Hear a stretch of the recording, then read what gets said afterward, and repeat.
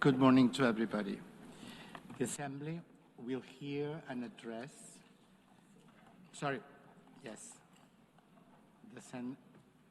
8th plenary meeting of the General Assembly is called to order.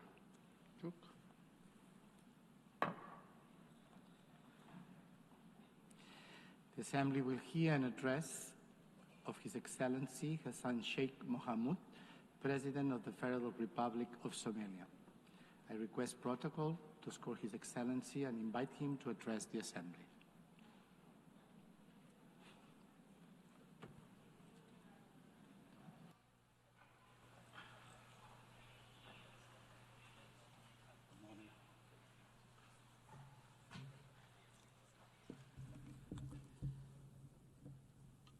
Bismillahir Rahmanir Rahim.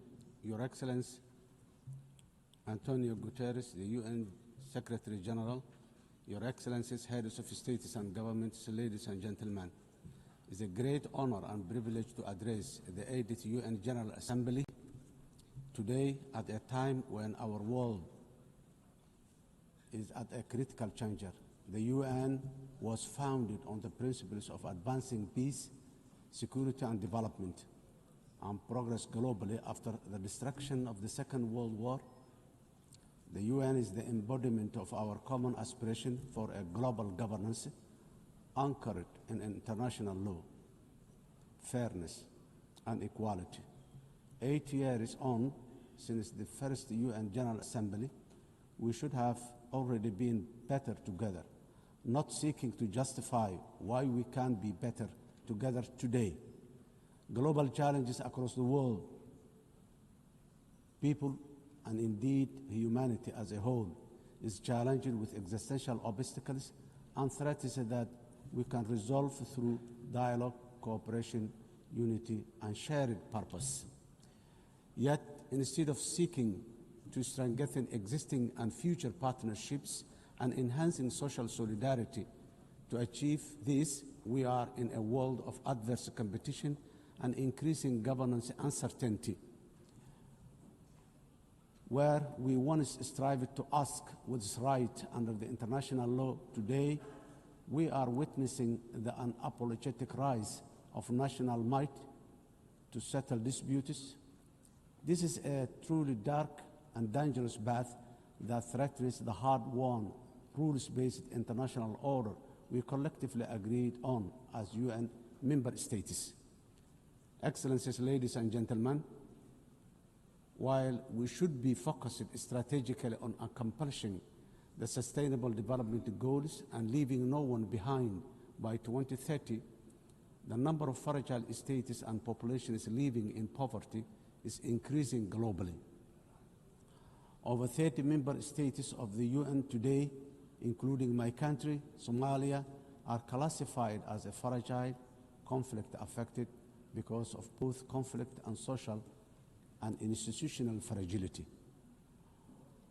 When you add the vulnerability stemming from climate change, this number is frightening higher. In addition to this, urbanization is rising at the fastest rate in the human history because of conflict, climate, and lack of economic opportunities in rural communities. Furthermore, food insecurity remains a persistent, deadly challenge affecting billions. According to the World Food Programme, 319 million people are facing acute hunger in 67 countries today. These stark and startling facts must give us all pause for reflection and thought. If we, as a community of nations, are serious about achieving common progress and prosperity for all, as envisioned in the Sustainable Development Goals, we must redouble efforts to strengthen multilateralism, solidarity, and shared action for all our people and planet. Excellencies, ladies and gentlemen, Somalia, as a broad non-permanent member of the United Nations Security Council, is working tirelessly to promote the ideals and the values of peace, stability, and shared opportunities across the world. We are actively working with all Security Council members and the wider UN membership to find solutions for peace in the Middle East, Africa, and Europe. Somalia remains deeply concerned by the continued suffering of the Palestinian people. The ongoing violence, displacement, and deprivation faced in the occupied territories, including Gaza, demand our collective conscience and urgent action. We call for an immediate and lasting ceasefire, unhindered humanitarian access, and renewed commitment towards the two-state solution as the only viable path for a just and lasting peace in the Middle East today. Somalia Security Council, Excellencies, ladies and gentlemen, Somalia is a unique history of decisively transitioning from conflict to a brighter socio-economic and political and security future. Starting from 2012 is the history of a real national effort supported by truly committed international partners, many of whom are represented in this room today. In fact, Somalia is an evidence that multilateralism and global solidarity can make the world a better, safer, and progressive place.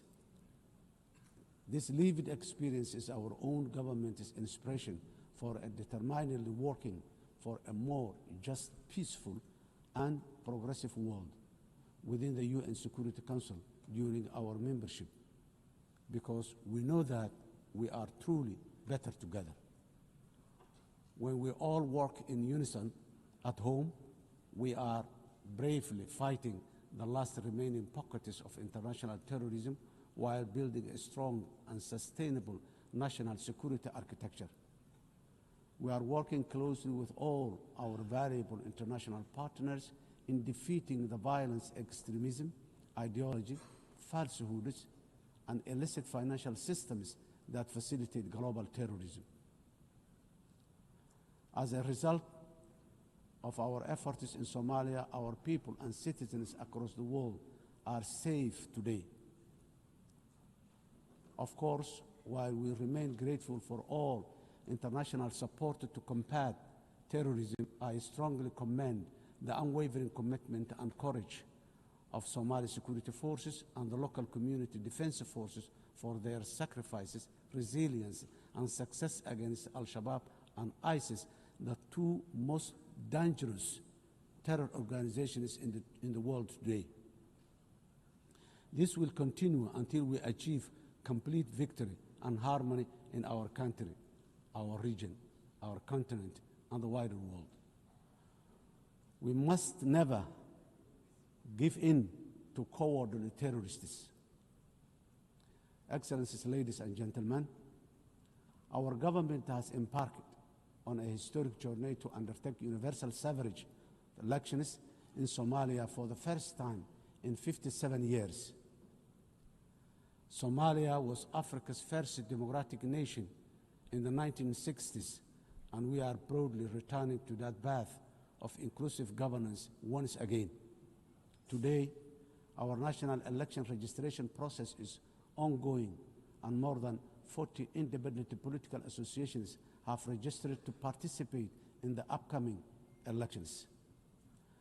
Our national experience is that nothing is better than a people-centered, a people-led, guided by the rule of law to build a unified and prosperous nation in our country. Financing development, the sustainable development goals are the blueprint for achieving dignity, justice, and equality through real investment in human capital, job creation, and social protection for the most vulnerable in all our communities. However, it was very clear from the fourth financing for development conference in Seville earlier this year that the financing gap between our ambitions and the reality are very far apart. Today, developing nations are facing the terrible shock of high debt burden, higher cost of sovereign borrowing, and expenditure on recurrent shocks, which is impossible to budget for annually. The traditional economic model of forecasting predictable expenditure supported by clear revenue streams is no longer this simple. Governments of the developing nations are also now subjected to real-time investment cuts in core developmental activities, including health, education, and basic infrastructure. This is because of realignment of the already dwindling development assistance they use to receive from the developing nations. This is not sustainable, and if we, as a community of nations, are to achieve collective developmental progress together. Excellencies, ladies and gentlemen, in Somalia, we are taking responsibility of our own economic development by building on the successes of our recent reform based on the debt relief. Today, we are focused on mitigating the excruciating cost of public service investment by continuously raising domestic revenue, strengthening public financial management systems, and enforcing strict expenditure controls while enhancing transparency and accountability. Furthermore, we are committed to benefiting from strategic location and natural resources through trade with our region and the world. In line support of this ambition, Somalia has joined the East Africa Community and is ratifying the African Continental Free Trade Area policies and joining World Trade Organization. Process is going on very well. Climate emergency. We are also resolute in our commitment to combat the devastating impact of climate change in the most vulnerable communities, especially those who are unable to mitigate and adapt effectively. Climate change is wreaking havoc across the world, with the most vulnerable countries suffering systemic and repetitive meteorological and socio-economic shocks. These devastating economies, destroying livelihoods and diverting limited public resources towards mitigating and adaptation responses, which take away from other vital social investment like education and health. The impact of climate change is forcing governments in developing countries, including my own, to make impossible financial trade-offs, which hamper our own aspiration for investing in resilience and development. Around 10% of the developing nations' budgets are diverted to responding to climate change. This needs to be addressed urgently through developed industrialized nations by meeting their financial obligations for climate crisis they continue to exacerbate. The climate crisis that continue to exacerbate. Excellencies, ladies and gentlemen, the resilient Somali people live with the climate crisis every day. For us, climate change is not an abstract. It is a horrible reality of disrupted and destroyed lives. Somalia's contributes almost nothing to global emission, yet we endure some of the harshest consequences. Droughts, floods, and rising seas erode livelihoods and displace families, threatening to undo the progress we are making towards peace and development. As a government, we understand that addressing the adverse impact of climate change is a global public good that requires strong partnership and genuine burden sharing. On our part, Somalia has adopted the national climate change policy, updated our national determined contribution, and is preparing its first biennial transparency report. We are also developing a robust national climate finance strategy to guide how we mobilize and manage resources to address the challenge. To ensure these resources are used effectively, we have established the National Climate Fund, a dedicated institution to channel climate financing transparently and directly to the communities on the ground, to the communities on the ground. We are restoring degraded lands, strengthening water security, and piloting nature-based solutions that protect both people and ecosystems. Despite our efforts, accessing climate finance remains too slow and complex. As our government strengthens its domestic revenue capacity and initiates the process for pre-arranging disaster risk financing, we call for financial support that is accessible, affordable, predictable, and just from the international financing institutions and capital markets. Nations on the front line, like Somalia, cannot be left to face this crisis alone, unsupported by the dominant global financial architecture, which is not fit for the purpose in this age of great challenge.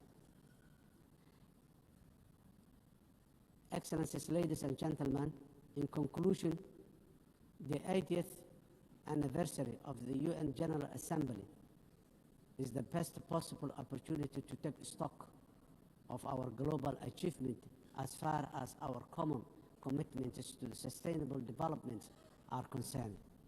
We quietly transitioned from the Millennium Development Goals to now the Sustainable Development Goals.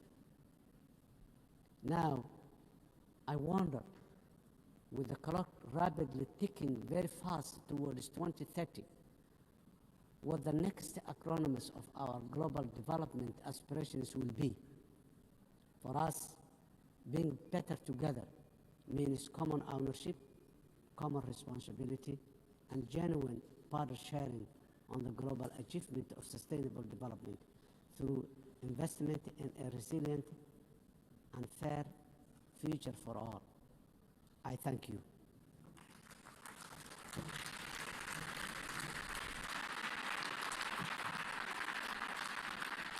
On behalf of the Assembly, I wish to thank the President of the Federal Republic of Somalia.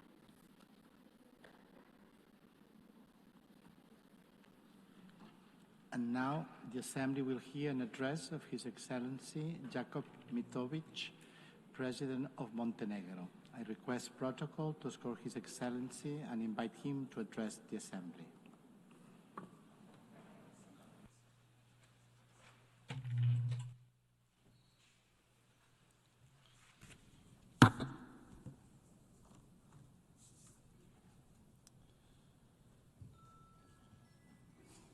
Mr. Speaker, Excellencies, ladies and gentlemen, allow me to convey my warmest congratulations to Her Excellency Annalena Baerbock on her election as the President of the 80th session of the General Assembly.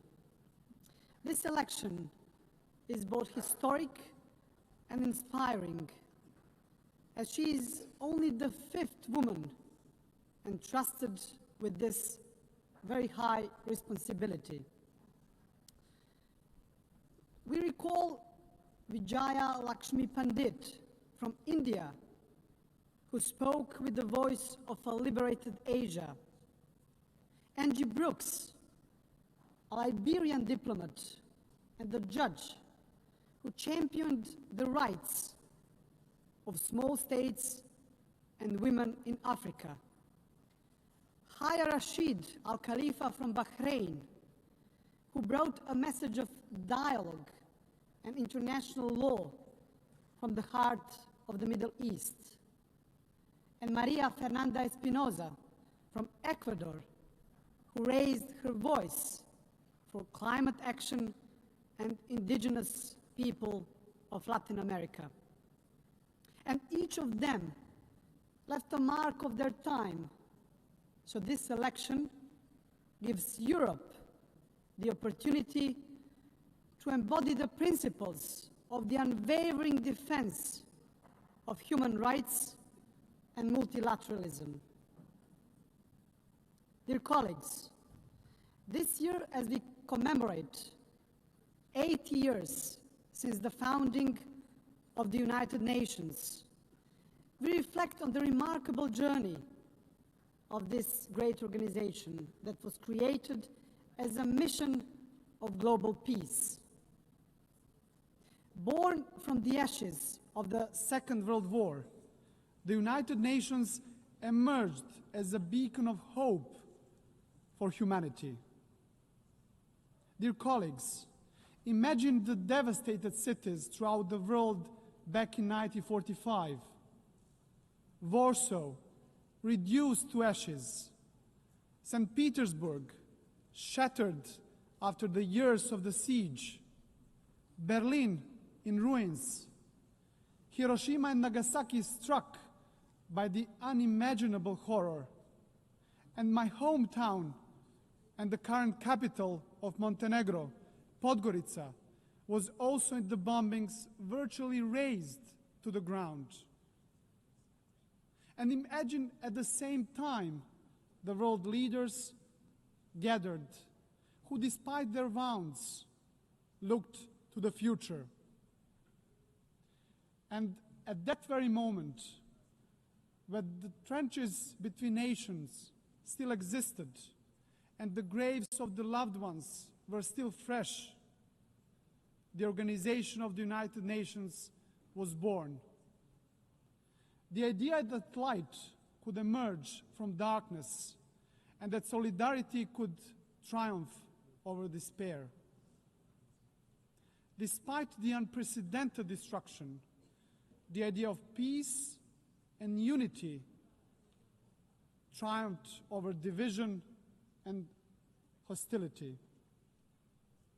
The leaders of that time understood the urgent need for a strong global organization capable of preventing all future wars and fostering cooperation among nations. As part of the former Yugoslavia, Montenegro was among the founding nations of the United Nations. We have so far established an international system that promotes peace, upholds rules-based global order, safeguards human rights, and fosters sustainable development. Dear colleagues, without the United Nations, much of our collective progress would have remained just a distant dream. Yet, even after 8 decades, we must also acknowledge a sobering truth. The absence of the World War has not always meant the presence of genuine peace and prosperity in the world. Today, multilateralism is being tested like never before, and our world is confronted with devastating conflicts, rising polarization, grave human rights violations, deep economic inequalities, and the corrosive spread of disinformation. Those challenges remind us of one essential fact. We cannot afford the marginalization of the United Nations, nor the silencing of the international law. Dear colleagues, now more than ever, we need to renew our commitment to the founding principles of the UN Charter. And despite its imperfections, the United Nations remains the only global organization where every nation has a seat and a voice, and where international law remains the basis for international legitimacy. And that makes the United Nations indispensable. Ladies and gentlemen, since regaining our independence back in 2006, Montenegro worked hand in hand with the United Nations to advance reforms in sustainable development, human rights and good governance, and in line with our European Union membership aspirations. Next year, we will proudly mark 2 decades of regaining our independence, as well as 2 decades of our UN membership. So over the past 20 years, Montenegro has evolved into a modern democracy. This transformation is also reflected in our economy, which has grown steadily, driven by key sectors such as tourism and energy. Our resilience has been tested by many global crises. Yet, Montenegro remains firmly committed to building a knowledge-based economy that fosters sustainable development and contributes to regional stability and regional prosperity. Montenegro's commitment to the United Nations and multilateralism remains a cornerstone of our foreign policy, fully in harmony with our European and Euro-Atlantic paths, and our dedication to good neighborly relations and regional cooperation. With NATO membership as the pillar of our security, our strategic focus is now on joining the European Union by 2028. It's an ambitious goal, dear colleagues, yet one that is now firmly within our reach.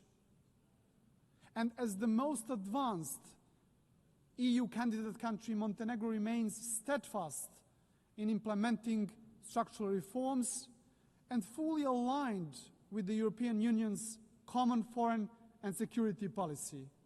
We are convinced that the EU integration is a catalyst for lasting progress, stability, and ultimately security of the European continent. And in this process, Montenegro is not only a beneficiary, but also a contributor, demonstrating that enlargement strengthens the European Union as much as it strengthens the candidate countries. Your Excellencies, to strengthen multilateralism, we also must confront its weaknesses. The Security Council is increasingly paralyzed and unable to fulfill its mandate as the primary guardian of peace and security. The latest example is the war in Ukraine, which has brought unimaginable suffering to the people of Ukraine. And Montenegro welcomes recent diplomatic efforts of the international community led by the United States aimed at achieving a just and lasting peace. And we sincerely hope that these efforts will succeed. At the same time, Montenegro is deeply concerned about the unfolding humanitarian suffering of the Palestinian people in Gaza, and we call for an immediate ceasefire. Montenegro also strongly condemned the horrific terrorist attack by Hamas on October the 7th, 2023, and calls for unconditional release of all hostages. Montenegro has consistently supported a peaceful resolution of the Israeli-Palestinian conflict based on the two-state solution in full accordance with international law and relevant United Nations resolutions. And this is why we also endorsed the New York Declaration on the peaceful settlement of the question of Palestine and the implementation of the two-state solution.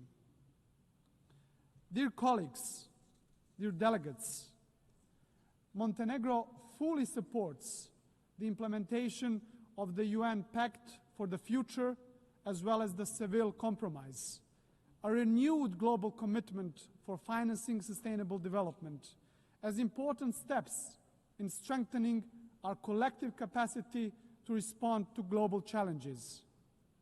And we also believe that the upcoming second World Summit for Social Development must move decisively beyond reflection and analysis and deliver concrete, tangible solutions that will improve lives of people across the globe.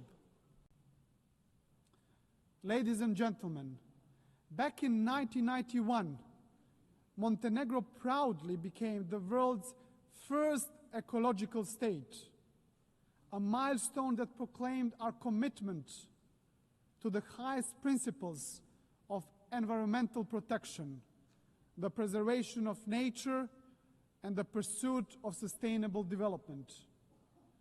UN Agenda 2030 remains our guiding light for sustainable development, and Montenegro takes pride in being among the first countries in the world to integrate all the SDGs into its national framework almost a decade ago. A further important step in advancing the implementation of the 2030 Agenda was the creation of the SDG Acceleration Fund, a powerful mechanism for financing SDG goals. Ladies and gentlemen, for Montenegro, the priority is clear, which is to create conditions that will enable our young people to build their future at home, offering them equal opportunities to thrive.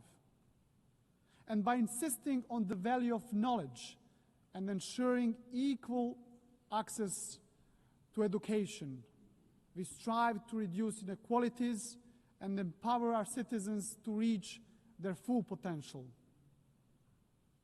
Ladies and gentlemen, climate change must be tackled globally and urgently. And it is no longer just warnings from the scientists. It is floods that swallow villages and cities, fires that destroy forests, fields, and homes, and delaying a more decisive action on the international scale means gambling with the lives of those who live today, but also of the future generations. Dear colleagues, rapid technological change, and particularly the rise of the artificial intelligence, must be harnessed in a safe, responsible, and inclusive manner.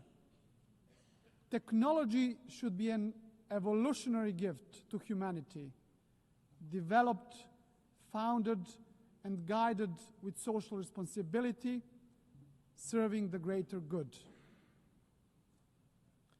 Ladies and gentlemen, globally, human rights and fundamental freedoms continue to face serious challenges. And while significant progress has been achieved in advancing women's rights since the adoption of the Beijing Declaration, much remains to be done.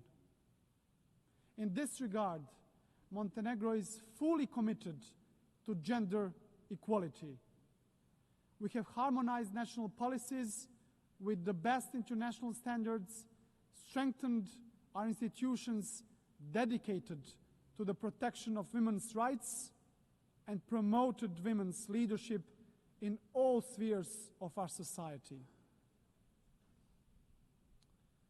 Your Excellencies, as we celebrate today 80 years of shared achievements, our collective task is to reform the United Nations and prepare it for the challenges and opportunities of the future. Criticism of the UN reflects not just on the organization itself, but on all of us as member states. For it is we who have created it, who guide it, and who bear responsibility to strengthen it. This is why Montenegro strongly supports the Secretary General's Reform Initiative, UN 80. It must not be seen as a mere bureaucratic exercise, but embraced as a commitment, a solemn commitment that the United Nations of tomorrow will be more agile and more efficient. And at the heart of these efforts must remain the UN's three key pillars: peace and security, sustainable development, and human rights, as the bedrock of all United Nations action. To conclude, dear friends, Montenegro is firm in its conviction that the United Nations must remain the cornerstone of peace, international law must prevail over force, and the rule-based order must be further strengthened. For without these principles, there can be no trust among nations, no true security, and no hope for a just and lasting peace in the world. And let me, at the end, quote the most famous writer from our part of the world and the Nobel Prize laureate, Ivo Andrić, who wrote in his masterpiece, The Bridge on the River Drina, of everything that man erects and builds in his urge for living, nothing is, in my eyes, better and more valuable than bridges. They are more important than houses, more sacred than temples, for they belong to all and are equal for everyone. Dear colleagues, this timeless truth reminds us that bridges are not only structures of stone, but structures of peace.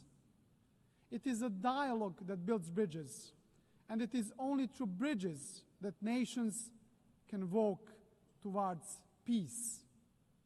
So our task is not to be passive heirs of history, but active builders of a better legacy. So let the next 80 years of the United Nations be not years of hesitation, but of courage and solidarity. So guided by these values, Montenegro will continue to build bridges, strengthen dialogue, and work tirelessly towards a future of stability, future of progress, and future of common success, fully aligned with the very spirit and mission of the United Nations. Thank you very much for your attention.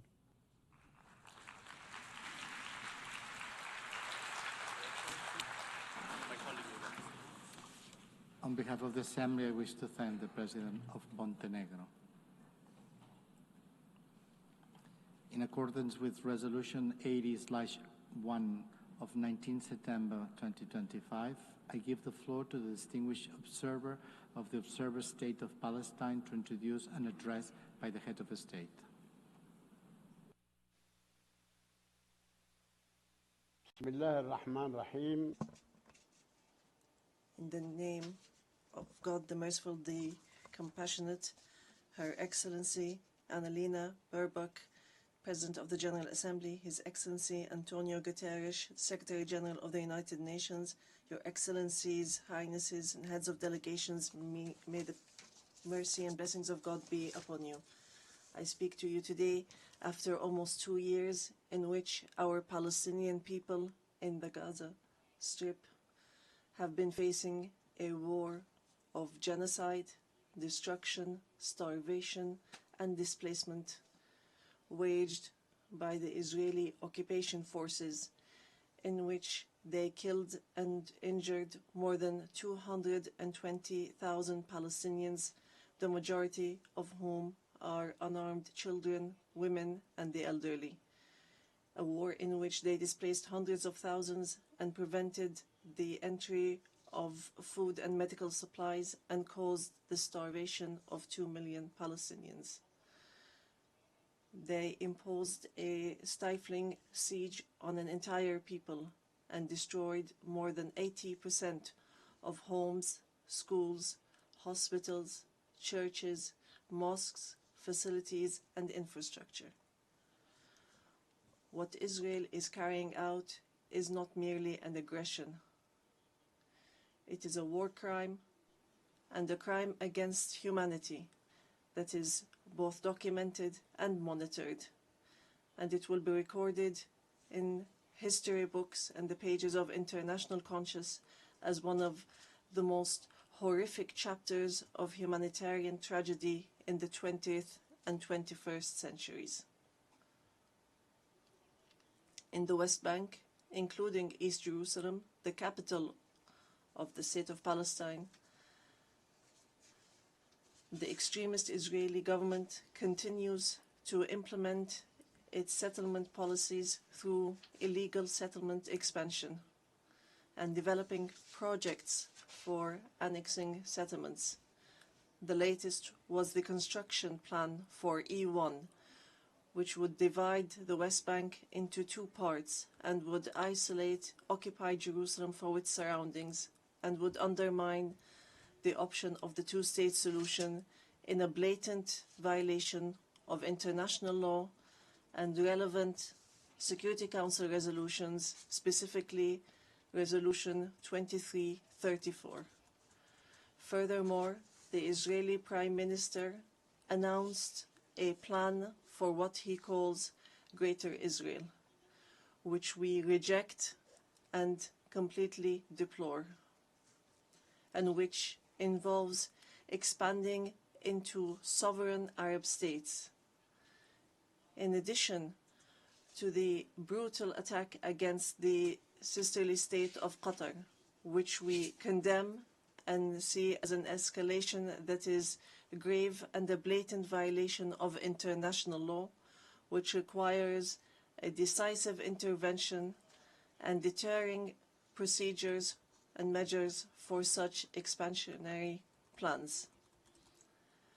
With official support and through increasing facilities, the terrorism of settlers increases. They burn homes and fields, they uproot trees and attack villages and attack unarmed Palestinian civilians. In fact, they kill them in broad daylight under the protection of the Israeli occupation army. Furthermore, the Islamic and Christian religious sites in Jerusalem, Hebron, and Gaza Strip have not been spared the attacks which have damaged the mosques, churches, and cemeteries in a blatant violation of the historic status quo and in a clear violation of the provisions of the international law. Despite all what our people have suffered, we reject what Hamas carried out on the 7th of October. These actions that targeted Israeli civilians and took them hostages, because these actions do not represent the Palestinian people, nor do they represent their just struggle for freedom and independence. We have affirmed, and we will continue to affirm, that the Gaza Strip is an integral part of the state of Palestine, and that we are ready to bear full responsibility for governance and security there. Hamas will not have a role to play in governance. Hamas and other factions will have to hand over their weapons to the Palestinian National Authority as part of a process to build the institutions of a one state, one law, and one legal security forces. We reiterate that we do not want an armed state. Ladies and gentlemen, our wounds are deep and our calamity is great. 7 million Palestinians are still living the tragedies of the Nakba and displacement since 1948. Our people in the West Bank, including East Jerusalem, and in the Gaza Strip, are still living the tragedies of the Israeli aggression and occupation for decades. Years that our people have spent under occupation, killing, arrests, and settlement, and the theft of money, property, and lands. And this still continues without any deterrent or accountability. Years of oppression, deprivation, and the protection for the occupier, and enabling the occupier instead of protecting the people under the occupation, and more violations of the rights of our Palestinian people to self-determination to freedom, dignity, independence, and sovereignty on the land of the occupied state, on the land of the State of Palestine occupied since 1967, including East Jerusalem. More than 1,000 resolutions at the United Nations, not one of them was implemented. There have been many efforts, many international initiatives without reaching an end to this tragic situation that the Palestinian people are living under the yoke of occupation. In 1993, we signed the Oslo Accords, and we adhered to all its items, and we recognized the State of Israel. Israel, at the time, recognized the Palestine Liberation Organization as the sole legitimate representative of the Palestinian people. Based on that, we restructured our institutions, and we amended our national charter, and we rejected violence and terrorism, and we adopted a culture of peace. We made all our efforts to build the institutions of a modern Palestinian state that lives side by side in peace and security with Israel. But Israel did not adhere to the signed agreements and has worked systematically on undermining them. Ladies and gentlemen, just 3 days ago, we met at a high-level international conference in New York under the joint chairmanship of France and the Kingdom of Saudi Arabia, with wide-scale international presence and united positions that expressed a genuine international will to put an end to this historic conflict by recognizing the State of Palestine, ending the occupation, and returning hope to both the Palestinian and Israeli people.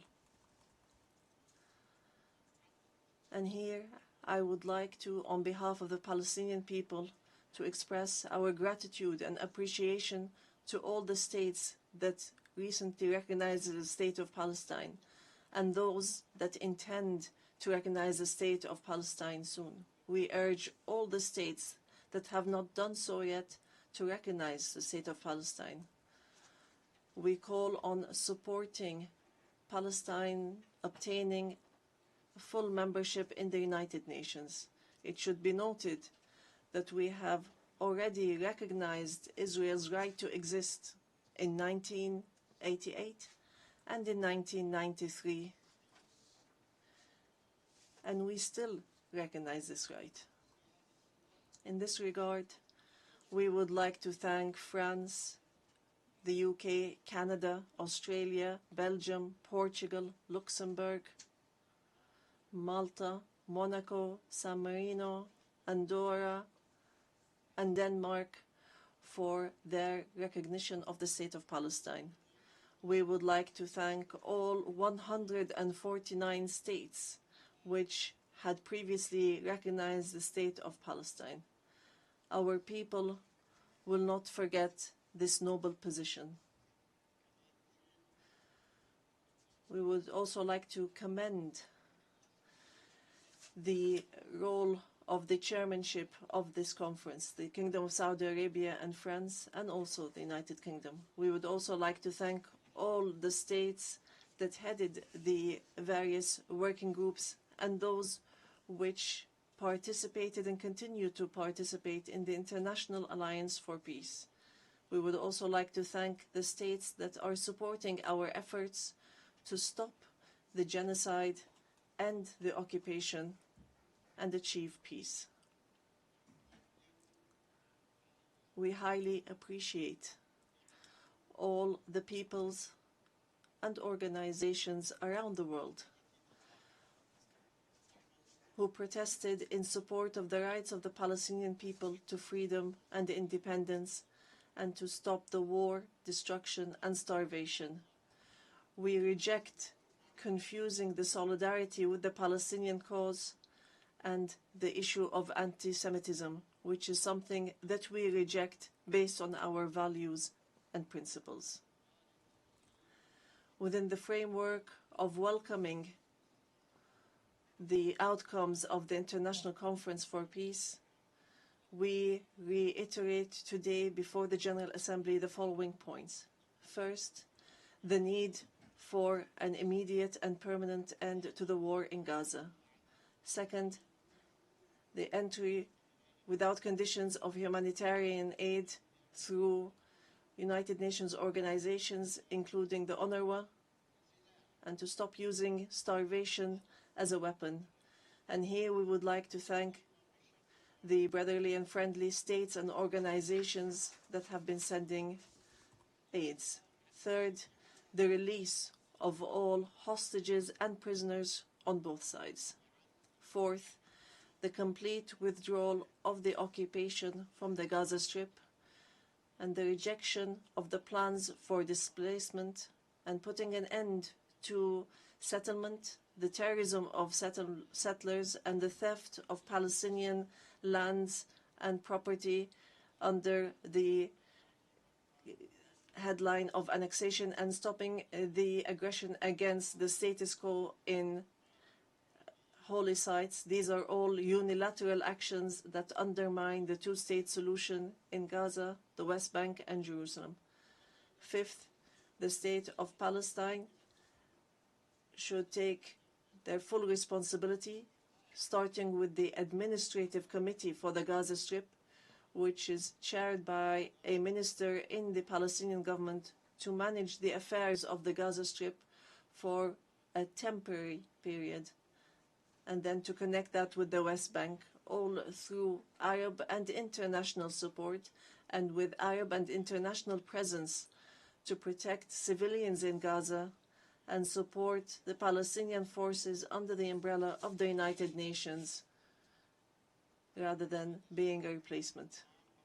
Sixth, to guarantee that the residents of the Gaza Strip remain on their lands without displacement, and to implement a recovery and reconstruction plan in both the Gaza Strip and the West Bank.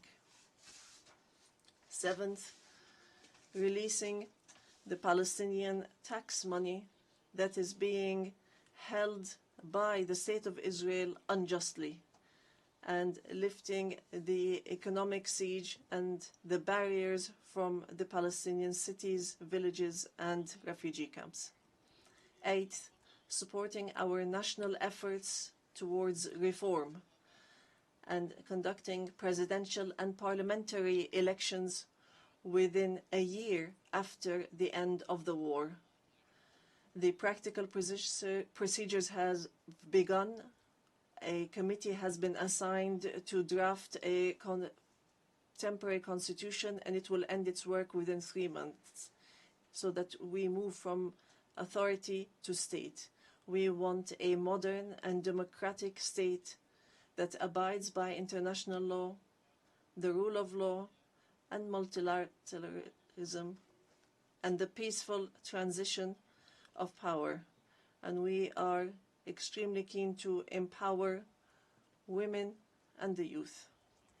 Ninth, we declare that we are ready to work with US President Donald Trump and with the Kingdom of Saudi Arabia and France, the United Nations, and all partners to implement the peace plan that was approved in the conference that was held on the 22nd of September, in a way that would lead towards a just peace and regional cooperation. Ladies and gentlemen, today we say clearly, peace cannot be achieved if justice is not achieved.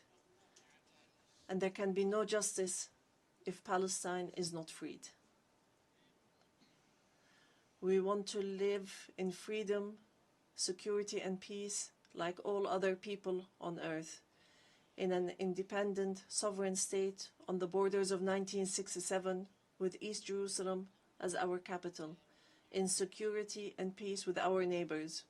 We want a modern civilian state that is free of violence, weapons, and extremism, one that respects law, human rights, and invests in people, development, technology, and education, not in wars and conflict. The time has come for the international community to do right by the Palestinian people so that they may obtain their legitimate rights to be rid of the occupation and to not remain a hostage to the temperament of Israeli politics, which denies our rights and continue in their injustice, oppression, and aggression. We are continuing to move forward, and we will continue our peaceful, legal, and diplomatic fight to obtain our rights. In conclusion, we say to our sons and daughters in the homeland, in the exile, and in the diaspora, no matter how much our wounds bleed, and no matter how long the suffering lasts, it will not break our will to live and survive. The dawn of freedom will emerge, and the flag of Palestine will fly high in our skies as a symbol of dignity, steadfastness, and being free from the yoke of occupation. Palestine is ours. Jerusalem is the jewel of our heart and our eternal capital. We will not leave our homeland. We will not leave our lands. Our people will remain rooted like the olive trees, firm as the rocks. We will rise from under the rubble to rebuild and to send from our blessed and holy land the messages of hope and the sound of truth and right, and build the bridges of just peace for the people of our region and the entire world. May the peace and mercy and blessings of God be upon you.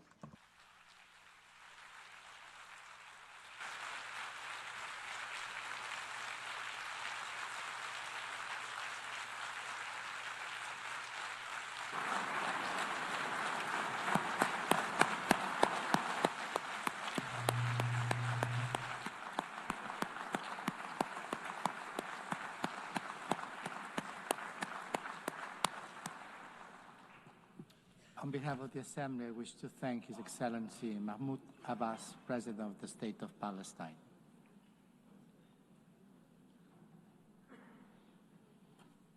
The Assembly will hear an address now by His Excellency Rashad Mohammed Al-Alimi, President of the Presidential Leadership Council of the Republic of Yemen. I request protocol to escort His Excellency and invite him to address the Assembly.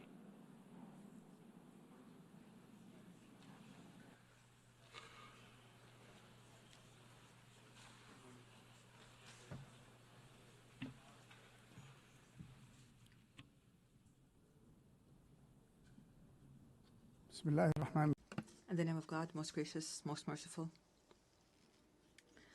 My statement today will be entitled, For Yemen, for the World. Your Majesties, Your Excellencies, Your Highnesses, Madam President of the General Assembly of the United Nations, Mr. Secretary General, ladies and gentlemen, distinguished delegates. I would first like to offer Madam Annalena Baerbock and her friendly country, the Federal Republic of Germany. I'd like to offer them our sincere congratulations on her election as President of the United Nations General Assembly. I wish her success in leading this session, which we attach great importance to as under the slogan, Better Together for Peace, Development and Human Rights. I would also like to commend the efforts of the Secretary General of the United Nations, Mr. Antonio Guterres. We look forward to working with these two leaders of the United Nations to champion peace and human rights in Yemen and to offer protection to the relief staff that have been kidnapped by the terrorist Houthi militias that are backed by the Iranian regime. I also take this opportunity to offer our sincere congratulations to our great Yemeni people who tonight are celebrating the anniversary of the overthrow of the racist Imamate regime 63 years ago, and the birth of the republic that is based on the principles of liberty, justice, and abolishing differences and class discrimination, and encouraging the participation of women and guaranteeing rights and liberties. Ladies and gentlemen, within this organization, which was built in the aftermath of a horrific war, humanity 8 decades ago pledged that no people would be left alone to face dictatorship or chaos or famine without the backing of the international community. You pledged, and we pledged along, that this organization will safeguard human dignity and the rights of peoples to live in dignity, security, development, and peace. And today, after all these years have passed, we pose to you the same fateful question from the Yemeni people, whether these values and principles continue to exist or not, or else what would it mean for our country to be left hostage to the Iranian regime's expansionist schemes and its militias that use hunger as a weapon, religion as a tool, and maritime passages as a means of blackmail? What does it mean for this country with an ancient history to become one of the most dangerous hotspots of terrorism, cross-border terrorism in the world?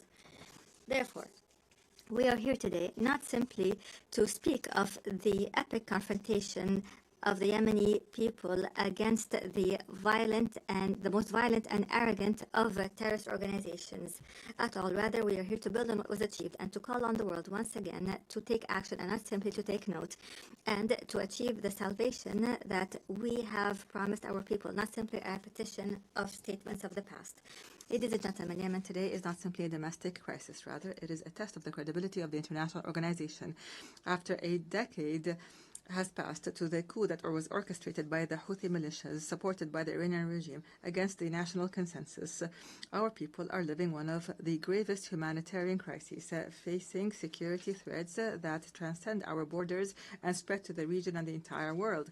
The Houthi militias are no longer a rebel group in a remote area in the country. Rather, the Houthi militias are an international terrorist organization armed to the teeth with an advanced Iranian arsenal, including ballistic missiles and drones and booby-trapped boats and sea mines and fissile projectiles and other qualitative weapons that are internationally banned.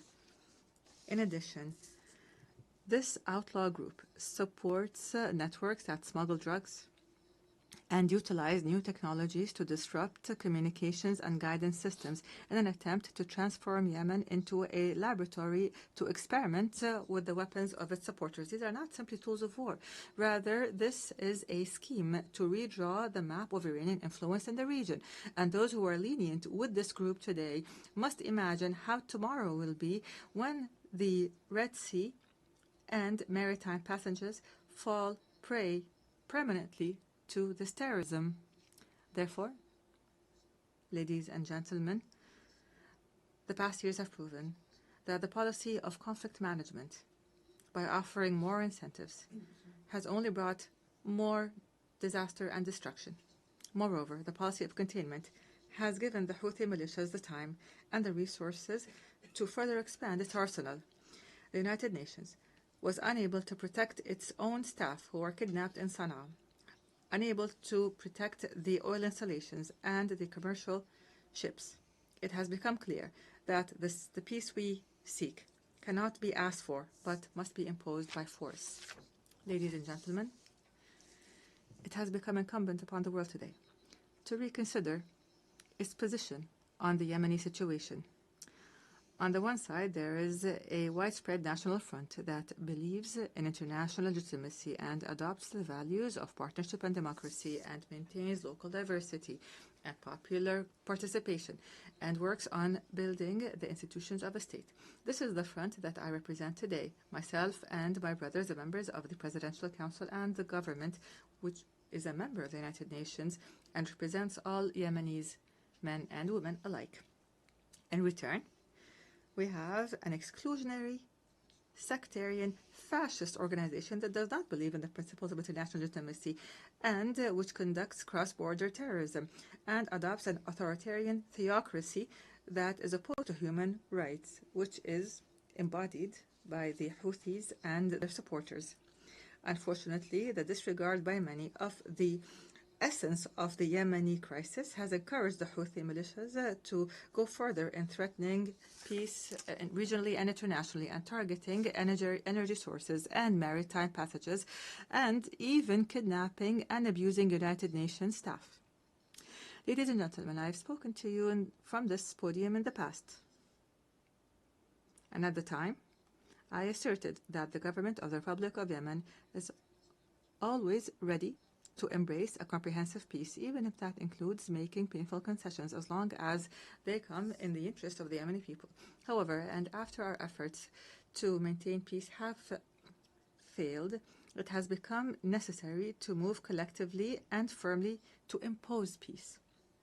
Therefore, I call on you today to form an effective international coalition to restore security and stability to Yemen, a coalition that would rebuild the institutions of the state and would liberate the country from the clutches of the militias and all forms of terrorist groups. Ladies and gentlemen, the United Nations General Assembly, in its 80th session, seems to be in dire need to prove to its members that international law is not simply a myth, and that the rules-based international order is not simply a selective call. Yemen and Gaza, in this context, are the moral testing ground of this important organization. They are the place where we can definitely confirm that the might of right is still able to confront the right of might. And here, the Palestinian cause lies in the heart of this issue as a wound that continues to bleed and the central cause of the Arab people, which is now also witnessing an important transformation. So the overwhelming recognition of an independent state. And here we would like to express our sincere gratitude to our brothers and sisters in the Kingdom of Saudi Arabia for their efforts, along with their French partners, to achieve these unprecedented political gains. We'd also like to confirm here our full support for the Palestinian Authority and the two-state solution in accordance with international legitimacy resolutions and the Arab Peace Initiative. And we call upon the rest of the member states to recognize Palestine and to support the rights of its people and their dignity. And at the same time, we reiterate our rejection of the use by outlaw militias of this just cause that has as a trading card, which has only brought Palestine more isolation and destruction. Your Majesties, Excellencies, and Highnesses, in the midst of this suffering of the Yemeni people that has lasted for 11 years, our brethren have not left us alone, namely the Kingdom of Saudi Arabia, the United Arab Emirates, who have not only worked to protect the Yemeni state from collapse, but for the entire region from falling into the clutches of the Iranian scheme. They have presented a practical model of strategic partnership based on development. The world must adopt this model and not simply watch it.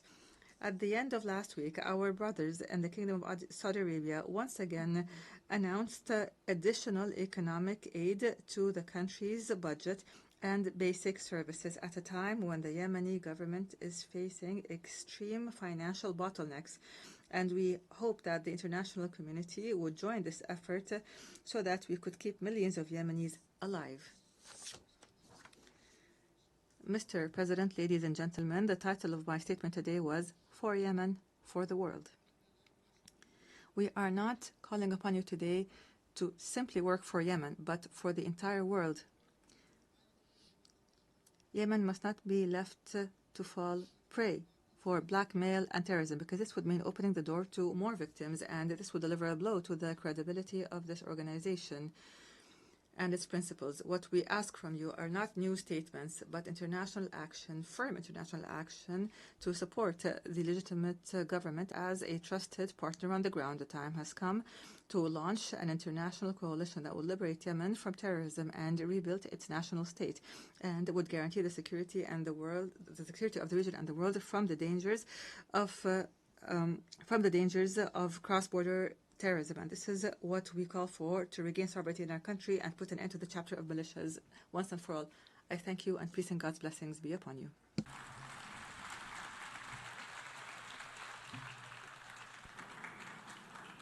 On behalf of the Assembly, I wish to thank the President of the Presidential Leadership Council of the Republic of Yemen. The Assembly will hear now an address by Her Excellency Gordana Dzizanowska-Davkova, President of the Republic of North Macedonia. I request protocol to escort Her Excellency and invite her to address the Assembly.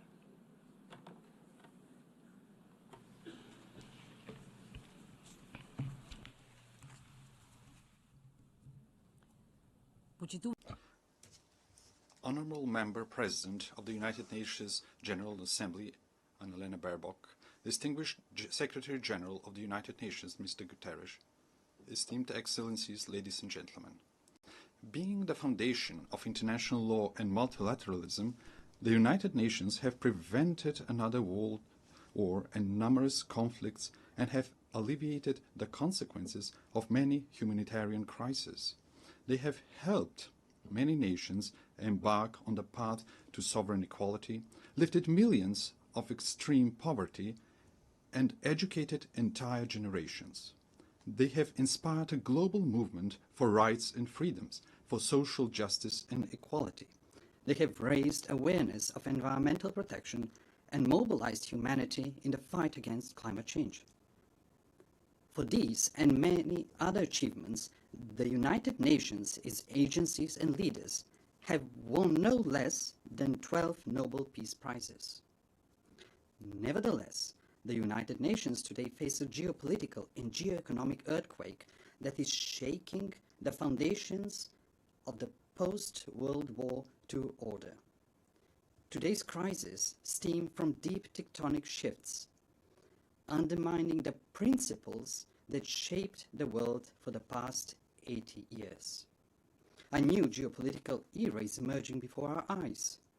Instead of acting together on the urgent challenges such as peace and security, climate change and environmental destruction, artificial intelligence and growing inequalities, we seem to be heading towards a post-Hobbesian state of war of everyone against themselves. Instead of a single international order, parallel orders seem to be emerging, each with its own rules, values and interests, often directly against one another. Being paralyzed and isolated when most needed, I wonder if the United Nations is turning into the League of Nations. The signs are all around us. Instead of creating a sense of shared future, humanity is facing wars and loss of humanness. With international humanitarian law increasingly ignored, hunger is weaponized and humanitarian workers are targeted. Amid everyday violence, the world is oscillating between nihilistic pessimism and hedonistic escapism, between hopeless lamentation and heartless indifference, as in the first decades of the 20th century. The tremors of the international order have opened deep geopolitical fault lines. One of the most active is in Ukraine, where war has been raging for 3.5 years.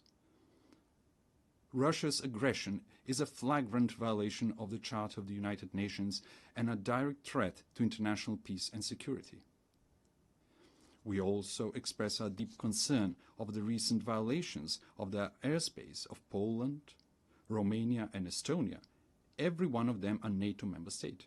We supported the joint statement of September 12 and call for immediate de-escalation, full respect for international law, and use of preventive diplomacy to reduce tensions and preserve peace. Your Excellencies, the geopolitical fault line also runs through the Western Balkans region. The Macedonian accession process to the European Union has been continuously obstructed for 20 years, but not on the basis of objective Copenhagen criteria, but for subjective nationalistic reasons. The latest EU condition to start our negotiations is a new imposed amendment to the Constitution. The Constitution, lex superior and, in Rousseau's sense, a social contract between citizens, represents the most internal matter of any state. Our Constitution provides 4 initiators for amendments: the President of the Republic, the government, at least 30 members of parliament, and 150,000 citizens.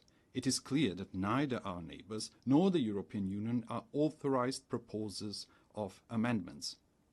We emphasize that conditioning the start of negotiations to new constitutional amendments once again reopens issues of history, culture and language, questions we have been assured were settled by the Prespa agreement with Greece. We are constantly reminded that agreements must be respected. Pacta sunt servanda. I agree, we note that the Treaty of Friendship, Good Neighborliness and Cooperation with Bulgaria contains no provisions for constitutional amendments. Finally, through the constitutive acts, the EU defines itself as a unity of diversity and commits to respecting cultural and linguistic diversity, national and cultural identity, and dignity and integrity. How then is it possible that we are asked to discuss and negotiate with a neighbor about history, culture, and language? Time and again, we stress that we perceive ourselves as Europeans and deeply believe in the European project that brought peace and economic prosperity after the Second World War. The European ideal remains our greatest inspiration and strategic aspiration. As a country dedicated to good neighborly relations and regional cooperation, we do not seek disputes with our neighbors. What we desire is to be integrated in the Union, but without additional conditions and with national dignity preserved. We warn that after the war in Ukraine, the blocked European integration of the Western Balkans is not only a political but also a security issue. With the political door closed for the Western Balkan countries and the door wide open for influences of third geopolitical centers of power, it is ironic that the Union calls for resilience towards them. Must we end up on the Security Council's agenda for the EU to unblock enlargement? If the European Union wants to be a geopolitical union, it must not leave the Western Balkans in a geopolitical vacuum. As the President of the European Commission has noted, the European Union must break the armor of consensus as soon as possible if it wants to complete the reunification of Europe and become a strong geopolitical factor again. Madam President, esteemed Excellencies, finally, I cannot but not address one of the most geopolitically volatile regions, the Middle East and Gaza. The Middle East has an ancient and rich tradition of inter-religious and inter-ethnic coexistence. History has shown that diversity, when respected, can be a source of cultural enrichment and long-term peace.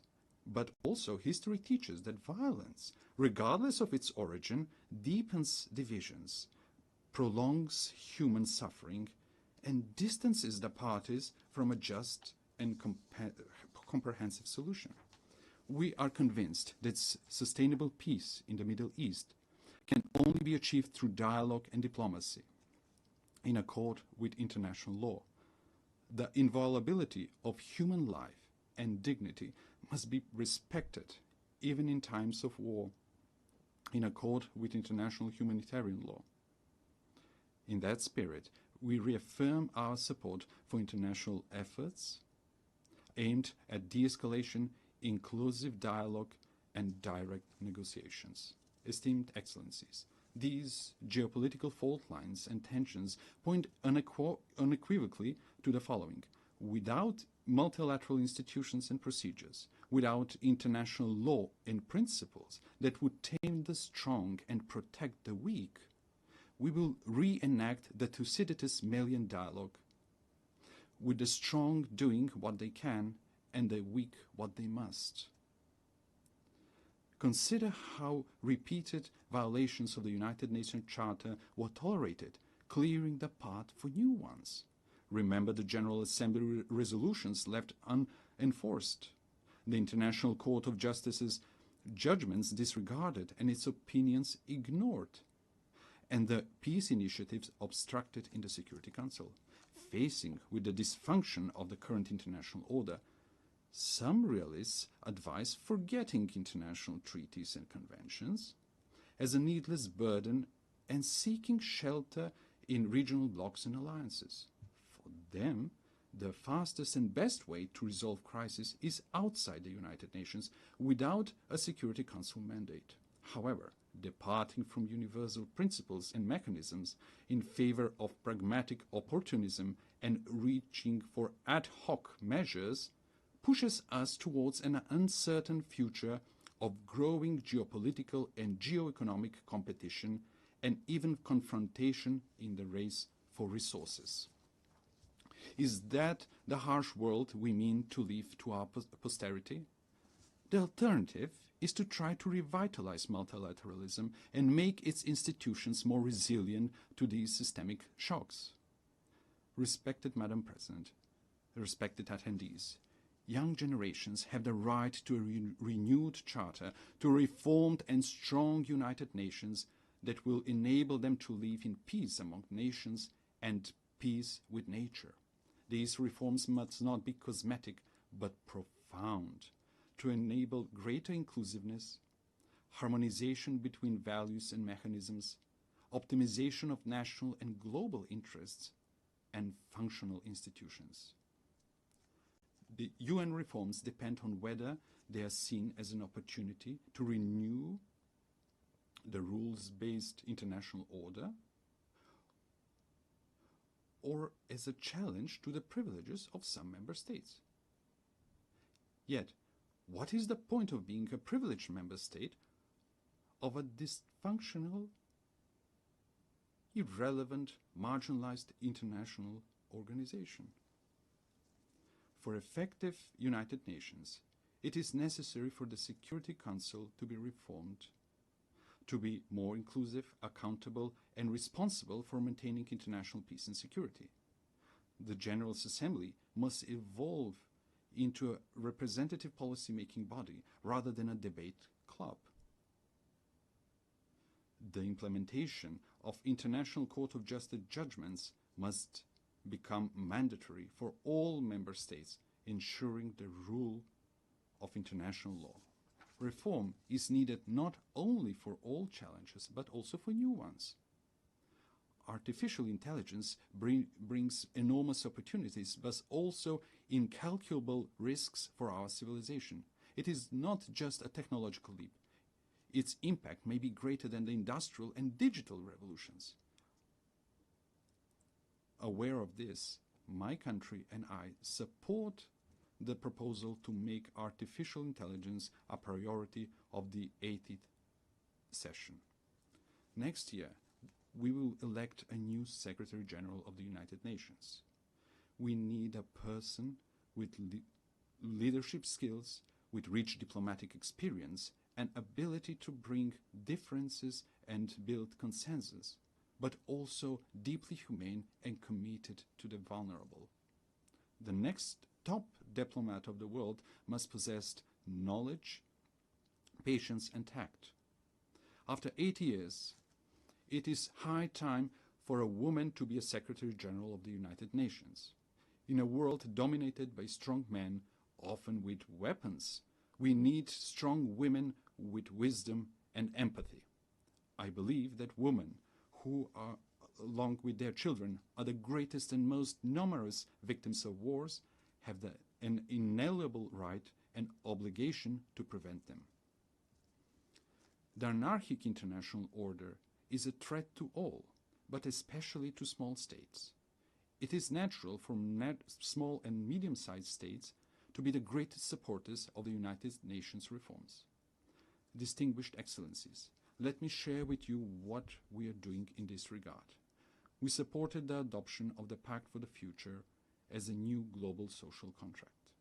living in one of the most climate vulnerable regions in the world, the Mediterranean, Macedonian citizens are already experiencing the consequences of the climate crisis, such as extreme weather conditions. That is why we supported the implementation of the Paris Agreement at COP29 in Baku. We supported the Seville commitment on financing for development and integrated the Sustainable Development Goals in our National Development Strategy 2024-2044. At the third UN Ocean Conference in Nice, we committed to strong international ocean governance supporting the action plan. We are making great efforts to promote women's leadership and the implementation of the Agenda on Women, Peace and Security.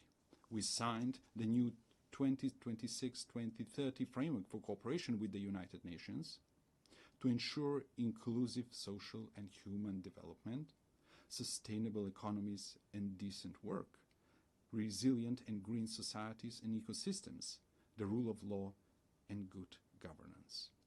Esteemed Excellencies, we are standing in front of a great test. Either we will guarantee an international order based on visionary principles, or we will rush towards a catastrophe of unimaginable proportions for humanity. Former Secretary General Dag Hammarskjöld reminded us that the United Nations was not created in order to bring us to heaven, but in order to save us from hell. We should recognize the United Nations for what it is: an admittedly imperfect but indispensable instrument of nations in working for peaceful evolution towards a more just and secure world order. Let's give them that chance. Thank you.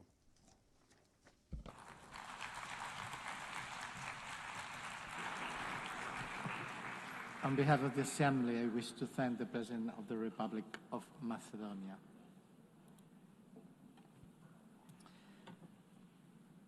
L'Assemblée va entendre l'allocution de son... The Assembly will now hear the statement of His Excellency, Mr. Anthony van Laurent Saint-Cyr, President of the Presidential Transition Council of the Republic of Haiti. I request Protocol to accompany His Excellency, and I invite him to speak before the Assembly.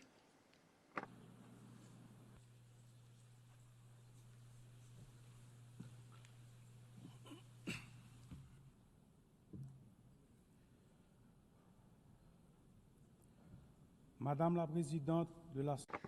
Madam President of the General Assembly, Secretary General, distinguished heads of state and government, distinguished heads of delegation, distinguished delegates, it's with a sense of gravity and a great deal of hope that I convey the voice of Haiti and the greetings of a dignified and resilient people, which, despite hardships, is claiming for itself and for all of humanity 3 universal promises: development, respect for human dignity, and peace. Peace, which is now an absolute imperative for the Haitian people. On behalf of this people, Madam President, I would like to warmly congratulate you on your election as President of this Assembly. I also would like to thank Secretary General Antonio Guterres for his unwavering commitment to our organization and his constant and multifaceted support for the Republic of Haiti. Ladies and gentlemen, the theme of this session, Better Together, 80 Years and More for Peace, Development, and Human Rights, honors the outstanding work carried out over the past decades. It also recalls the importance of remaining unified and resilient in the face of the unprecedented crises threatening the future of the planet, as well as international peace and security. Today, hunger is threatening millions of lives. Armed conflicts are multiplying and extreme poverty is deepening, causing forced migrations that jeopardize international stability and that put the solidarity between nations to the test. In addition to these challenges, we also are dealing with climate change, a rise of terrorism, mass atrocities, transnational crime, the erosion of human rights, and disinformation. We cannot turn a blind eye to the urgent need to strengthen our healthcare systems, to ensure just energy transition, and to promote gender equality and youth inclusion. These issues require us, the world leaders, to shoulder our responsibility to build a UN that is better adapted to the challenges of today and the hopes of tomorrow. We must ensure that all of our actions, including technological breakthroughs such as artificial intelligence, foster peace, development, and human dignity. Ladies and gentlemen, just a 4-hour plane ride from here, a human tragedy is unfolding, one of the most devastating of our hemisphere.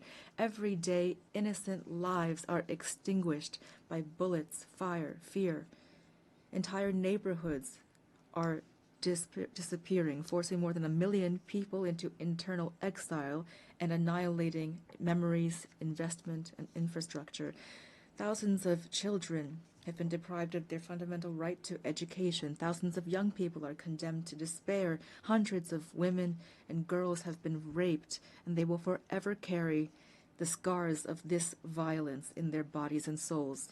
Almost half of the population is facing acute food insecurity. The healthcare system is collapsing. Hospitals are being vandalized, burned, or forced to shut down. Doctors are fleeing. Lives are being lost due to a lack of treatment. Even the treatment for persons living with HIV and tuberculosis is under threat. This is the face of Haiti today, a country at war, a modern-day Guernica, a human tragedy at the doorstep of America, only a 4-hour flight from here. It's important to say this. Haiti is experiencing a war between criminals that want to impose violence as their social order and a population, an unarmed population that is fighting for human dignity and freedom. The response must be firm and determined. Today, the international community must stand alongside Haiti and take large-scale measures, not half steps. A strong, coordinated, and immediate action is needed. Silence and inaction are not an option. We must act quickly to protect lives, to protect the innocence of children, to provide youth with a future, and to allow citizens to decide their own future at the voting booth. Every minute lost means human lives sacrificed and an erosion of democracy. Haiti wants peace. Haiti expects peace. Haiti has the right to peace. Yes, ladies and gentlemen, peace today is the most pressing need of the Haitian people. It is the raison d'etre behind our tireless battle, the battle between our security forces, led by our security forces and the multinational security support mission.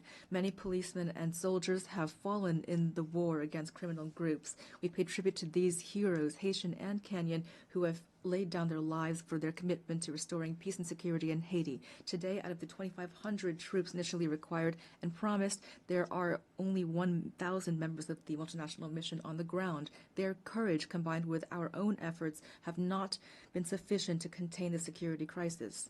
And yet we have increased by 40% the budget for our security forces. We've recruited new members. We have strengthened our troops and acquired more material and equipment. We must face the reality. Haiti is at the epicenter of an unprecedented regional threat. Powerful and heavily armed criminal networks are trying to destabilize our country and take over the economies of our entire common space. The new front lines of this battle are in our country, in Haiti. If we lose this battle on our soil, it will be futile to try to contain it in the rest of the region. That is why we must show the same determination, the same resolve, and the same unity that we showed in the fight against terrorism. Haiti could never overcome this challenge single-handedly. Today, it is crucial to mobilize a strong force with a clear mandate and with adequate material, logistical, and financial resources. In this regard, the lessons of the MMS and recommendations of Haitian experts must be taken into account. We also need heightened international cooperation based on intelligence sharing and on rigorous border control to curb the flow of arms, ammunition, drugs, and financing toward these gangs. Peace cannot be restored unless our regional partners take concrete measures to ensure their territories do not serve as a starting point or a transit hub for this kind of trafficking. Approaches that failed yesterday will not save Haiti today. It is critical to listen to the voice of the Haitian people, to try new solutions that are stronger and more adapted to the realities on the ground. In this regard, we fully support the efforts made to transform the multinational security support mission. We also call for solidarity from the entire international community, especially for the commitment of members of the Security Council for a vote in favor of the resolution establishing a gang suppression force. That is why I would like to express on behalf of the Haitian people my profound gratitude to the United States and to Panama for this initiative, the implementation of which will mark a turning point in our fight against insecurity, which is suffocating our nation. I thank the administration of President Trump for the efforts made to provide support and resources in our common fight against the gangs, these enemies that are threatening both Haiti and the entire region. Today, the complexity of the Haitian crisis cannot serve as a pretext for endless talk, for drawn-out negotiations, or for stalemates caused by geopolitical considerations. Every day that we hesitate, criminal groups benefit. We urgently need to be proactive, to transcend divisions, to act together, to promote the values that bring us together, peace and human dignity. Haiti would welcome the holding of a high-level meeting to overcome obstacles and to make tangible progress. In this regard, we welcome the countries of the region and thank them for their constant support, especially through declarations in various regional organizations, including the Organization of American States and CARICOM. We appreciate their support and advocacy with partners from the Security Council for a real solution to the security crisis in Haiti. We also pay tribute to all of those states which during previous crises stood by our side and express the hope to be able to count once again on their commitment. Together, we can and we must resolve this crisis, which has lasted for too long already. 12 million women, men, and children are expecting this of us. Ladies and gentlemen, the Presidential Transition Council was born of a political consensus that stemmed from intense negotiations between the nation's political parties. This council, establishment which was supported by various international partners and facilitated by leaders of CARICOM, has a clear agenda which centers on holding free and credible elections. I repeat, free and credible elections. Despite the many challenges caused by the security crisis, the electoral process, for which the PTC and the government have shown real political will, has made real headway. The Electoral Council, Provisional Electoral Council, has already identified more than 85% of the voting centers, mobilized more than 70% of the elections personnel, and national financing to the tune of $65 million is guaranteed. The Presidential Transition Council is working closely with the MMS, the OAS, CARICOM, and BNU to ensure free, transparent, and inclusive elections reflecting the sovereign will of the Haitian people and guaranteeing the full and effective participation of young people, women, people with disabilities, and marginalized groups. To ensure productive political cooperation, constant efforts are being made and will continue to expand dialogue with the various political parties to strengthen consensus and to prevent a power vacuum which would be fatal for democracy and stability. The Haitian people must be able to choose its own leaders. The state wants credible elections. Our greatest challenge remains restoring security. The urgent and solemn call that we have once again issued to resolve the security crisis in Haiti must not be left to languish on paper nor be lost amid rhetoric and unkept promises. In Haiti, peace can no longer wait. Ladies and gentlemen, the transitional period does not allow us to launch all of the major structural reforms the country needs, but the humanitarian crisis we are currently experiencing must be overcome. To this day, the Haitian state has provided 72% of emergency assistance for IDPs and is assisting families to relocate. We are profoundly grateful to our international partners that have assisted us in the humanitarian response, and we are keenly interested in the promising initiatives put forward by those which, like the Association of Caribbean States, have chosen to join our effort. But our strategy is not limited to immediate assistance. We must move from assistance to investment. To this end, the government is determined to develop two major economic hubs, the Great North and the Great South, based on strategic sectors such as agro-industry, textiles, renewable energy, tourism, and services. Haiti will continue to count on its key partners to weather this difficult period and to relaunch its economy. We call for their support through the establishment of concrete mechanisms such as the renewal of the Hope Help Law, or launching urban renovation projects which will allow us to create jobs, to put an end to the humanitarian impasse, and to reduce migration and pressure on Haitians in the region.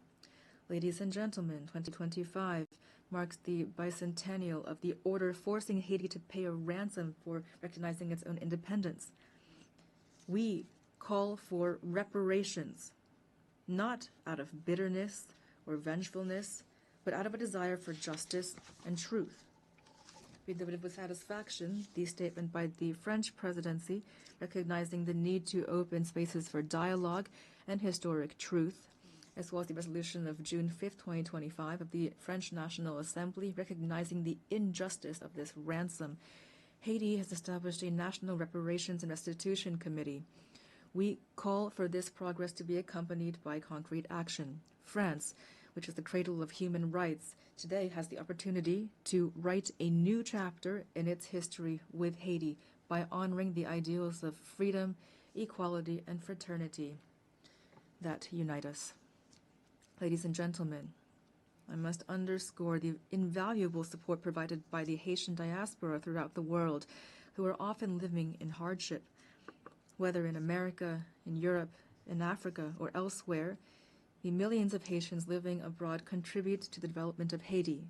We are undergoing a multidimensional crisis, and we call for patience and understanding from our partners and friends so that our nationals are always treated with respect and dignity.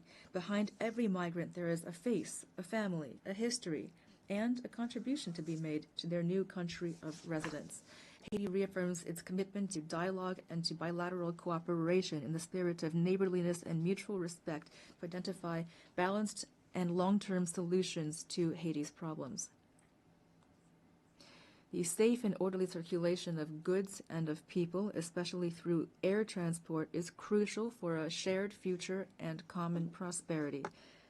Ladies and gentlemen, the Haiti of tomorrow deserves peace and prosperity, a future based on independent judiciary, universal education, affordable health care for all, and an economy that provides every citizen with the same chance at success.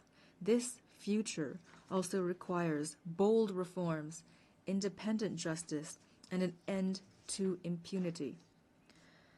On April 16, 2025, we enacted a decree establishing two specialized judiciary bodies, one to litigate crimes and complex financial infractions, and another to prosecute mass atrocities and sexual violence. We're making progress toward making these bodies operational. We are prepared to continue down this path. This is not the time for Haiti fatigue. The international community does not have the right to turn away from Haiti's situation. In light of this crisis, silence would not be neutrality, it would be complicity. Ladies and gentlemen, allow me to pay tribute to the Haitian people. Representing them here is the greatest honor of my life. Beyond my functions as president of the Presidential Transition Council of Haiti, I am a real, active Haitian citizen with a profound love for my homeland, a land of freedom and dignity, a land of courage and talent. Haiti is not a nation that has given up. We are a great people, a people that stands together, men and women who have sacrificed for their homeland and for humanity. Haiti is not a playground for armed criminals, but rather it is a nation on its feet, comprised of dignified, resilient families who every day, despite terrible adversity, are fighting for a better future. I pay tribute to my fellow countrymen and women who are, without a doubt, among the most resilient people on earth. They deserve better. Giving them new hope is my only mission, and that is why now I call upon you to stand side by side with Haiti. We must build peace in Haiti, for the Caribbean, for the Americas, for all of humanity. Thank you.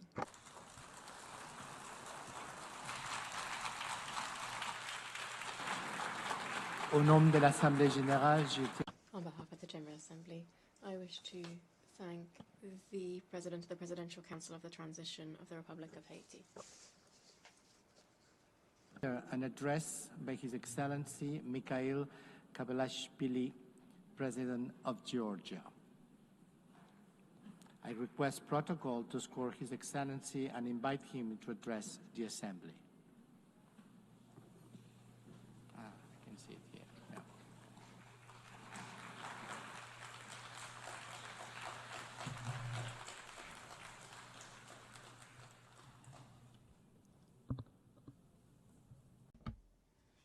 Madam President, Mr. Secretary General, distinguished colleagues, ladies and gentlemen, I represent a country with a 3,000-year history, the cradle of one of the world's most ancient civilizations and the brave Georgian people, filled with pride and dignity, a country that possesses a unique alphabet, an ancient language, and 17th century-long Christian traditions.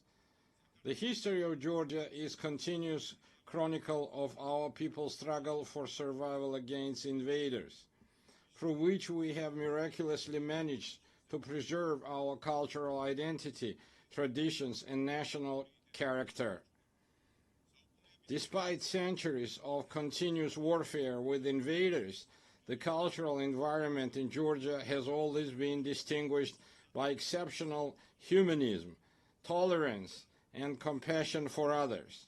Tolerance, openness to others, harmonious coexistence, and diversity form the cornerstone of our ancient culture, which is brilliantly reflected in Georgian polyphony, in our national traditions, and in the world-renowned Georgian epic Shota Rustaveli's The Knight in the Panther Skin.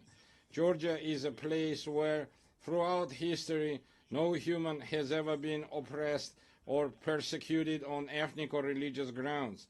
Quite the opposite. We have always been known for our profound sense of justice.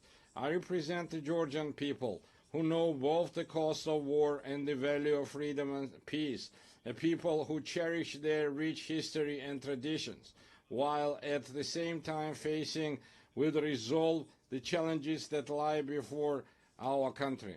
Amid a rapidly changing geopolitical landscape and unprecedented global challenges, such as ongoing conflicts, climate change, ideological polarization, cultural alienation, and war-driven humanitarian crisis, Georgia stands firmly as a guardian of dialogue, peace, stability, and sustainable development.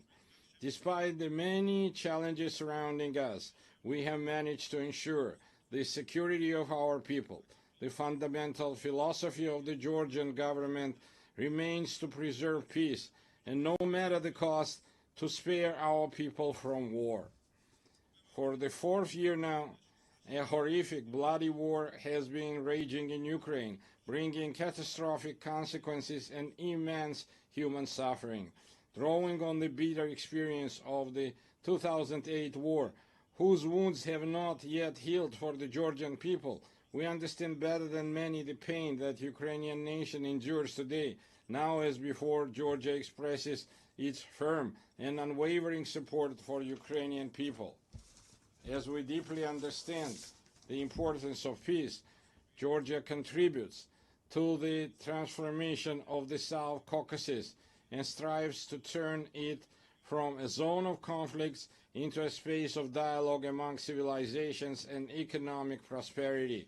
We welcome President Donald Trump's peace initiative between Armenia and Azerbaijan, as well as his efforts to bring the bloody war between Russia and Ukraine to an end soon. Georgia has always supported and actively strived to establish sustainable and long-term peace in the South Caucasus, as well as to deepen trust and cooperation amongst its neighbors. For centuries, our country has been at crossroads of civilization and a space for dialogue among diverse cultures. Today, Georgia is reclaiming its historical role. Close relations with the countries of the South Caucasus and Central Asia, existing agreements with the European Union, and Georgia's key position in the Middle Corridor all give our country a special significance, both within the region and across the Eurasian continent. Georgia is the shortest connecting route and natural bridge between Europe and Asia, the West and the East. Thanks to our geographical location and pragmatic foreign policy, Georgia is emerging as a multidimensional and multifunctional regional hub, both in terms of trade and energy transit. Georgia makes a significant contribution to the development of the Middle Corridor strategic route and does everything to ensure that the corridor becomes the fastest, most reliable, and most stable connecting route between East and West. We are actively working with international investors, developing infrastructure and facilitating the creation of new energy transit routes, all of which ultimately enhance the connectivity between Asian and European markets. Within the framework of the Middle Corridor and its development, Georgia has launched strategically significant projects aimed at increasing the volume and intensity of rail, sea, and air transportation. Among them, the railway modernization project has already been completed, while work is actively underway on the deep sea port in Anaklia, the new international airport in Tbilisi, and the Black Sea submarine cable projects. These projects, on one hand, provide landlocked countries in Central Asia and the South Caucasus with maritime connectivity to the rest of the world. On the other hand, the projects are implementing help diversity energy routes. We are implementing help diversity energy routes, thereby significantly enhancing the energy security of Europe and South Caucasus. To promote the development of the Middle Corridor and enhance connectivity between the two largest markets, Asia and Europe, Georgia has been hosting the Tbilisi Silk Road Forum for 8 years. It is an international platform for dialogue and new opportunities, attended up to 2,000 delegates from 60 countries. Our goal is to develop constructive relations based on mutual respect and shared benefits with major economies such as the United States, China, European Union, and others. We are open to any dialogue and cooperation, but at the same time, we demand respect and fair and dignified approach.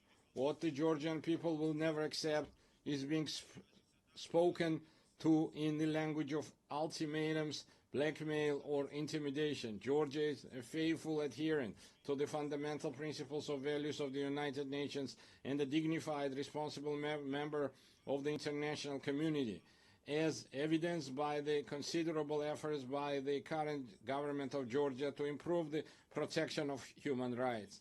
It is precisely thanks to the pragmatic and rational policies of the government of Georgia that we have maintained peace and economic growth, significantly improving the quality of life of our citizens. Despite numerous challenges in recent years, Georgia has demonstrated remarkable resilience to external shocks. The positive trajectory of Georgia's development is reflected in and confirmed by the international rankings and indicators of the world's most reputable organizations. Despite 20% of Georgia's territory remaining under occupation, we continue to pursue development and progress with great energy and determination. We are entrusted with the mission that our children may live in a stronger, dignified Georgia and peaceful world. And now I want to address our Abkhaz and Ossetian brothers and sisters on the other side of the occupation line.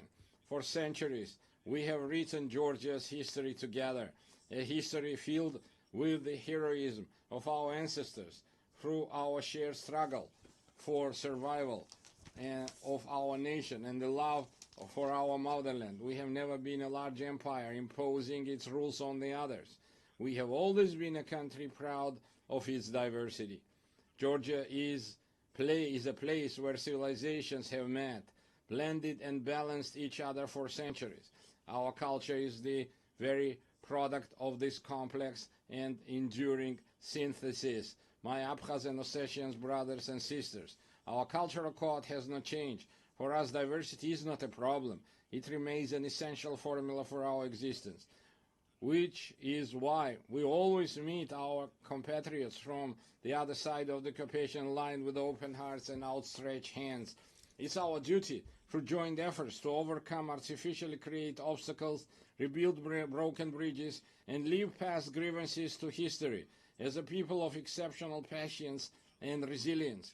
I believe that one day we will, together with our children, we will live with our children in a united, happy, and developed Georgia, where nothing will stand in the way of our harmonious coexistence. Herewith, I would like to express my gratitude to the international community for its unwavering support of Georgia's sovereignty and territorial integrity. Georgia, like the entire world, is going through a pivotal moment in modern history. We live in a transitional era where the future of the international order remains uncertain.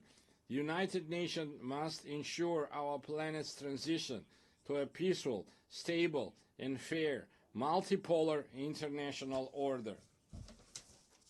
Georgia is responsible, as a responsible member of the international community, is ready to support the United Nations in becoming the inevitable alternative to war and the principal guarantor of peace.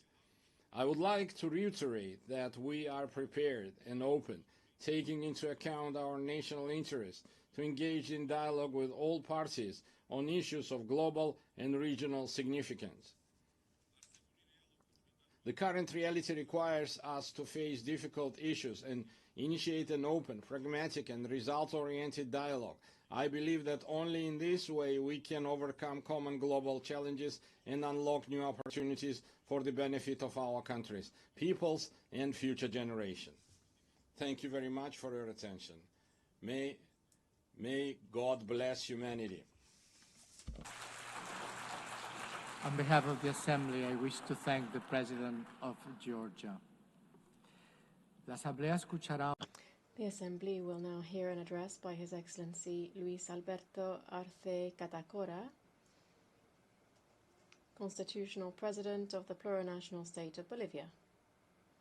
I request protocol to escort His Excellency and invite him to address the Assembly.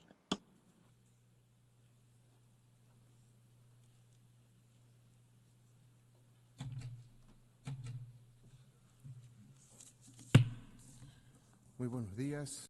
A very good morning to all of you.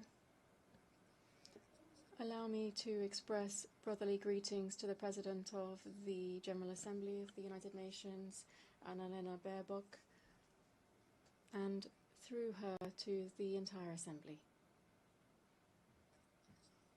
The 80th session isn't just any other date.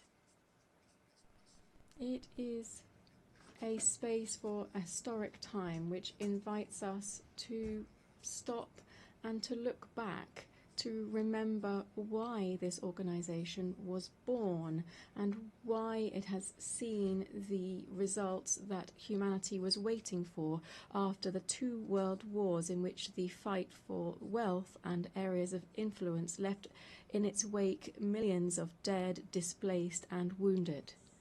We are living with a wound that we're trying to overlook. Over 8 decades, in the concert of nations, we have seen the development of narratives that, using the skill of the great powers with long-standing experience in the international community, have camouflaged deep wounds and the devastating memories of humanity. They've done so using smart normative texts that pretend to be the duty of the United Nations through audiovisuals and others that are not very effective in facing flagrant problems such as neocolonialism in all of its expressions, territorial occupation, economic, political and cultural interference, racism, discrimination, the arms race, and violence, which is implicit in all of this without taking into account other aspects such as hunger, climate change, the food crisis, and the increasingly frequent economic crises. The effects of these realities are clear to all. Confrontations and discourse that promotes hatred and division between kindred states, inequality, exclusion, poverty, and inequality and injustice, still produced within institutions that were created to protect the rights of the weakest. And we're not even talking about economic, social, and the cultural rights of people, and even more if you look at the rights of indigenous peoples. A sincere assessment leads us to confirm that in 80 years, we have not met the expected results. Consequently, we are not in a good position. The world remains divided and confronted against itself more than 80 years ago. Today in the world, there is greater inequality in the distribution of wealth than there was 80 years ago. The poverty figures, inequality and injustice, rather than being curbed, is on the increase. The risk that any remaining peace should disappear and the Third World War would overtake the entire planet is very close if we don't react in time. The danger here is that the unstoppable force of capitalism with the misuse of artificial intelligence would increase the climate change, would liquidate the planet, and would convert the immense majority of the population into unnecessary beings is also something that we can't completely rule out. We're not in a good place. The UN was established on the basis of the foundations of the skeletons of the Holocaust and the not only physical but also moral ruins left by the fascist racism and also increasing neocolonialism with the use of 2 atomic bombs. One of the goals that gave rise to the United Nations was to not repeat the barbarity of war. Today we hear the echoes of the drums of war on all continents. We see the practice of genocide on the sole decision of 2 countries. We deny the right to be free and sovereign to a people. Sophisticated weapons are used against a sovereign country, and increasing militarization is being promoted within a region with double standards in combating the war on drugs. And at the same time, we maintain a criminal blockade against its people and the state for the sole crime of having claimed its own independence more than 6 decades ago. Wars are not the same as we had 80 years ago. Wars now are multidimensional.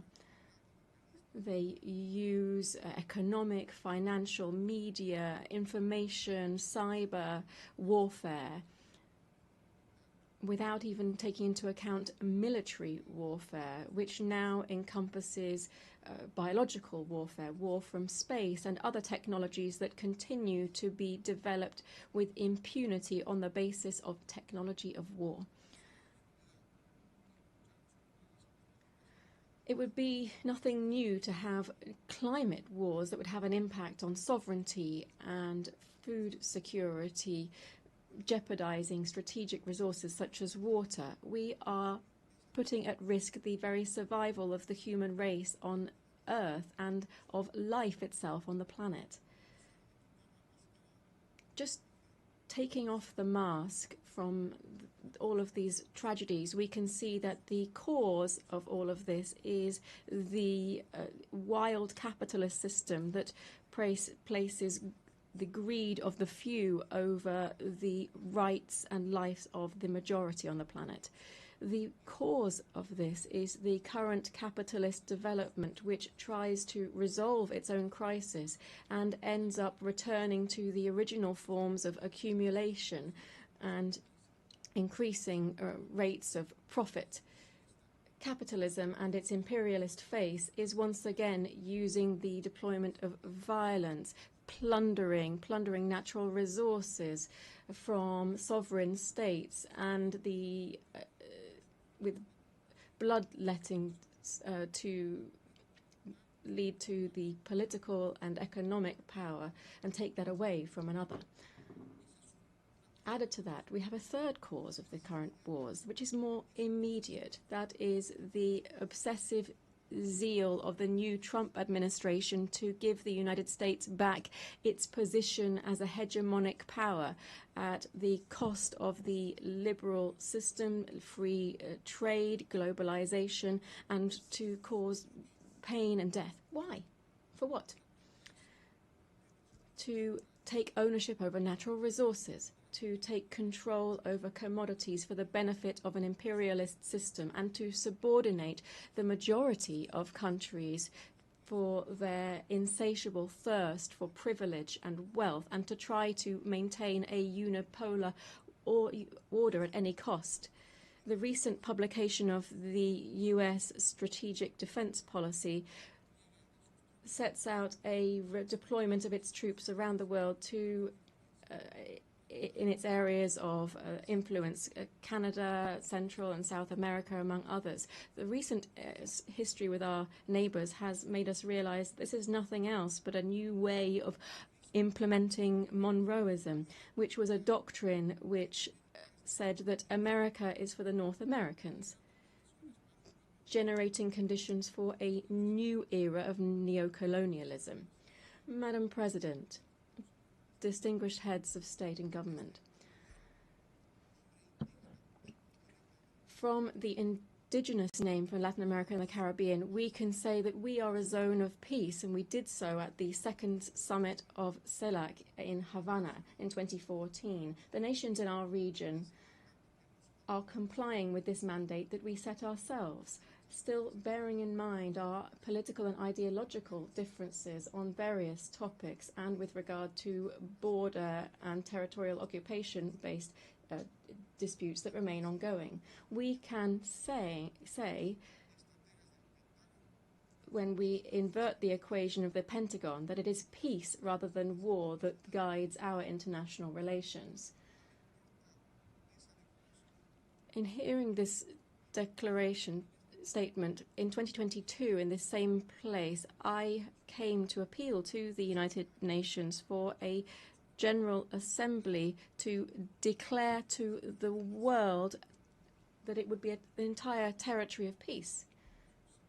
And 11 years have passed since that historic declaration of CELAC, and 3 years since I made that statement in this assembly. Not only have we not declared the world as a zone of peace, rather we are facing the harsh reality of seeing how death is becoming increasingly normalized in international relations. We also feel the threat of fascism in all of its variants to try to exploit and dominate peoples at the current time. The threat of death has made is covering Latin America and the Caribbean. We are seeing a bellicose potential which would even go so far as to use missiles, submarines, helicopters, using the pretext that this maritime space is being used against the national security of the United States, through the illegal introduction of cocaine through illegal gangs belonging to drug cartels. Beyond violations of international law, this provocative action of imperialism has two intentions. First, to intervene into our kindred Bolivarian Republic of Venezuela that since 1999 has been raising high the flags of the freedom of its people and the sovereignty of its state, and which possesses considerable natural resources, particularly in oil, which the North wishes to appropriate and claim. Secondly, to try to reconquer the Latin America and the Caribbean on the basis of it undermining liberal democracy, to impose militarization and to use other colonialist practices that we should call out. Imperialism is said to be used to combat drugs trafficking. This is a fallacy, because if this were true, it would actually be taking effect within their own country, where the demand for this type of drugs is high, and where in its origins where we see different types of organized crime. What the United States is trying to do is to give our region the role of holding back the edification of a multipolar world and to submit it to its own interests. Added to these military actions, the images of which have been seen around the world, we see other types of devastating actions, such as those aimed at strengthening the economic blockade against Cuba. Billions of dollars are owed by the United States to the Cuban state due to these unilateral coercive measures, which are explained on the basis of rejecting the first communist revolution, which will never be destroyed. The threat of death is also afflicting the Middle East.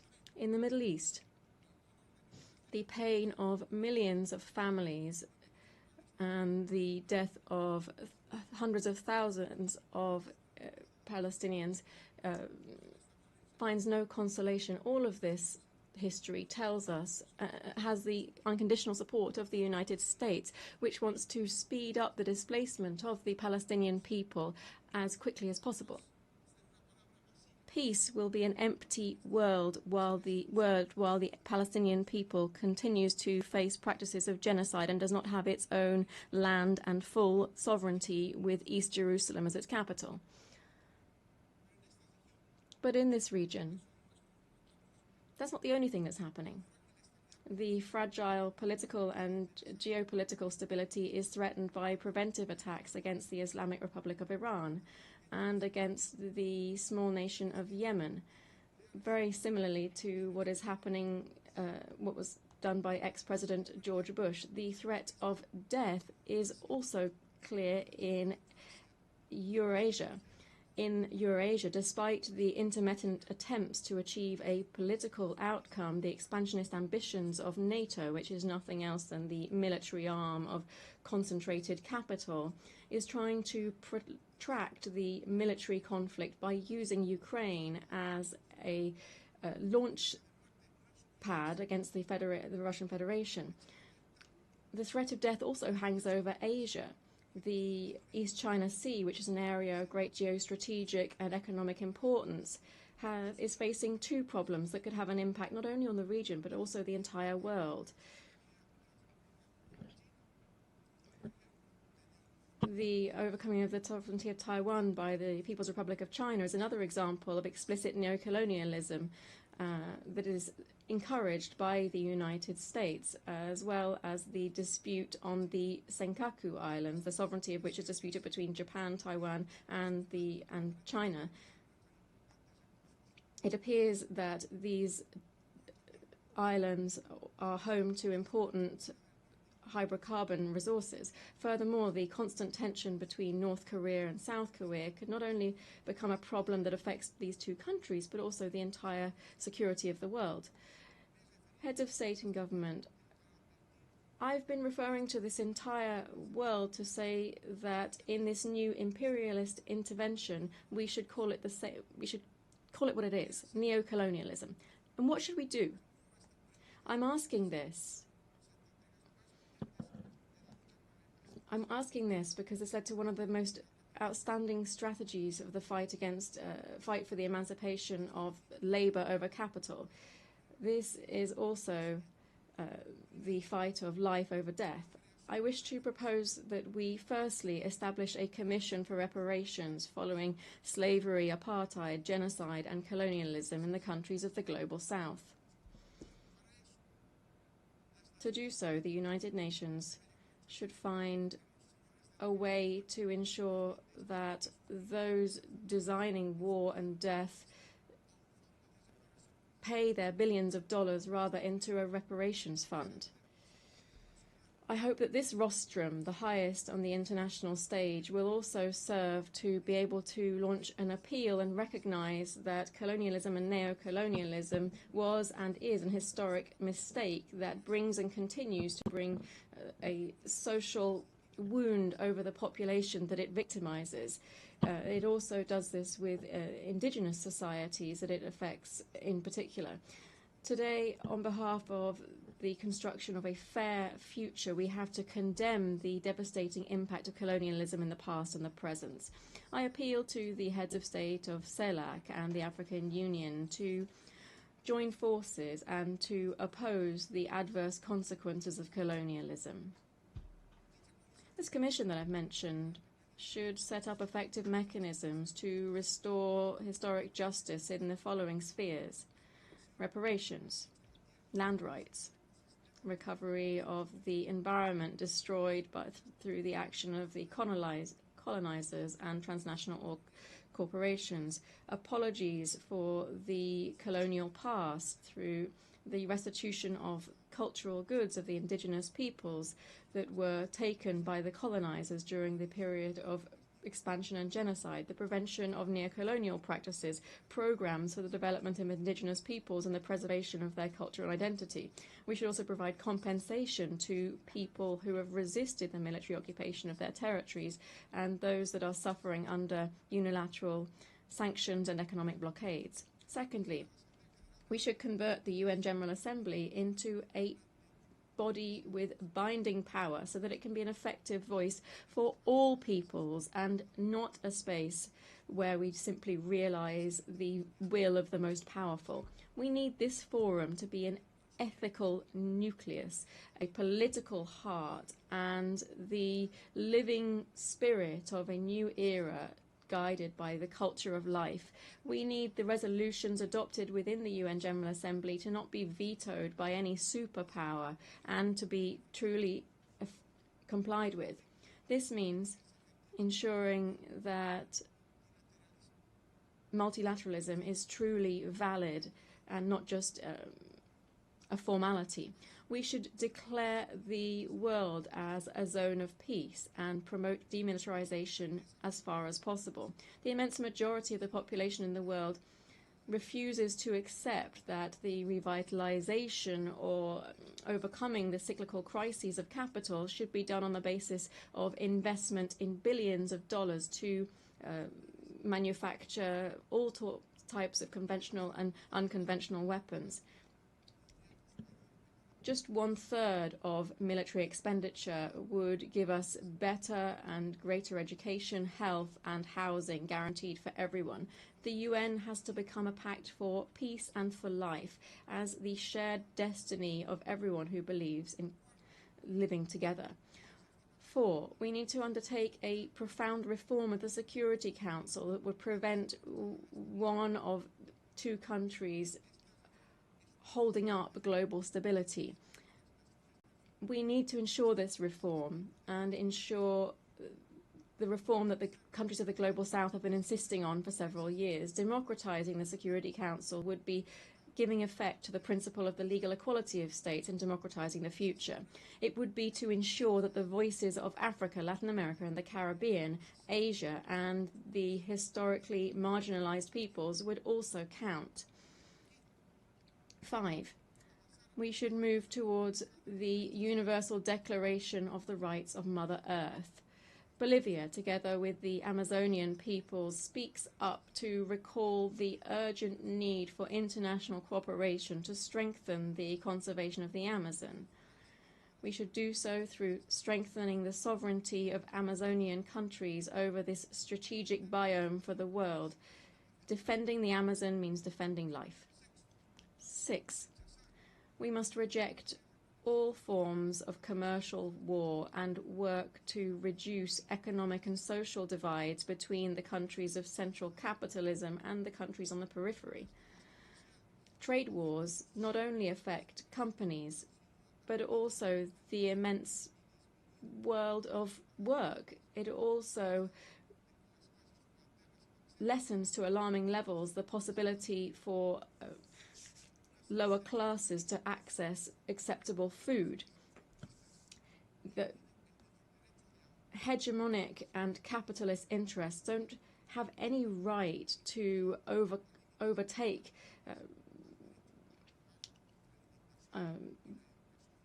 rights of trade and reduce the right to employment, food and education for the working classes.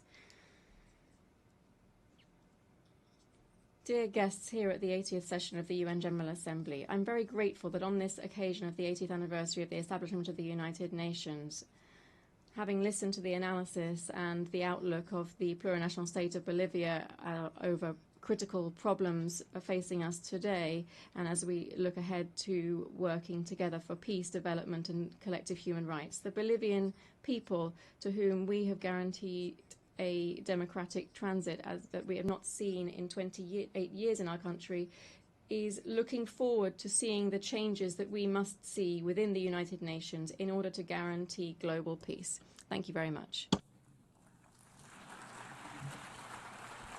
Gracias. On behalf of the Assembly, I wish to thank the Constitutional President of the Plurinational State of Bolivia. The Assembly will hear an address by His Excellency Brice Clotaire Oligui Nguema, President of the Gabonese Republic, Head of State and Head of Government. I request protocol to escort His Excellency and invite him to address the Assembly.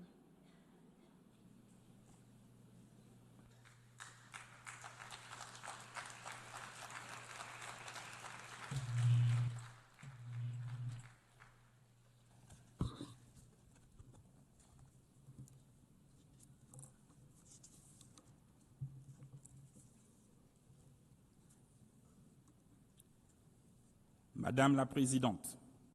Madam President of the General Assembly, distinguished heads of state and government, distinguished Secretary General of the United Nations, distinguished delegates, ladies and gentlemen, at the outset, I would like to most warmly and sincerely congratulate Her Excellency Annalena Baerbock on her election as President of this 80th session of the General Assembly of the United Nations.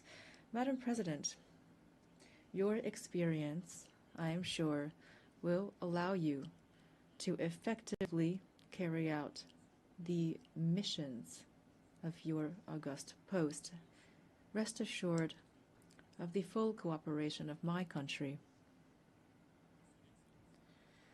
To His Excellency Philemon Yang, your predecessor, I pay tribute to the outstanding work carried out during his term. And lastly, I would like to once again commend His Excellency Antonio Guterres, Secretary General of our organization, for all of the efforts that he has constantly made since he took up his office. Gabon, my country, is keenly interested in the UN 80 initiative, which aims at ensuring operational efficiency in the face of global challenges, as well as to optimize mandates within the UN system. Madam President, 1 year ago, before this prestigious assembly, as the President of the Transition of the Republic of Gabon, I presented the political process begun in my country after the liberation coup which took place on August 30th, 2023. After the presidential election of April 12th, 2025, for which the process and outcomes were unanimously endorsed by the international community, this transition culminated with my inauguration on May 3rd, 2025, as the first elected president of the Gabonese Republic, thus establishing the foundations of democratic order. As you know, Gabon has undergone a peaceful and exemplary transition that included all of the political parties in our nation. This smooth transition led to an inclusive national dialogue and a constitutional referendum in accordance with the agreed-upon timelines, and it will continue through the holding of legislative, local, and senatorial elections that are free and transparent. To this end, the first and second round of combined legislative and local elections will take place on September 27th and October 11th, 2025. With regard to the election of senators, this will take place on November 8th, and the second round is scheduled for November 29th, 2025, with a view toward a definitive restoration of constitutional order by January 2026. We believe that this peaceful and historic process can serve as a lesson and a model in many other spheres.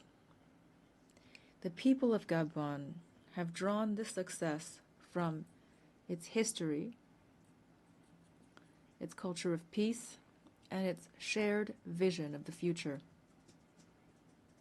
Here I would like to express, on behalf of the Gabonese people and on my own behalf, our sincere gratitude to the United Nations for its multifaceted assistance. I know that I can count on the support of the UN as we implement our National Growth and Development Plan. This plan focuses on bolstering our energy capacity, on strengthening infrastructure, developing the digital sector, and on enhancing youth employment. Ladies and gentlemen, Gabon is standing before you again with a clear message. Our country has changed. After decades of tensions and political and economic missteps, the Gabonese people has chosen the path of reconciliation and renewal, thus becoming the symbol of and testament to the transformation of hardship into hope, of dependency into dignity, of division into unity, and all without bloodshed. Today, Gabon is no longer a country in limbo. It has returned to stand alongside other states, upright, dignified, and ready to take up its rightful place in the community of nations.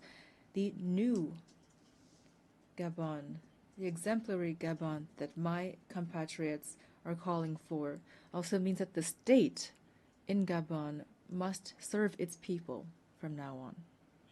But our national rebirth would be futile without a change in the international order. It is no longer acceptable for African nations to remain relegated to the role of providers of raw materials for which others set the price and from which others profit.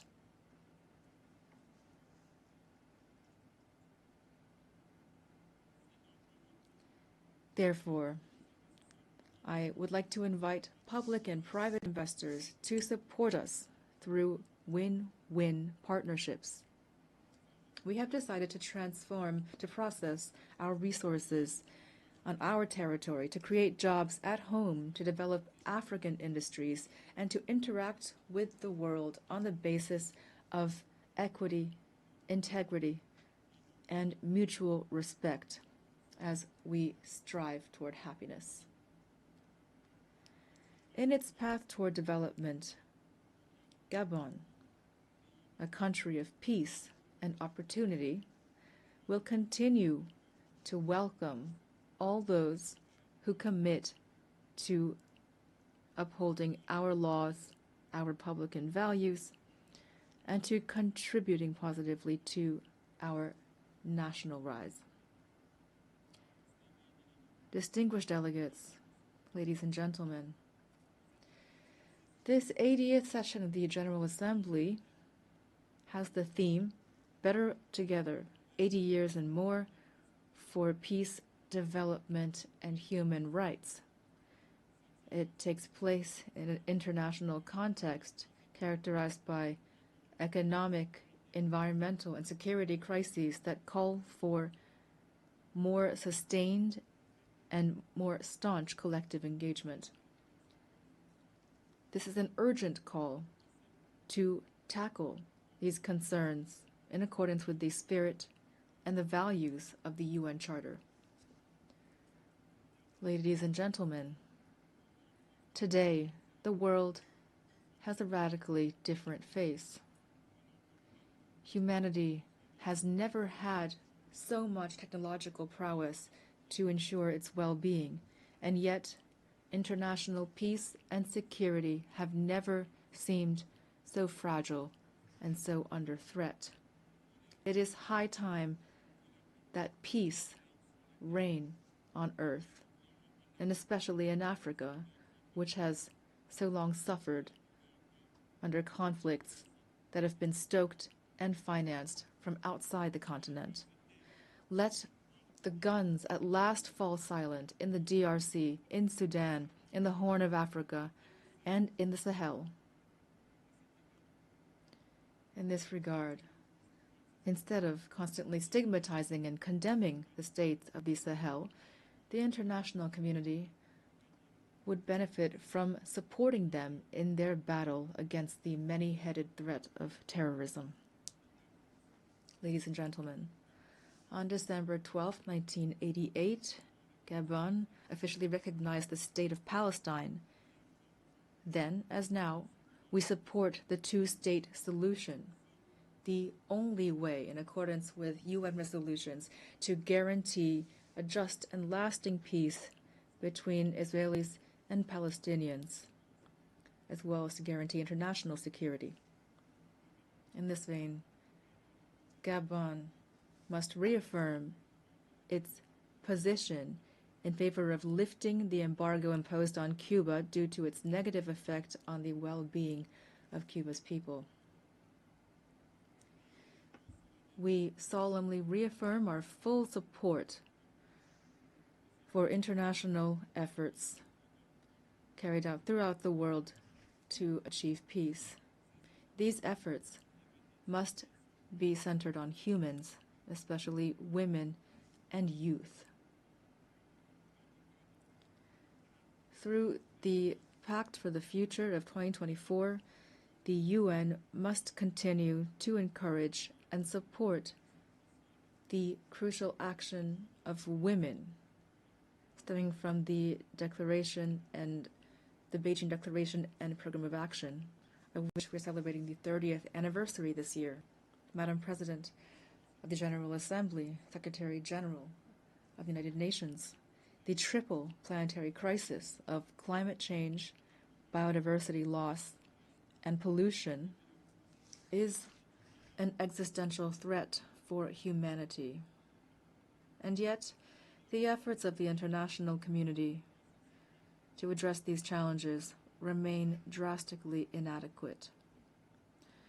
The Treaty on Biodiversity Beyond National Jurisdictions, which we have just ratified, fills a legal gap and provides an ambitious framework for equitable and sustainable governance of biodiversity.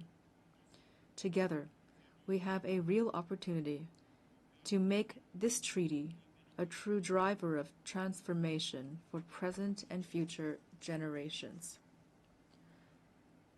Gabon is the guardian of part of the Congo Basin, the second largest green lung of our planet. This extraordinary heritage must not be sacrificed to financial rapacity.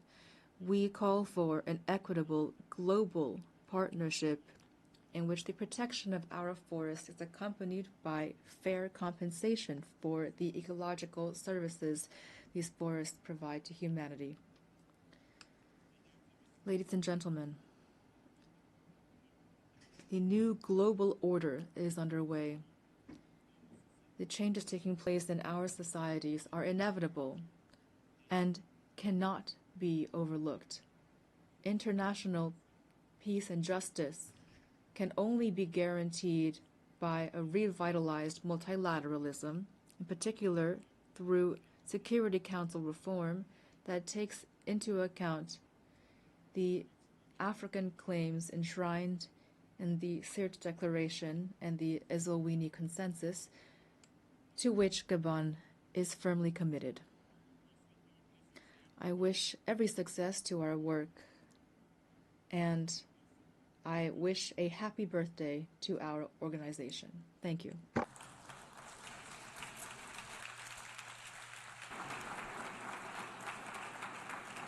I thank you and happy birthday to all of us.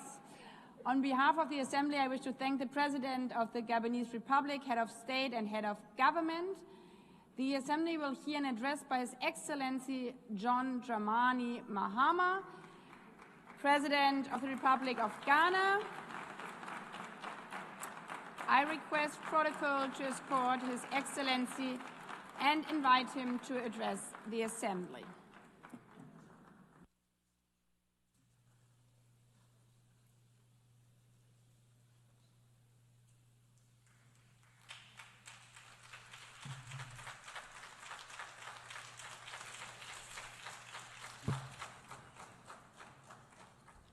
Thank you, Madam President, Mr. Secretary General, Excellencies, ladies and gentlemen. At this 80th session of the United Nations General Assembly, I'd like to speak about Africa's role in the future of this organization. However, it's impossible to do that without first considering the collective role that Africa played in its founding, which was small and relatively insignificant.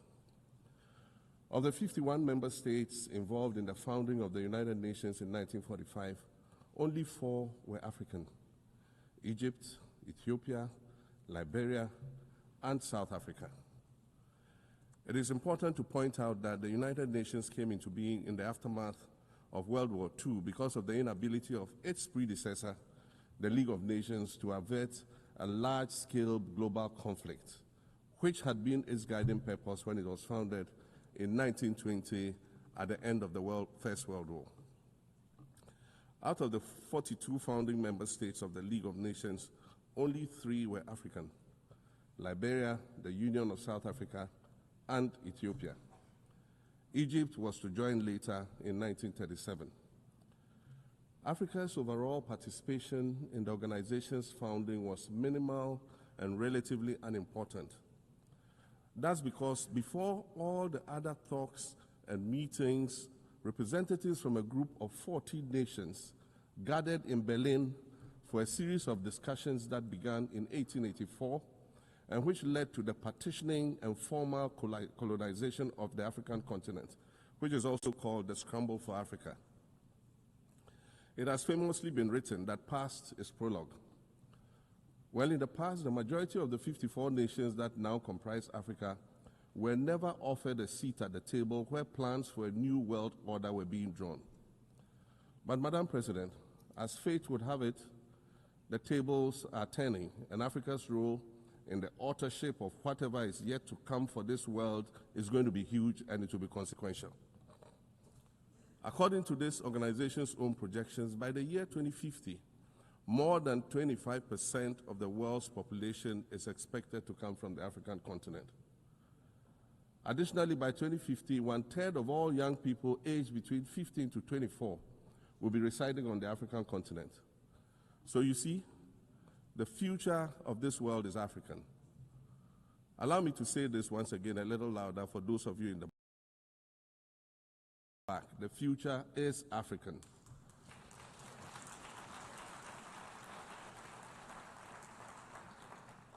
Already today, Africa is a catalyst for human potential and development, as well as for economic reform and ecological stability.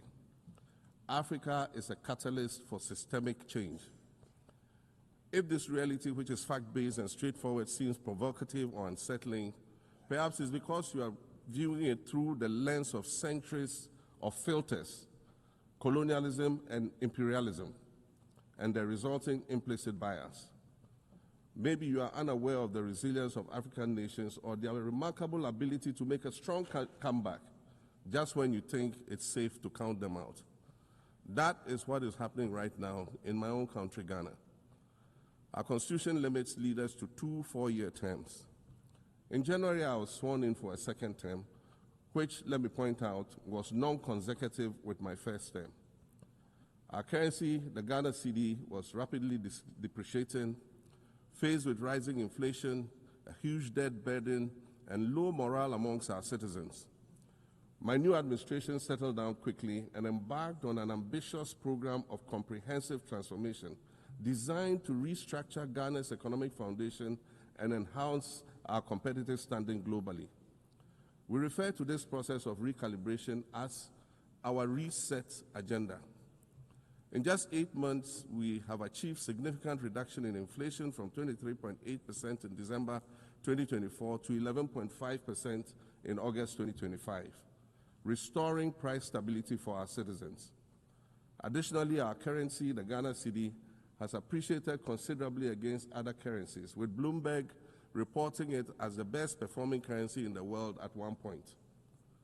Our improved sovereign credit rating reflects increasing investor confidence in our economy, and our 24-hour economy initiative promises to transform our economy. And there's a renewed willingness amongst our people to trust that their elected officials have Ghana's interests at heart and that we're progressing together. Madam President, I believe that in honor of this milestone celebration, the United Nations should also embark on a process of serious recalibration and establish its own reset agenda. Since the organization's founding, the number of UN member nations has nearly quadrupled. And quite frankly, it is not the same world that it was back then when the UN was formed. I mentioned earlier that I began my second non-consecutive term as president this past January. My first term ended in January 2017.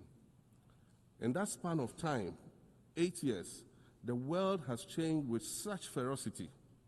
My first days in office after my return felt as though I had just awakened from a Rip Van Winkle-style sleep. Now, no, that was only after 8 years. Imagine then what it will be like after 80 years since the founding of the United Nations. In 1945, the sun had not yet set on the largest empire in history. The most common mode of international travel was by sea. The personal computer had not been invented, let alone made portable. And television, a new convenience, was still in its infancy, albeit in black and white color.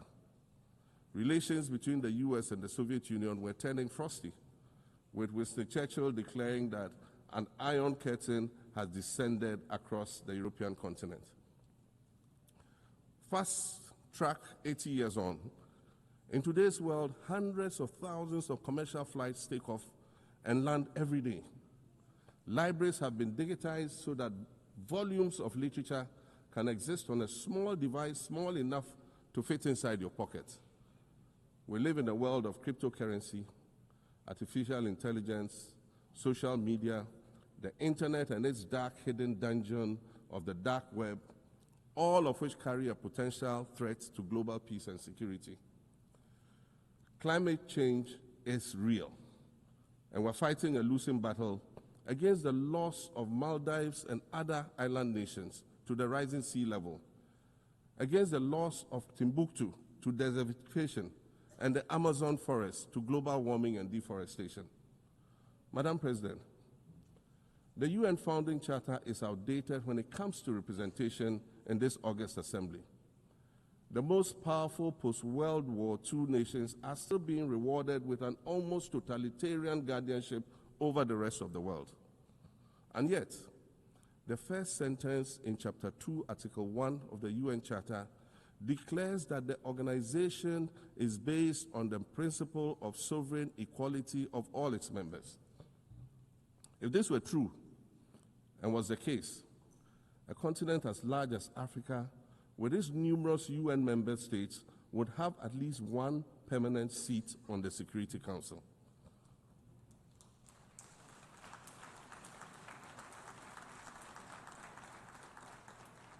Furthermore, we believe that veto power should not be restricted to only 5 nations, nor should it be absolute. There must be a mechanism in this House for the General Assembly to challenge a veto. No single nation should be able to exercise an absolute veto to serve its own interests in a dispute. In 1995, during the 50th anniversary of the United Nations, Nelson Mandela stood in this very spot, and he said, "The United Nations has to reassess its role, redefine its profile, and reshape its structures. It should truly reflect the diversity of our universe and ensure equity among the nations in the exercise of power within the system of international relations in general and the Security Council in particular." I close quotations. 30 years later, we African leaders are still making the same simple request for a permanent seat on the Security Council with the power of a veto. So today, Madam President, I stand here in this exact spot and ask the world, if not now, then when? We demand not only a reform of the Security Council, but also a reset of the global financial architecture, which is currently rigged against Africa. Africa must have a greater say in the world's multilateral financial institutions. And while I'm making requests, I'd like to call for the removal of the blockade on Cuba. As Dr. Kwame Nkrumah, our nation's founder, famously said, "We seek to be friends with all and enemies to none." The Cuban people shed their blood on African soil in the fight against apartheid. And indeed, Cuba has been and continues to be a faithful friend of Africa.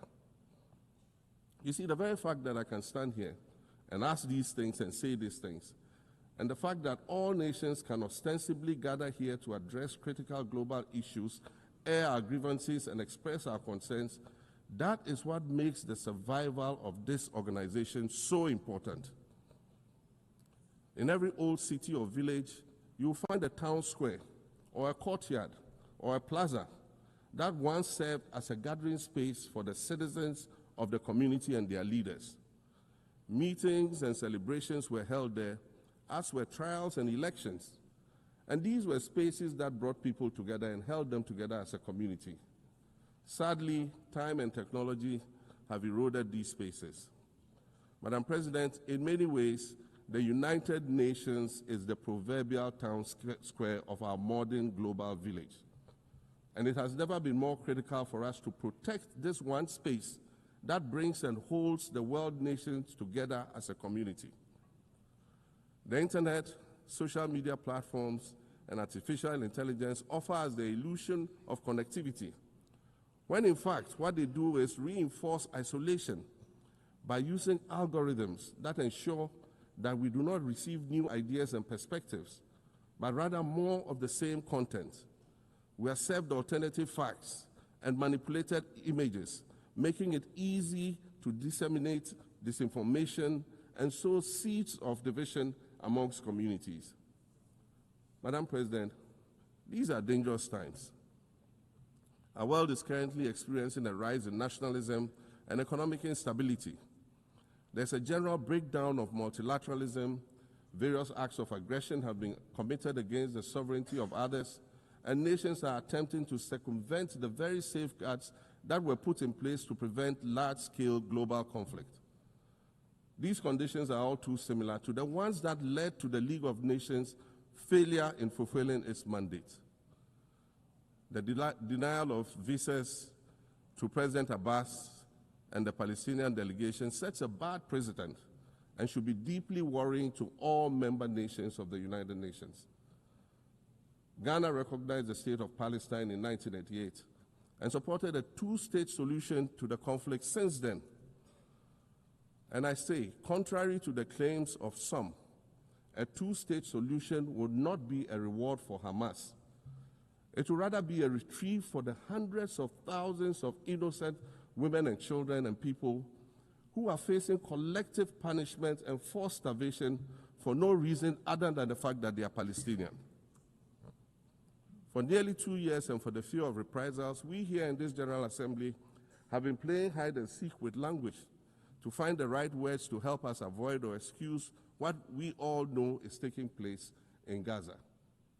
But here is the thing, it doesn't matter what you call it. If it looks like a duck, it swims like a duck, and quacks like a duck, well, then it must be a duck. The crimes in Gaza must stop.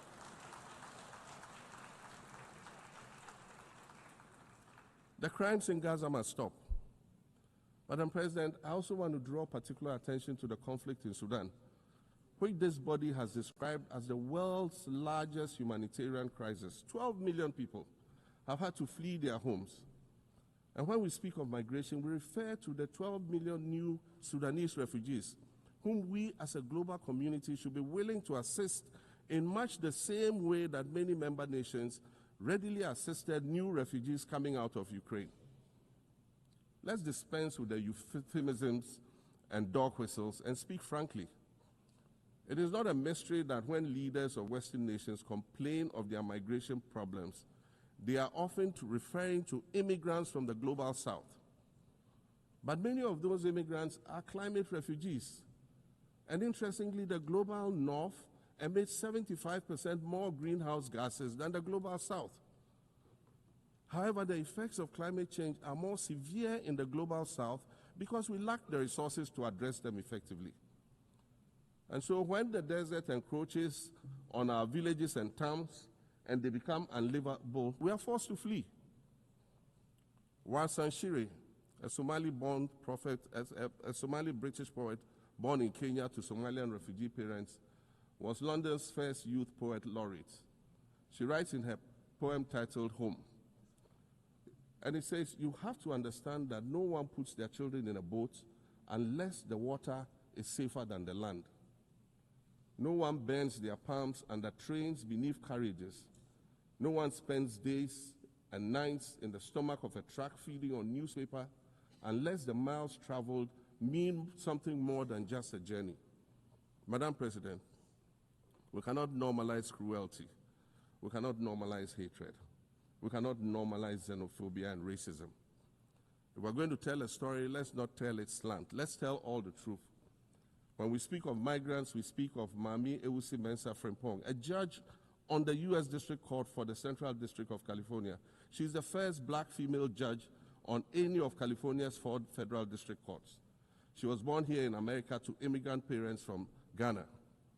We speak of Peter Bosman, a medical doctor in Ghana who moved to the town of Piran in Slovenia in the 1980s and later became the first black mayor of Piran, the first black mayor in Slovenia and in the whole of Eastern Europe.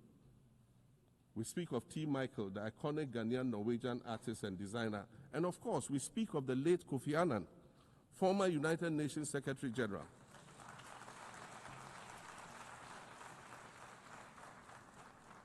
Former United Nations Secretary General and Nobel Peace Prize recipient, who was born in Ghana but spent his adulthood in various places in America and Europe. These are people who have brought great distinction to the countries that they decided to call home. Just as the migrants and the children of migrants before them did, I dare say these are not invaders. These are not criminals. Madam President, the slave trade must be recognized as the greatest crime against humanity. As the African champion on reparations, Ghana intends to introduce a motion in this August body to that effect. More than 12.5 million Africans were forcibly taken against their will and transported to create wealth for the powerful Western nations. We must demand reparations for the enslavement of our people and the colonization of our land that resulted in the theft of our natural resources, as well as the looting of artifacts and other items of cultural heritage that have yet to be returned in total. We recognize the value of our land and the value of our lives, as did our colonizers, as well as the governments that happily paid reparations to former slave owners as compensation for the loss of their property, in quotes, and that property for which they received compensation was paid referred to enslaved people who had been freed. Madam President, an increasingly insecure world is witnessing upward spending on defense budgets of bilateral partners and steep cuts in official development assistance. Since July 2024, it is estimated that there's been a 40% drop in humanitarian aid globally. In this era of global uncertainty, Africa must exercise sovereignty over its natural resources to raise the necessary funds to ensure the well-being of its citizens. The days of parceling out vast concession areas to foreign interests for exploitation must come to an end. We'll continue to welcome foreign investment, but we must negotiate better for a bigger share of the natural resources that belong to us. And we must insist on value addition to these resources. We're tired of the continued image of poverty-stricken, disease-ridden rural communities living at the periphery of huge foreign-controlled natural resource concession areas. We're tired of having people extract the most they can from us and in return offer us the very least by way of respect, consideration, and dignity. We're tired of not being represented in ways that reveal the richness and complexity of our history or acknowledge all that we have overcome to arrive here in this liminal space of untold possibilities. Allow me to echo the Indian-American writer Arundhati Roy, who wrote, "Another world is not only possible, she is on her way. On a quiet day, I can hear her briefing." I want to add that for the sake of Africa, and quite selfishly for the sake of my 18-year-old daughter, I hope that this new world that is arriving is a place of safety and equality for women and girls.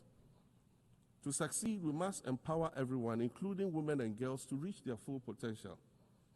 In closing, Madam President, I'd like to congratulate you on your election to preside over this historic 80th General Assembly and on being the 5th woman to hold this distinction. I'd also like to congratulate Her Excellency Nana Jane Opoku-Agyeman on being the first woman Vice President of Ghana.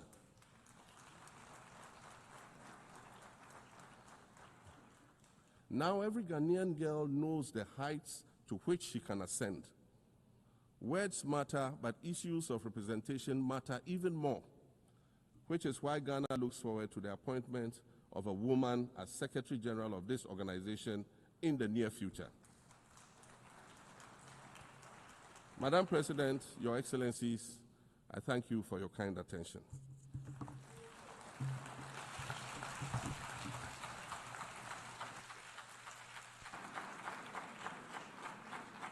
On behalf of the General Assembly, I wish to thank the President of the Republic of Ghana.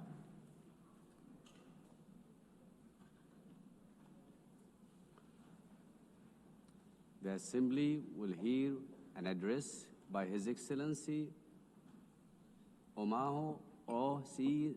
Sokang Embalo, President of the Republic of Guinea-Bissau. I request protocol to escort His Excellency and invite him to address the Assembly.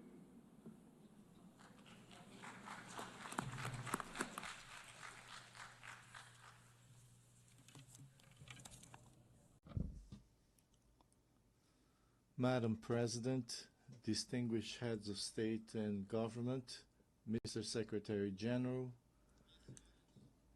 ladies and gentlemen, allow me to begin by congratulating Mrs. Annalena Baerbock on her election as President of the 80th session of the United Nations General Assembly. I thank the outgoing President, Mr. Philemon Yang, for his service to the international community. To Secretary General Antonio Guterres, I wish to reaffirm Guinea-Bissau's full support for his tireless efforts in favor of world peace, international cooperation, multilateralism, and sustainable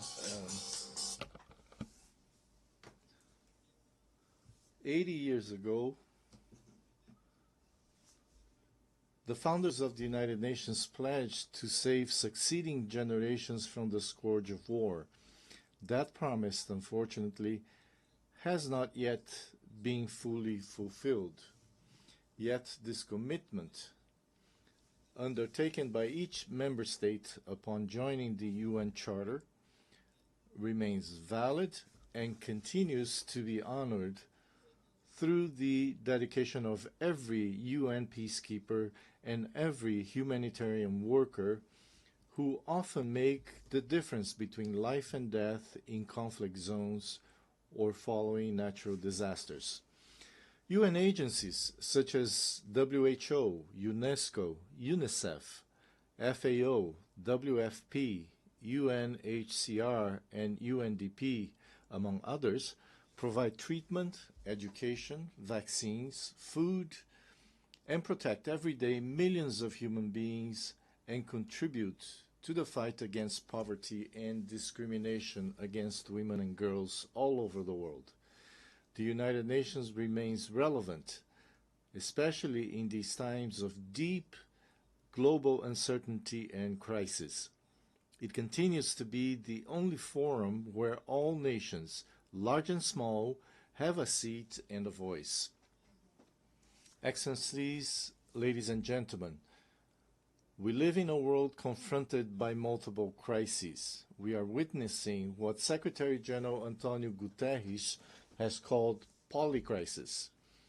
Conflicts in Ukraine, Gaza, Sudan, and other regions persist. Socioeconomic inequalities, environmental shocks, political instability, and humanitarian emergencies disproportionately affect developing countries, with the greatest impact on small island developing states. Progress towards the Sustainable Development Goals has slowed significantly or even stalled. The sovereign debt burden of poor countries is increasing, while development assistance is declining. Guinea-Bissau welcomes the UN80 initiative, and we hope it will contribute to strengthening the organization, especially in promoting peace, international security, and the achievement of the SDGs. The Pact for the Future offers a roadmap and an action plan that must not remain on paper. Madam President, Excellencies, ladies and gentlemen, last July, Guinea-Bissau hosted the 15th Conference of Heads of State and Government of the Community of Portuguese-Speaking Countries, CPLP. I have taken on the presidency of the CPLP for the 2025-2027 term. The CPLP places high importance on its cooperation with the United Nations and its specialized agencies. During our term, we will continue to work with all partners and multilateral organizations toward the implementation of global commitments, especially concerning the Paris Agreement on Climate Change, the 3rd UN Ocean Conference, and the 4th UN Conference on Financing for Development, held last June-July in Seville. We are convinced that two major international meetings scheduled for November, namely COP30 in Belém, Brazil, and the Second World Summit for Social Development in Doha, Qatar, will serve as key platforms and opportunities to strengthen our cooperation and to advance our shared goals. Madam President, Excellencies, ladies and gentlemen, Guinea-Bissau is scheduled to hold presidential and legislative elections on the 23rd of November this year. All necessary conditions are being put in place to ensure that these elections are held peacefully, freely, transparently, and credibly. Over the past 5 years, I have prioritized dialogue, inclusion, political stability, and the consolidation of the democratic rule of law. I am confident that these upcoming elections will reaffirm the irreversible nature of citizenship and democratic values in Guinea-Bissau. Madam President, Excellencies, ladies and gentlemen, allow me to conclude by saying that in an increasingly interdependent world, we need, now more than ever, a world order grounded in the principles enshrined in the United Nations Charter, in respect for international law and in peaceful coexistence. In this regard, Guinea-Bissau reiterates our call for an end to the economic, commercial, and financial embargo and other forms of restrictions imposed on Cuba. 80 years after the creation of the United Nations, the world has changed. We are no longer just the 51 countries who signed the UN Charter in 1945. Today, the United Nations is all of us, the 193 member states, plus observer states, NGOs, civil society organizations, and other actors represented in this great assembly hall. To meet the challenges of the 21st century, the UN must undertake urgent reforms, reforms that reflect today's geopolitical realities and global power balances, reforms that expand and democratize the Security Council, reforms that provide a place and a voice to the Global South, reforms that restore confidence in the multilateralism and international cooperation. The UN continues to be a unique multilateral space where dialogue is still possible, even when diplomacy and good offices fail elsewhere and in other circumstances. The legitimacy, strength, and future of the UN lie in the inclusion and full participation of all of us in deliberations and decision-making. Its core details, peace, dignity, equality, poverty eradication, cooperation, and peaceful resolution of conflicts remain alive and continue to inspire the purposes of the international community and the March of Humanity. Thank you very much.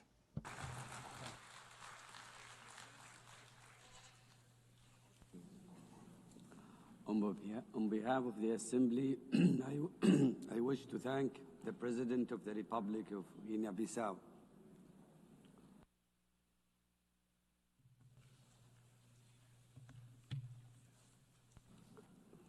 The Assembly will hear an address by His Majesty King Mosawati III, Head of the State of the Kingdom of Eswatini. I request protocol to escort His Majesty and invite him to address the Assembly.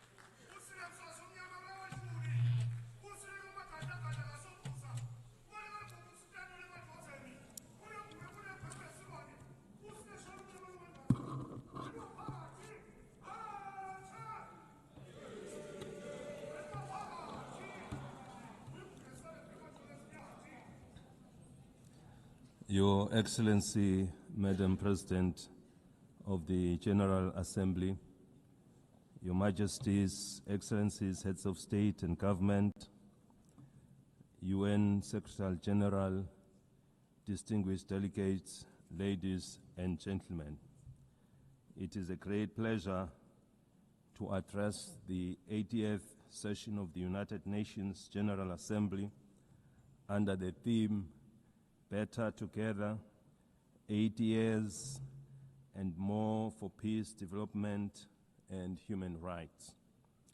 At the outset, we wish to assure you, Madam President, of Eswatini's unwavering support during your tenure. We also commend the UN Secretary General and the Secretariat for their steadfast leadership in navigating our world through unprecedented challenges.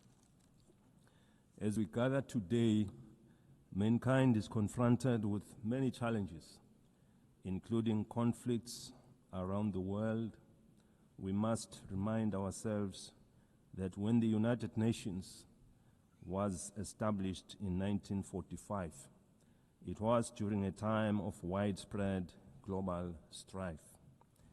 Its founding fathers resolved that no country or people should endure suffering due to conflict. The UN Charter and structure were designed to be clear and resolute. Now is the time to ask ourselves what has gone wrong and what steps must be taken to correct these challenges and restore the UN's mission of fostering peace. The question we must ask ourselves further is, what is the UN doing to address these issues effectively? I propose that the United Nations establishes ad hoc committees to tackle global conflicts and promote peace. These committees should have equitable representation in dealing with the relative conflicts in the diverse regions of hotspots, including Africa, the Middle East, Europe, and beyond, ensuring that all affected nations have a voice. Supported by the Secretariat of the United Nations, these ad hoc committees would visit conflict zones, engage with local communities, and work towards peaceful resolutions. For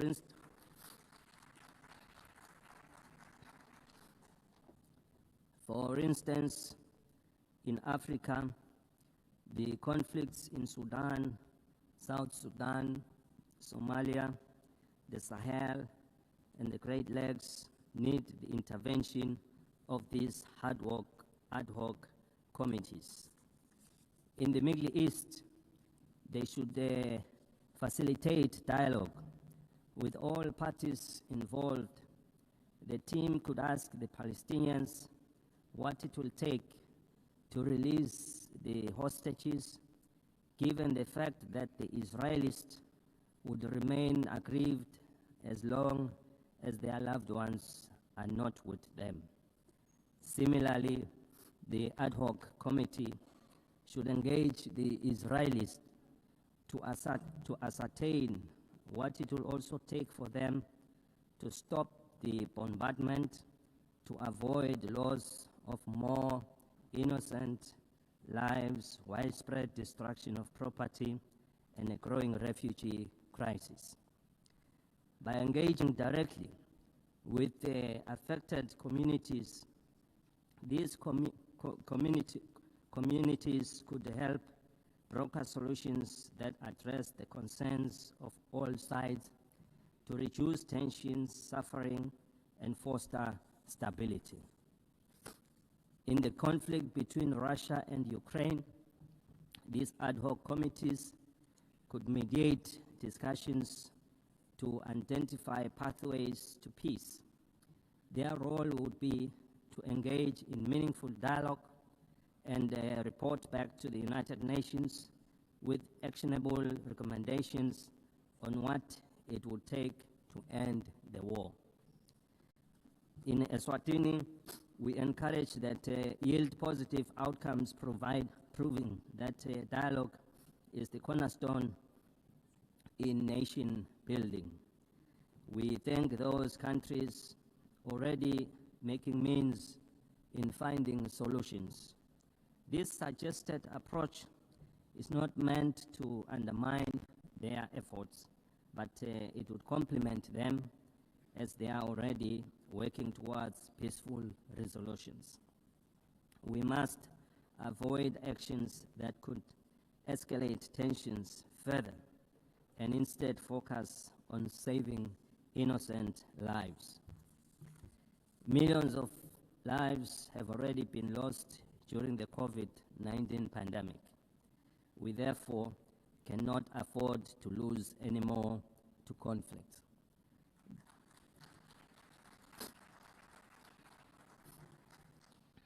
The UN must now focus on supporting the building of economies of the world to address issues of poverty and the global financial crisis which we experienced after the COVID-19 pandemic. By investing in these areas, we can create conditions for lasting peace. We therefore need one another in building and supporting our development initiatives in our respective countries. The time for action is now. The UN was established in pursuit of international law and peace, and its mandate dates back decades. In 2025 and onwards, we must renew our commitment to this mission. By forming these ad hoc committees and making informed, inclusive decisions, we can work towards a world where peace prevails and no nation or people suffer needlessly. We have been calling for the restructuring of the United Nations as a body representing all member states.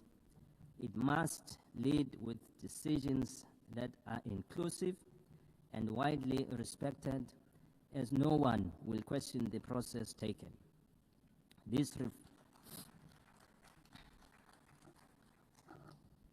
reforms should be fully representative of all countries through the regions of the world in the Security Council to create an all-inclusive structure.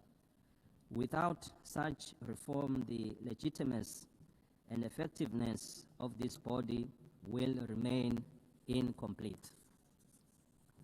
We have been encouraged to witness UN high-level meetings prior to the General Assembly being held to address various issues. These include the Seville and Awaza declarations on financing for development and socio-economic challenges faced by landlocked countries. We are aware that for any growth to take place, nations must have enough resources to achieve sustainable development goals. As we convene to advance international cooperation and to uphold human rights and fundamental freedoms for all, we are reminded that our work is both urgent and indispensable. The theme Better Together underscores the imperative of delivering on the United Nations Sustainable Development Goals and reinvigorating global cooperation. Eswatini continues to believe that working together remains our most powerful tool for addressing global challenges that transcend borders. The world stands at a critical juncture in pursuit of Agenda 2030. With only 5 years remaining, we must face the reality that progress on the SDG is far off track. This is a sobering reminder that our collective efforts must be redoubled and that international solidarity, cooperation, and shared responsibility are more urgent than ever before. Through my national call to all Eswatini, to all Emaswati of Ngwe, for a greater sense of agency in the pursuit of sustainable development, the Kingdom has made important strides in advancing Agenda 2030, particularly in the areas of the economy, in various sectors, health, education, and gender equality, to mention a few. Furthermore,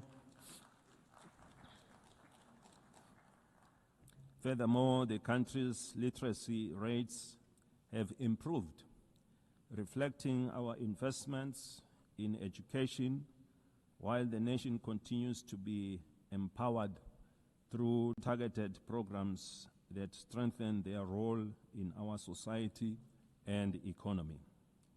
These achievements demonstrate demonstrate what is possible when determination and partnership come together. While we have witnessed the GDP growth of our economy, we remain with a number of challenges to address, and we count on the UN for support to become one of the advanced economies of the world.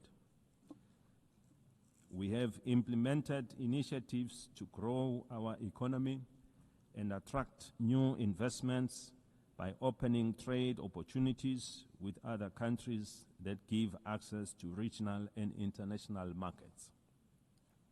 Your Excellencies, the global economy remains fragile. Persistent inflation resulting in rising food and energy prices, as well as tightening financial conditions, have eroded physical space for many developing nations. Across sub-Saharan Africa, countries spend on average 12% of government revenues on debt servicing, diverting resources urgently needed for social cohesion programs. Eswatini also advocates for trade facilitation and economic diversification, simplifying customs procedures, reducing regulatory barriers, and enabling greater participation in regional and global value chains. In this regard, the African Continental Free Trade Area has the potential to boost intra-Africa trade by up to 52%, drive industrialization, and create millions of jobs. For countries like Eswatini, the AfTA offers more than market access. It provides a pathway to overcome geographic constraints through regional integration, cooperation, and efficient trade corridors. In an increasingly connected world, the Kingdom of Eswatini is actively striving for digital transformation as a catalyst for sustainable development. Eswatini is open for business in technology and looks forward to partnering and sharing experiences with other developed countries in advancing our technologies. Eswatini is proud of the significant progress achieved under Sustainable Development Goal 3. We welcome the progress made in the ratification of the Pandemic Treaty. This landmark agreement is essential for strengthening preparedness and resilience against future health emergencies, fostering effective and equitable cooperation. We remain deeply concerned about the decline in bilateral and multilateral support for global health priorities. Weakening our joint efforts threatens to erode decades of progress in this sector, as health is a global security. The Kingdom of Eswatini recognizes that the increasing frequencies and intensity of natural disasters, emergencies, and protracted crises highlight the urgent need for integrated responses that bridge humanitarian relief, long-term development, and peace building. We urgently need to strengthen disaster preparedness, build resilient communities, and integrate emergency responses with sustainable development. Eswatini, like other countries in the region, has many young and marginalized groups who face unemployment and inequality in various sectors. Ensuring empowerment, capacity building, and employment is our priority and with the support of the UN programs, we are taking deliberate steps to provide a more enabling environment to guarantee their future. We equally recognize the rights and potential of persons with disabilities who continue to face disproportionate barriers to education, employment, and social participation so that they can fully contribute to and benefit from national development. The United Nations General Assembly Resolution 2758, adopted in 1971, did not address the issue of Taiwan's representation in the United Nations, and it does not preclude their participation in the UN system. The United Nations must seek suitable ways of including Taiwan so that she can better contribute to realizing the UN Sustainable Development Goals. In that way, this will fulfill the UN mandate to ensure that no country is left behind.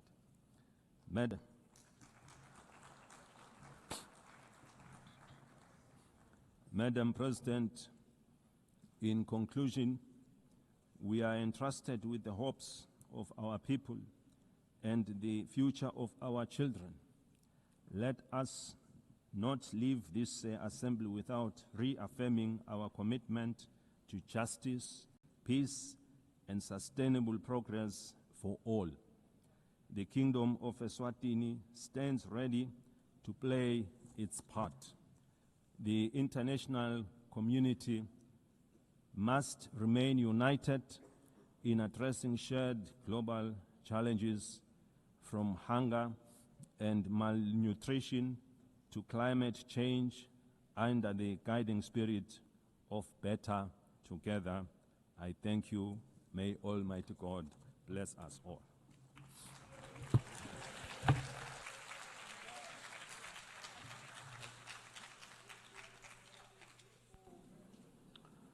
On behalf of the Assembly, I wish to thank the head of the state of the Kingdom of Eswatini.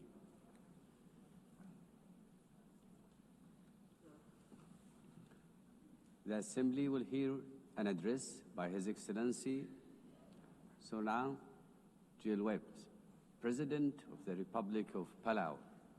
I request protocol to escort His Excellency and invite him to address the Assembly.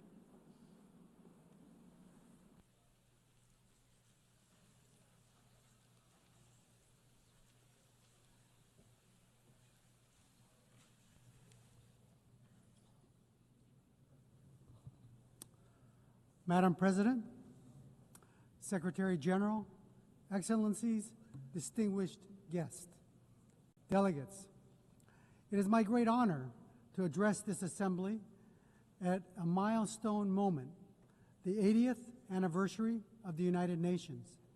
80 years ago, nations scarred by war came together to say, never again. They built this organization on the belief that cooperation, not conflict, could guide humanity forward.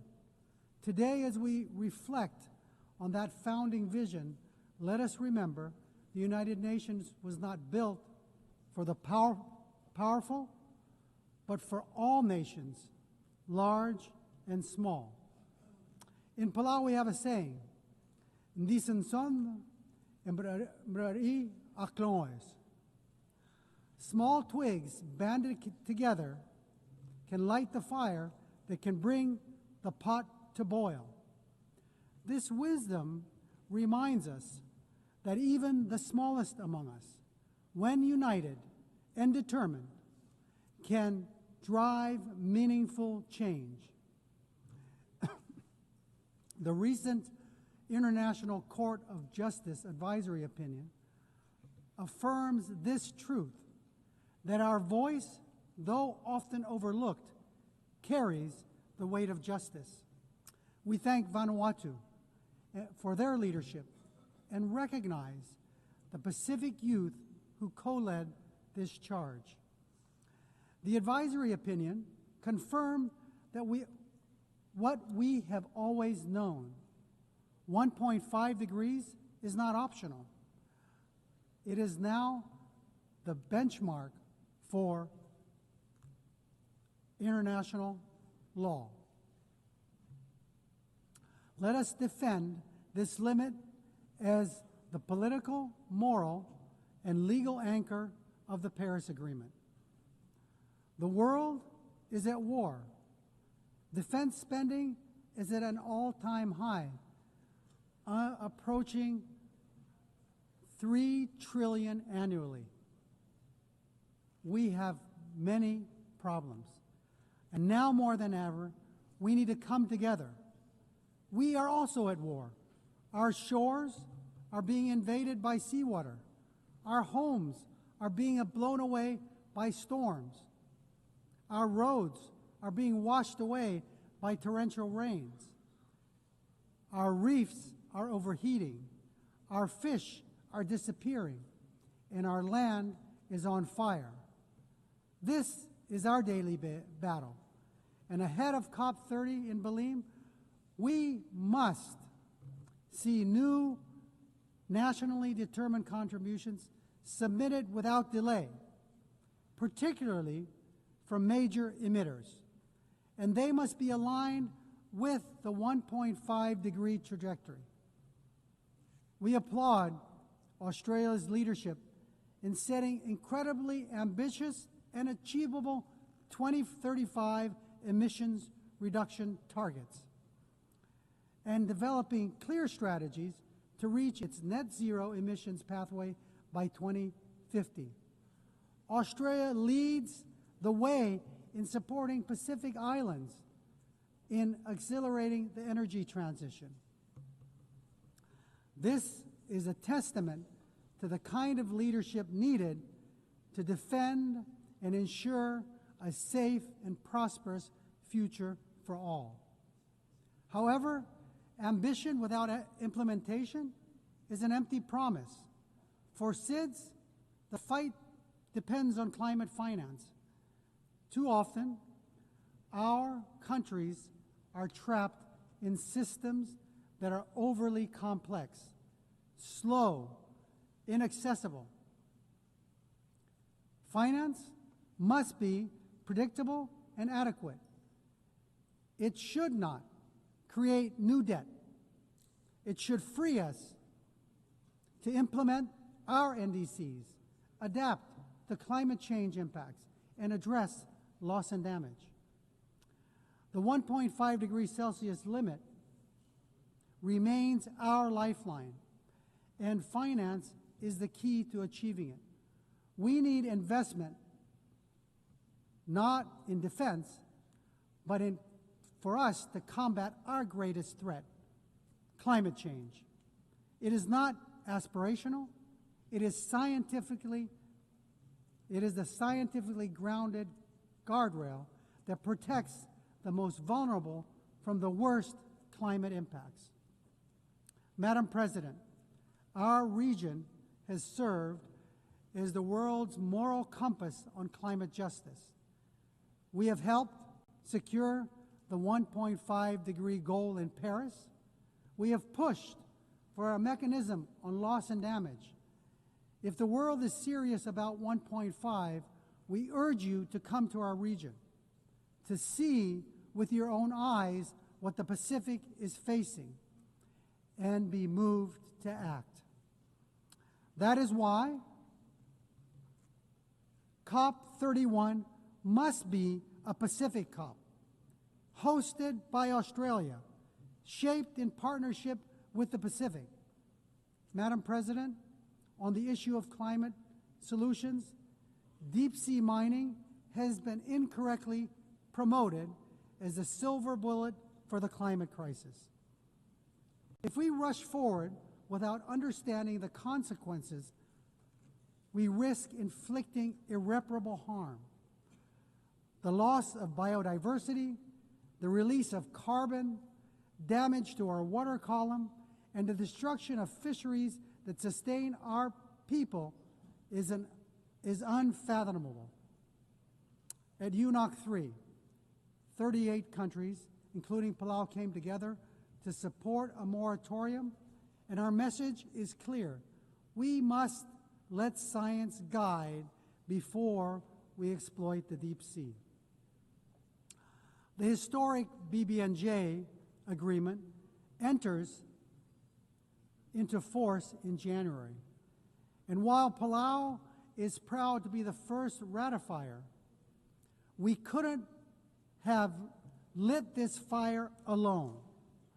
Like the Palauan proverb of the twigs, crossing the collective effort of over 60 countries demonstrates that we are better together.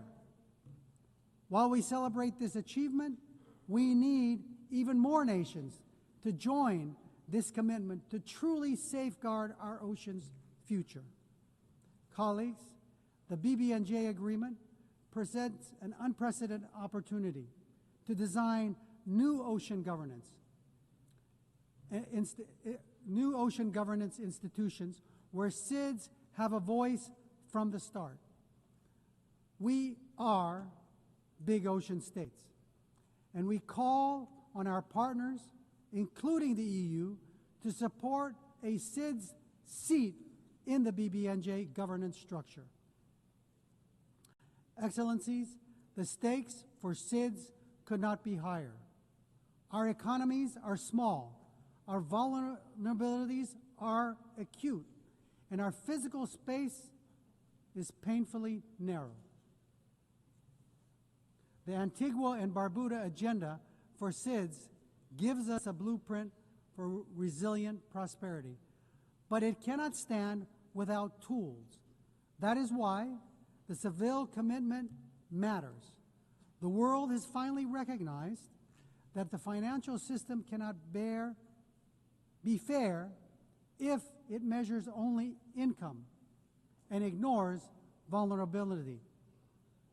Multilateralism is our only shield, yet too often it is sidelined, blacklisted, and cut off from finance and boxed in by rules we did not write. We demand a seat not as bystanders, but as equal architects of our shared future. We call for the full and immediate integration of the multi-dimensional vulnerability index into the policies and frameworks of international financial institutions, multilateral development banks, and international organizations. It is time that we move the MVI from theory to practice. As we commemorate 80 years of this United Nations, we must look honestly at the strengths and its shortcomings.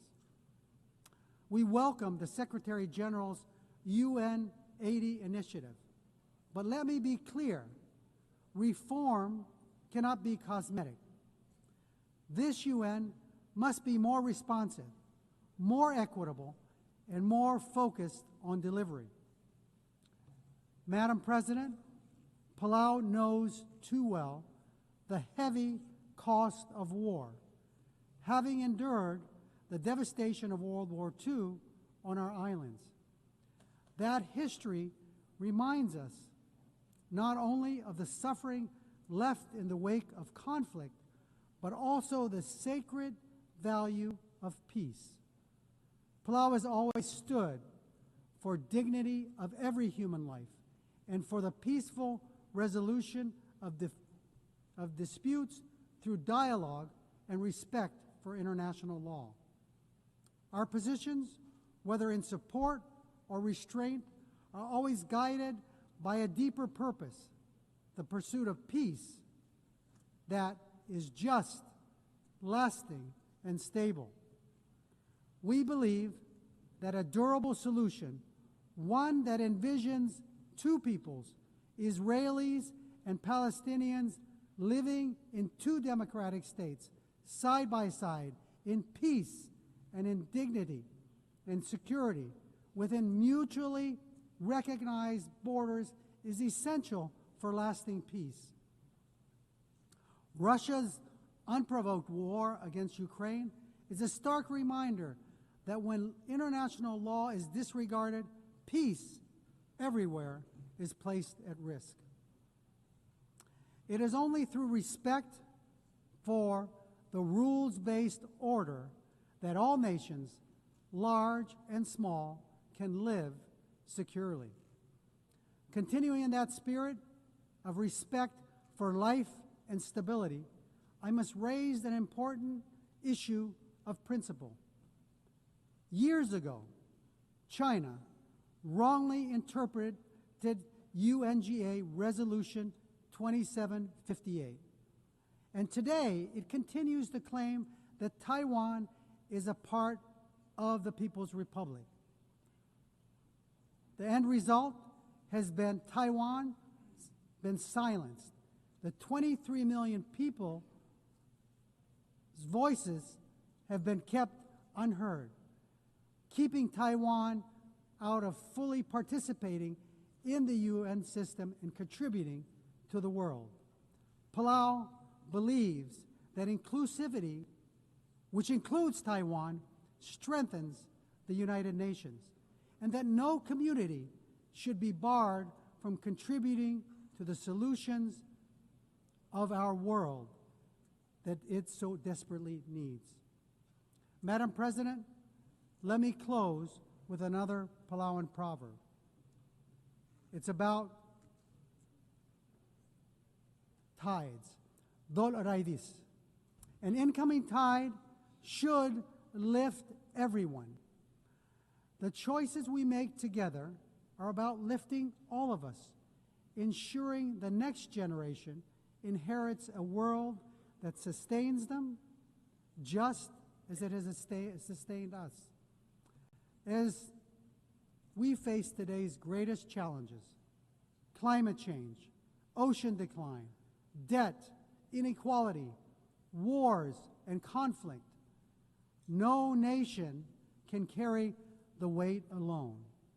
But together, guided by the spirit of the UN's founding and strengthened by 80 years of hard-learned lessons, we can turn the tide.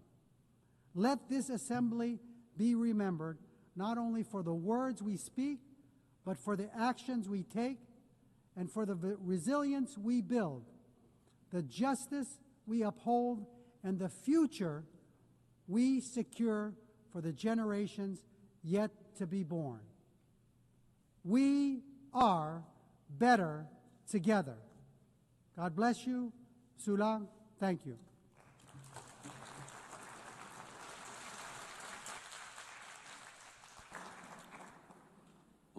On behalf of the Assembly, I wish to thank the President of the Republic of Palau. The Assembly will hear an address by His Excellency Ilhamu Haydar Ogolo Aliou, President of the Republic of Azerbaijan. I request protocol to escort His Excellency and invite him to address the Assembly.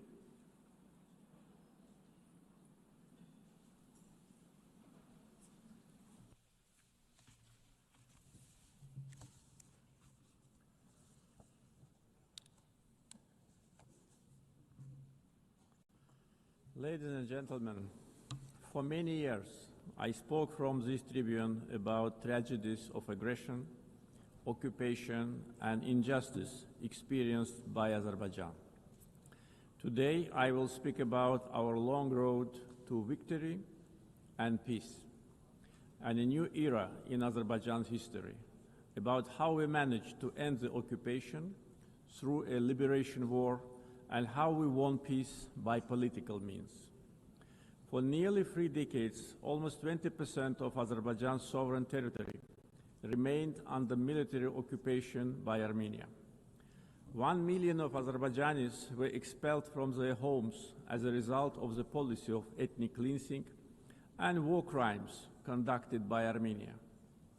Their fundamental human rights were grossly violated. 4 United Nations Security Council resolutions adopted in 1993 demanded immediate, complete, and unconditional withdrawal of Armenian armed forces from the occupied territories. Sadly, these resolutions were never implemented.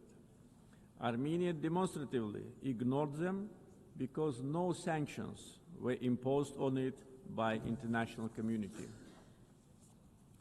The OSCE Minsk Group, established in 1992 to facilitate a settlement, has failed in its mission. Instead of enforcing the norms and principles of international law, its co-chairs sought to preserve the status quo and keep the conflict frozen. In 2020, after almost 30 years of ineffective negotiations, Azerbaijan was forced to exercise its legitimate right to self-defense under Article 51 of the UN Charter. During the war, Armenia shelled our towns and cities with ballistic missiles and cluster munitions, killing more than 100 of innocent civilians. Azerbaijan, in its turn, conducted the war in strict compliance with international humanitarian law. We ensured protection of civilians and refrained from targeting non-military infrastructure. In 44-day patriotic war, our armed forces liberated occupied territories and restored Azerbaijan's territorial integrity in accordance with international law and relevant UN Security Council resolutions. The 10 November 2020 marked the capitulation of Armenia and restoration of Azerbaijan's territorial integrity after nearly 30 years of occupation. Right after our victorious war, Azerbaijan declared its readiness to open a new page in relations with Armenia, based on mutual recognition of territorial integrity and sovereignty. We proposed 5 basic principles rooted in international law. We tabled the proposal for a peace treaty. Then we initiated a negotiation process on its draft text, which lasted from October 2022 to summer 2025. Despite several attempts to derail the process, the negotiations produced positive results as they were conducted on a strict bilateral basis, free from any kind of external interference. On August 8 this year, the foreign ministers of Azerbaijan and Armenia in Washington, in the White House, in presence of the leaders of the United States, Azerbaijan and Armenia, initialed the text of peace agreement. The same day, the President of Azerbaijan and the Prime Minister of Armenia signed the joint declaration. President of the United States, Donald Trump, also signed it as a witness. Moreover, Azerbaijan and Armenia jointly appealed for the closure of the OSCE Minsk Group and related structures as an obsolete mechanism no longer relevant to the peace process. Accordingly, on 1 September, the OSCE adopted a decision to permanently close these structures. Regional connectivity has been at the core of our vision for lasting peace. Another key outcome of the Washington summit is the Trump Route for International Peace and Prosperity, TRIP, which will ensure unimpeded access through the Zangezur corridor and foster regional connectivity. The recent signed the Memorandum of Understanding between the two governments regarding the establishment of a strategic working group to develop a charter on strategic partnership between Azerbaijan and the United States. It opens new horizons for partnership in political, economic, energy, regional connectivity, defense, security, and other fields. The waiver by President Trump of the sanctions imposed on Azerbaijan in 1992 in the form of the Section 907 of the Freedom Support Act is a historic step as well. The permanent removal of Section 907 by the US Congress would eliminate a legacy of double standards and help strengthen trust and cooperation at a time when Azerbaijan is contributing to global security and stability. Overall, the agreements reached during my August visit to the United States carry historic significance. I want to express my gratitude to President Donald Trump for opening a new chapter in the US-Azerbaijan relationship, for his decision to elevate it to the strategic partnership level, and for his support to the peace process between Azerbaijan and Armenia. Right after the victory in the Patriotic War of 2020, Azerbaijan started a large-scale reconstruction program in the liberated territories. During the time of occupation, Armenia leveled to the ground hundreds of Azerbaijani cities and villages, deliberately ruined 65 mosques. That was a policy of Armenia which was ruled by war criminals for almost 30 years. We are rebuilding villages and cities razed to the ground. Under the Great Return Program, already more than 50,000 people live, work, and study in the liberated territories. One of the gravest humanitarian challenges facing Azerbaijan in the post-conflict period is landmine contamination during the time of Armenian occupation.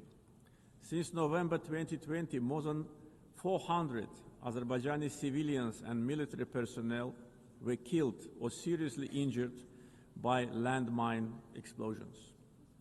This massive contamination obstructs the safe return of displaced persons and delays reconstruction projects. Similarly, the tragic fate of nearly 4,000 Azerbaijanis who went missing during the Armenian aggression and occupation since the early 90s continue to require close attention and action. Ladies and gentlemen, coming to the global challenges we are facing, we believe that response must be inclusive, fair, and universal. Through its many initiatives, Azerbaijan has shown its clear commitment to advancing sustainable solutions. Azerbaijan is proud to have hosted COP29 last year, where we achieved important outcomes in advancing climate action, the green transition, and equitable access to financing. As a host of COP29, we guided negotiations towards ambitious and balanced outcomes, ensuring that all voices, particularly those of the developing world, were heard. The adoption of the new collective quantified goal at COP29, also known as Baku Finance Goal, is a historic milestone in global climate finance. This commitment brings previous $100 billion annual climate finance goal to at least $300 billion per year through 2035 from public sources in developed countries to developing countries. Azerbaijan also successfully finalized the long-awaited framework for carbon markets under Article 6 of the Paris Agreement, making the Paris Agreement fully operational 9 years after its adoption. Several key agreements were signed at COP29 to make the Loss and Damage Fund fully operational, providing critical support for vulnerable communities impacted by climate change. Being strongly committed to the green transition, we at the same time should not put unrealistic targets in front of us. The world cannot live without fossil fuels today and in foreseeable future.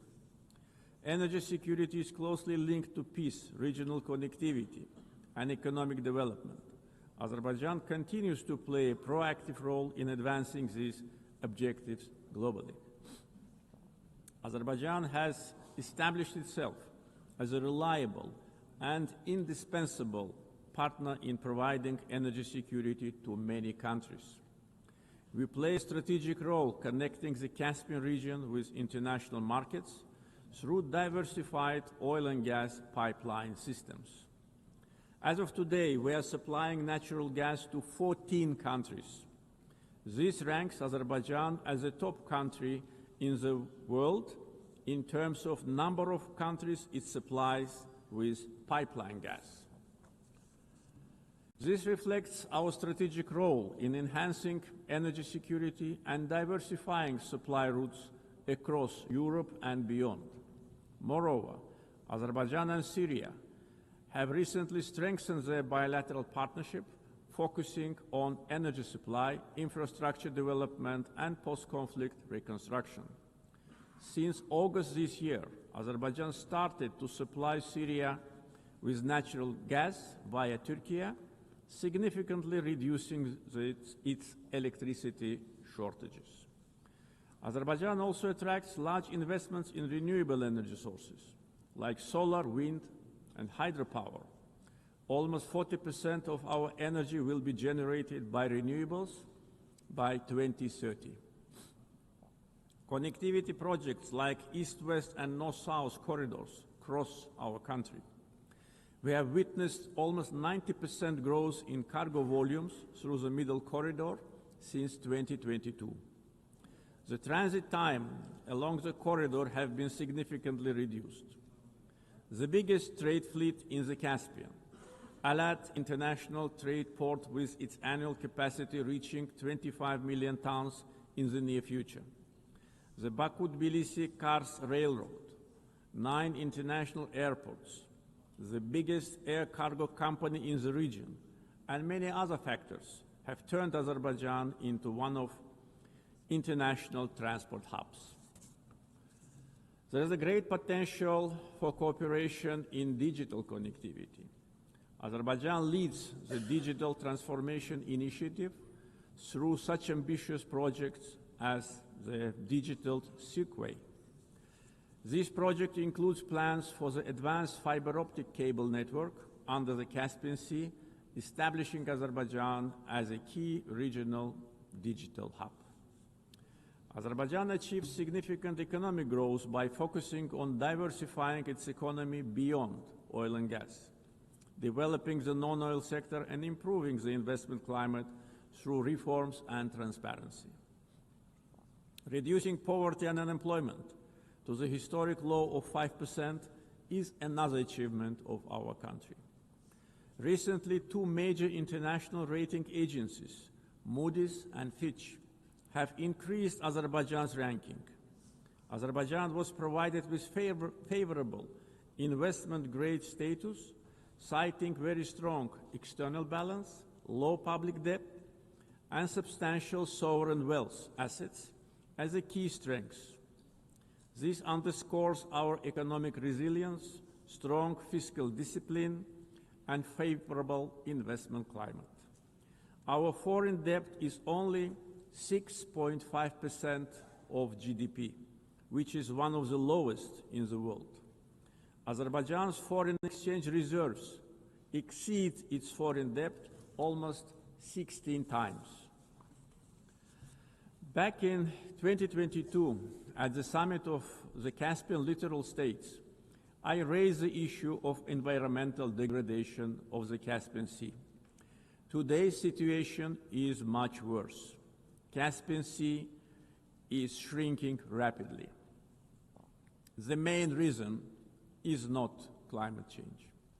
Joint efforts of littoral states are needed to stop ecological catastrophe with unpredictable consequences. Azerbaijan is also ready to cooperate closely with the UN to tackle this problem. Ladies and gentlemen, Azerbaijan is proud of its global humanitarian assistance efforts. We are providing aid to countries affected by natural disasters, conflicts, and public health emergencies. Azerbaijan contributed to the COVID-19 response, donating financing, protective equipment, medical devices, and vaccines to more than 80 countries in need. Azerbaijan has entered a new era. We won both war and peace. We ended the occupation and started reconstruction. Justice has triumphed. Sovereignty has been consolidated, and peace is de facto reached. We stand prepared to share our positive experience. The achievements of the recent years are not only a victory and success of Azerbaijan, they are also a demonstration that international law must ultimately prevail. Our vision is clear: peace and development based upon international law, non-interference in internal affairs of states, mutual respect and cooperation. Let us together build a world without double standards, where justice is not selective, the rule of law is respected, and peace is achieved not through words alone, but through actions. Thank you.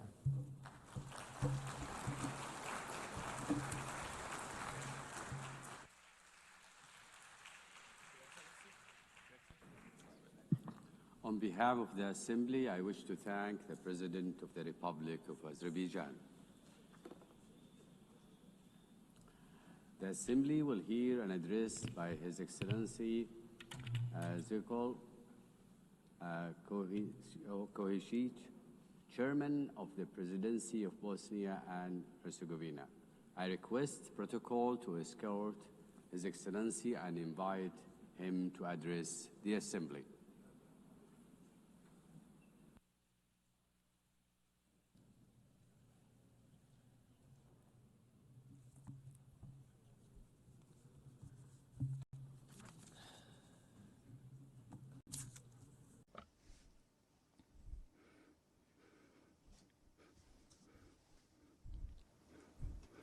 Dear Chairperson, Secretary General, dear colleagues, ladies and gentlemen. To start with the theme of this year's session of the United Nations General Assembly, Better Together, 80 Years and More for Peace, Development and Human Rights, allow me to express my congratulations to the United Nations from this important place on behalf of Bosnia and Herzegovina and all its citizens.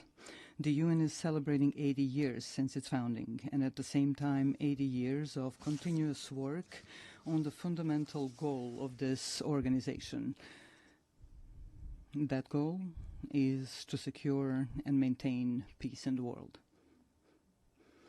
History will give the final judgment on how successful the UN has been in the past, as well as on the results of the work and participation of several generations in the United Nations itself, its bodies and organizations. At the same time, I believe it is important to clearly express our common position today. Peace in every part of the world has no alternative. We must continue to work together persistently on this. I would like to believe that we all share the same positive opinion, that we must protect peace in every part of the world. However, reality and what is happening today in different parts of our planet clearly show us that world peace is often not in the interest of certain geopolitical actors.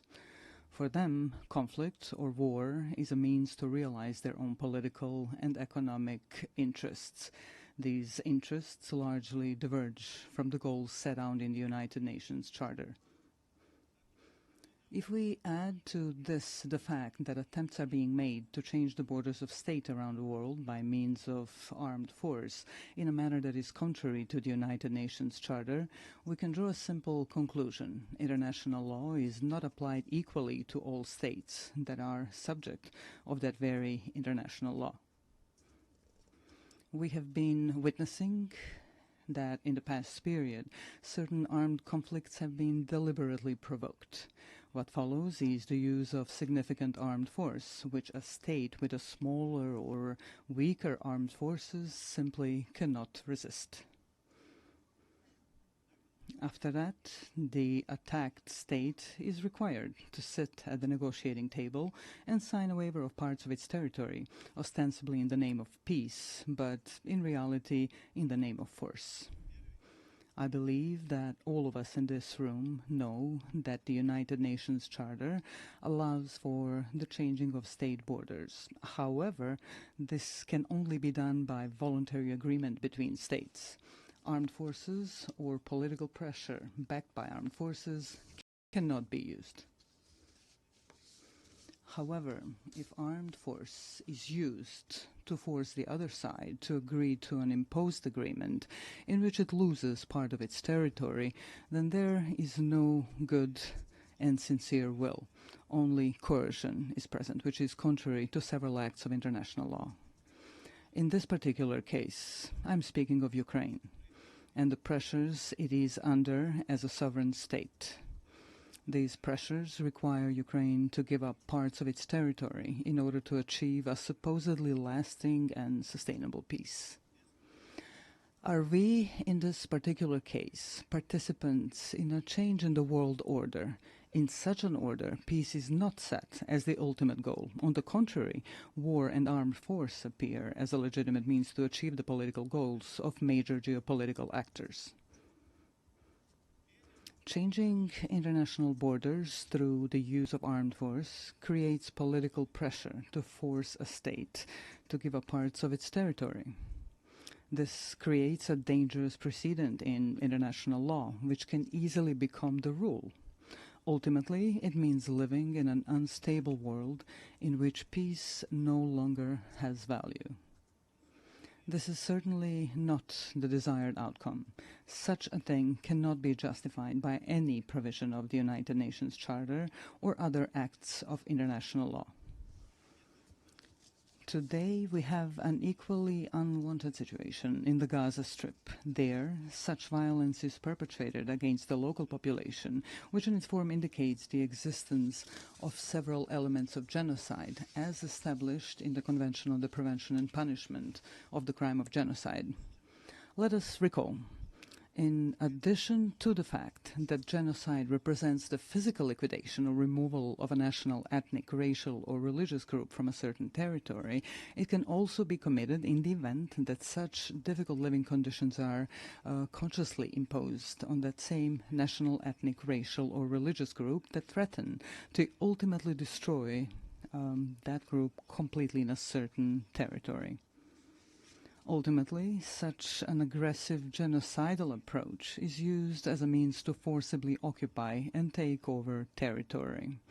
Under international law, these territories cannot belong to those who initiate and produce aggression. However, this is exactly what is happening in the Gaza Strip today. In Gaza, the people of Palestine face these two elements of genocide prescribed by the aforementioned Convention on the Prevention and Punishment of Genocide. A part of the world's political public closes its eyes and keeps silent about this extremely terrible fact. And there is no political interest or even economic interest motivated by the intention to exploit natural resources such as oil or natural gas in that part of the Mediterranean, which could justify such a high level of genocidal violence against the local Palestinian population. Such violence is unjustified and unacceptable. Equally unacceptable is the silence and occasional approval that comes from various political circles around the world. What kind of peace, development, or protection of human rights can we even talk about if this kind of violence is allowed? Violence with forms of genocide against the Palestinian people. Does something like that mean that the political interests of individual countries or the interests of corporate capital are stronger and more important than our common obligation to protect peace in every part of the world and the human rights of every individual in the world? This obligation is a prerequisite for the development and self-sustainability of various societies. This is a major challenge that we are facing today, and we cannot run away from that challenge. We must not continuously silence this interest for the sake of some higher opportunistic interests. Let us just remember the phrase, silence is actually an expression of either cowardice or approval of cowardice. Dear sir, allow me to briefly say something about my country, Bosnia and Herzegovina. A little more than 30 years ago, Bosnia and Herzegovina was faced with aggression coming from neighboring countries.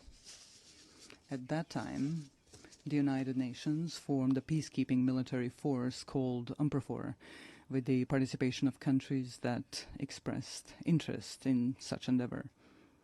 The role of UNPROFOR was such that they were, to a large extent, mere observers of a series of war crimes, ethnic cleansing, and ultimately genocide committed by the aggressors of Bosnia and Herzegovina.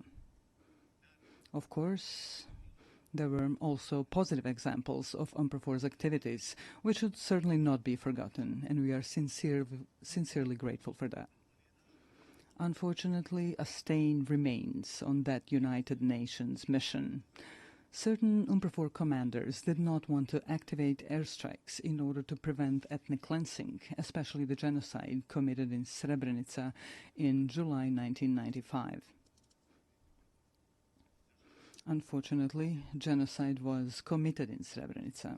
Hundreds of thousands of citizens throughout Bosnia and Herzegovina lost their lives during the aggression. Many more were injured, and more than 1 million citizens of Bosnia and Herzegovina were displaced around the world. I would like to briefly remind you that the International Criminal Court in The Hague, established by these very United Nations, has found the guilt of several individuals for committing genocide, as well as the existence of a series of joint criminal endeavors.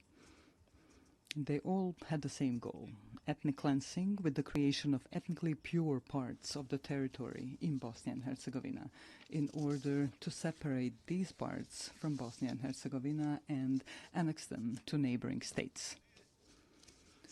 A little over a year ago, here at the United Nations, we worked together on the adoption of the resolution on the genocide committed in Srebrenica. I consider that a major step forward and an important document, not only for Bosnia and Herzegovina, but also more widely. The strength of that resolution lies in its intention to prevent the possible commission of some new genocides, which could happen anywhere in the world. Although we were faced with lobbying from several countries not to adopt such a resolution, it was nevertheless passed.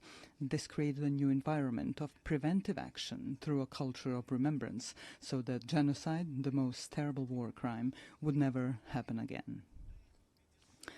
This is when we realized that there were states that, for their own political reasons or political convenience, were not ready to support the text of that resolution. That text is based on the rulings of the International Criminal Court in The Hague, which, I repeat once again, was founded by the United Nations. May such a refusal to support the text of the resolution serve to honor those who lobbied against its adoption and those who did not give clear support to the resolution. I would like to remind you that during that period, in the 90s, the international community, through the United Nations, imposed an embargo on Bosnia and Herzegovina on the purchase of defensive weapons. This prevented the defense of our country from double aggression. In any case, defense would significantly shorten the duration of the war, and many lives would have been saved, because a peace agreement would be reached much sooner.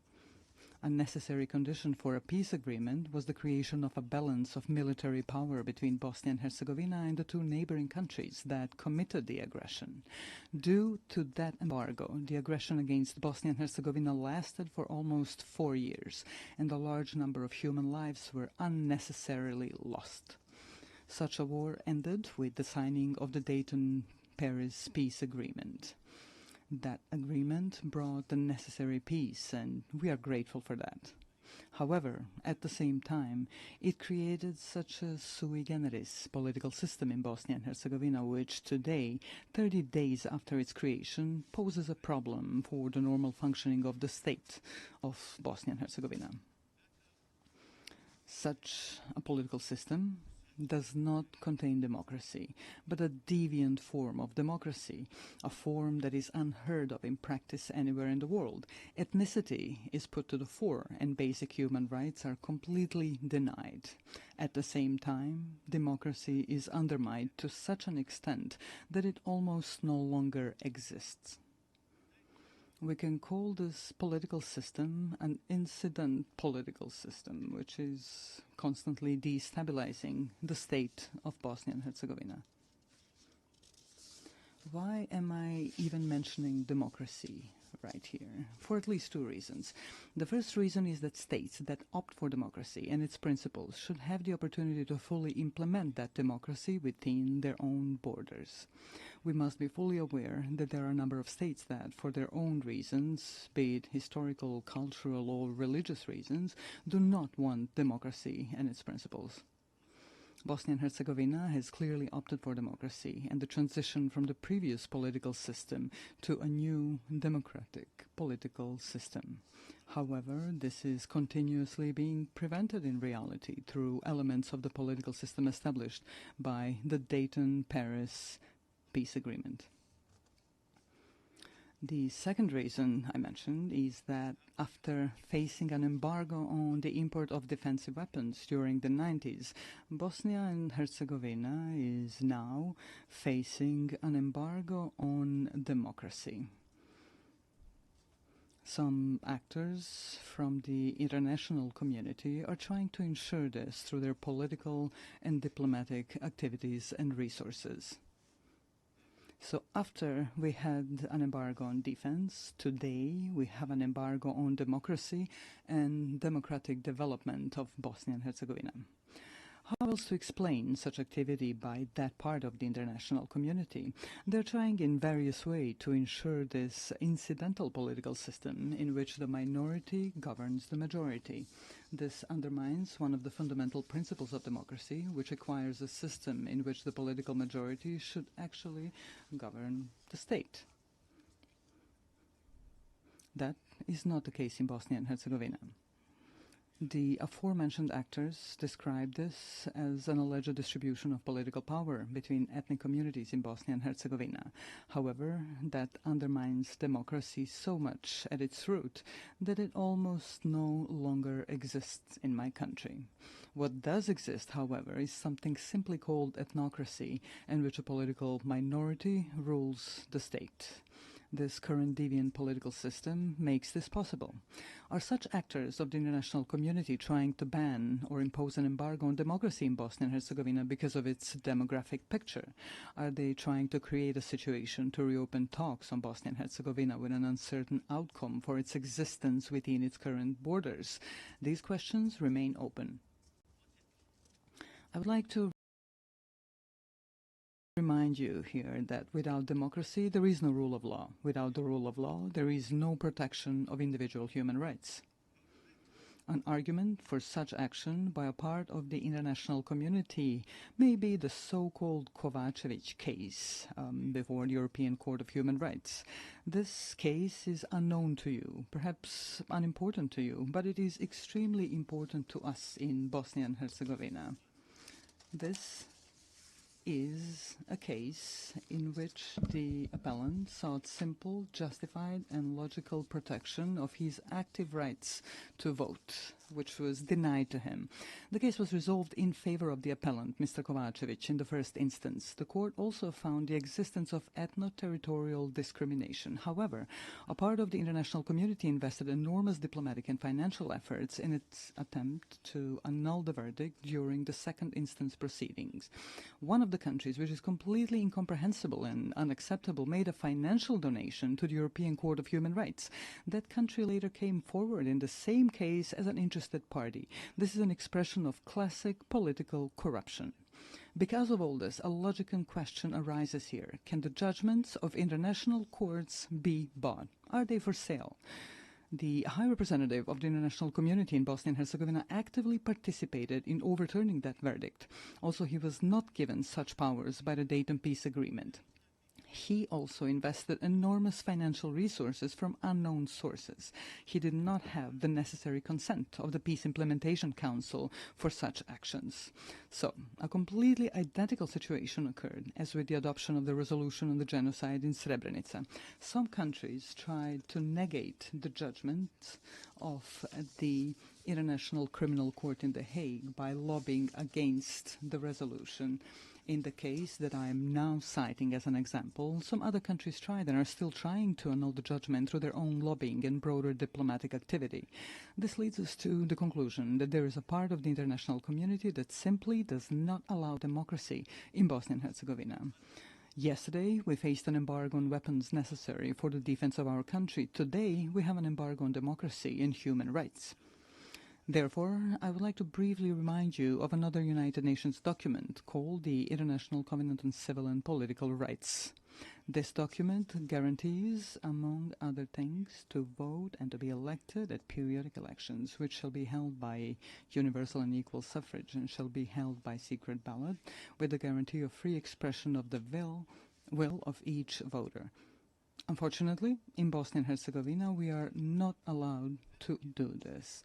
The international community is making great efforts to preserve discrimination and to deny democracy. The result is the lack of the rule of law, as well as insufficient and almost no protection of individual human rights. The logical conclusion that arises is the following. Democracy, as well as the right to defend the country, are privileges whose application is determined and enabled by political elites from larger and richer countries.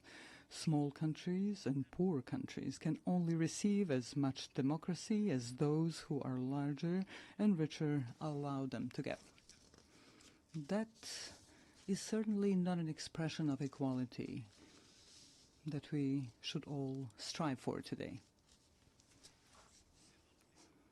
Here we come to the issue of human rights. To be more precise, I'm referring to the equality of every individual in their own country and beyond. This particularly concerns the right of every person to participate equally and as they wish in every aspect of social life in their country. We have a whole series of documents of acts of international law that guarantee such rights.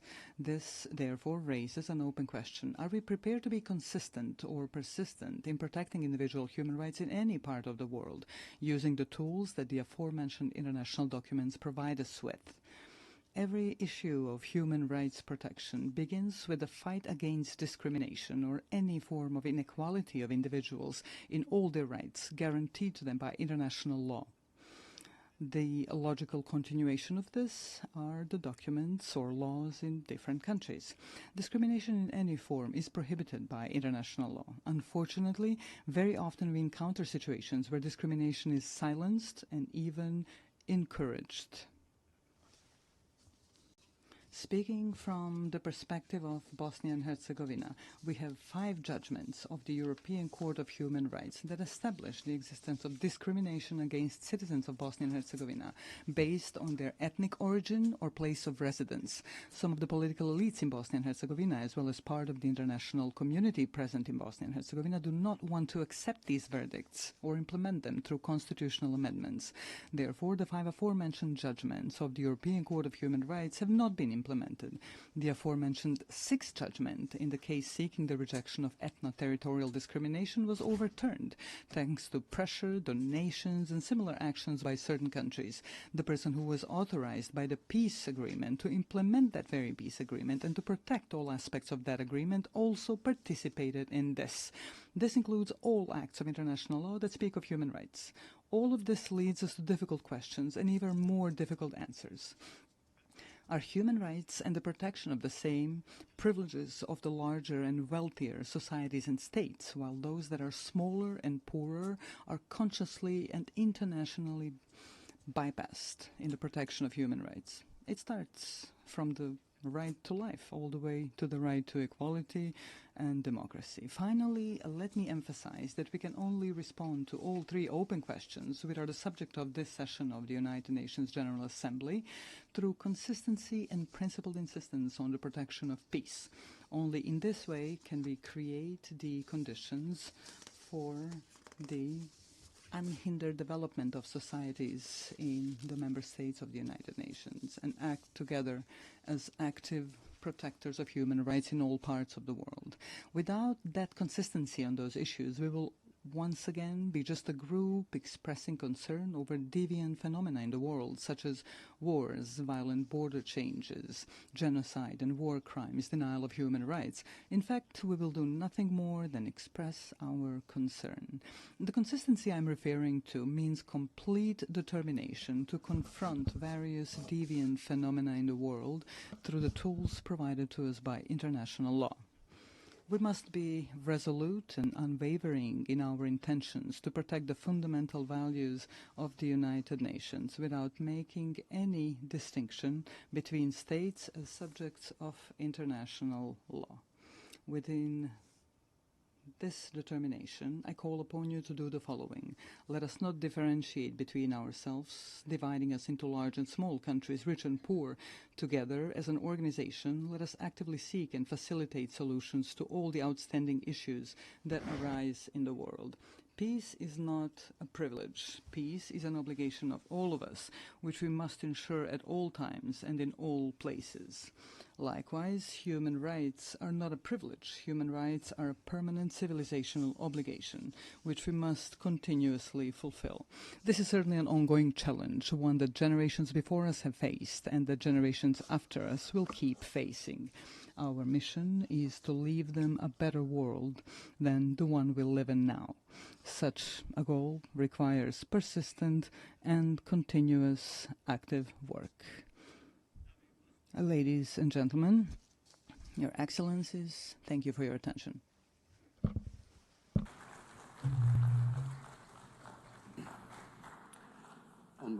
On behalf of the Assembly, I wish to thank the Chairman of the Presidency of Bosnia and Herzegovina. We shall now continue the general debate. The Assembly will hear an address by His Excellency Teodoro Ngoma Obiang Mangui, Vice President in charge of National Defense of State Security of the Republic of Equatorial Guinea. I request protocol to escort His Excellency and invite him to address the Assembly.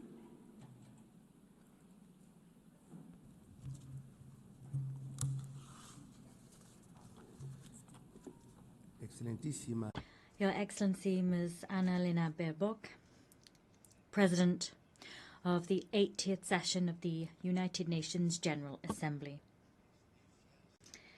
Heads of State and Government, Heads of Delegations, Excellencies, Your Excellency Mr. Antonio Guterres, Secretary General of the United Nations, ladies and gentlemen, I am honored to take the floor on behalf of His Excellency Obiang Nguema, President of the Republic of Equatorial Guinea, to share with you my country's most dearly held convictions at this 80th session of the General Assembly, being held at a time in which the world is calling for a fairer, more equitable and effective international system. Madam President, 80 years ago, the founding states established this organization, aspiring to build a multilateral system based on cooperation, respect for international law, and the dignity of all human beings. This commitment was enshrined in the United Nations Charter. That charter remains a lodestar for states' collective action. Today, under the theme Better Together, 80 years and more for peace, development and human rights, we celebrate important achievements. The UN, over these 8 decades, has been a universal forum for dialogue and a space for international cooperation. It has helped to avoid conflicts. It has supported decolonization processes. It has promoted sustainable development. And it has served to pique our moral conscience in service of human rights. However, this anniversary must serve as an opportunity for critical self-reflection. It would be a mistake to simply mark the anniversary and not to recognize the woeful shortcomings of our multilateral system. Excellencies, the peoples of the world trust in the United Nations to tackle the major challenges of our time. Armed conflicts, violence, climate change, growing inequalities, migration crises, cyber threats, and the lack of technological transfer are all some of these challenges.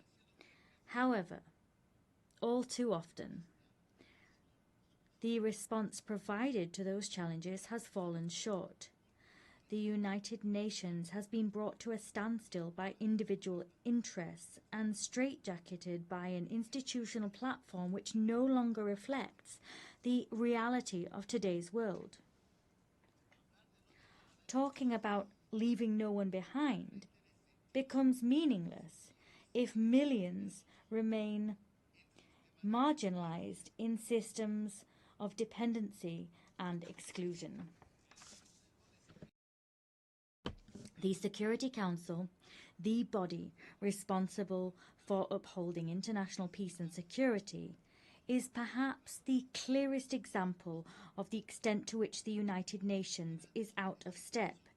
8 years after its inception, the UN's membership structure remains rooted in the geopolitical state of play we had in 1945, and not that we see in the 21st century. Consequently, the United Nations' legitimacy and representativeness are quite rightly called into question. Security Council reform is an urgent need. Without that reform, the Security Council will continue to be perceived as an exclusive club of historical privileges, powerless to respond legitimately to current threats. Africa is demanding what is hers by right: full and permanent representation on the most important security organ in the world. We want to see an international governance system which serves the interests of all of us, not those of an elite. We demand a Security Council which represents the world of today, not the world of yesterday. Let us take real steps forward towards collective action which is more democratic, more equitable and effective. If not, we risk finding ourselves with a United Nations which is increasingly on the sidelines and one which holds less and less weight in the international arena. Our commitment with this organization remains intact. We believe in the United Nations.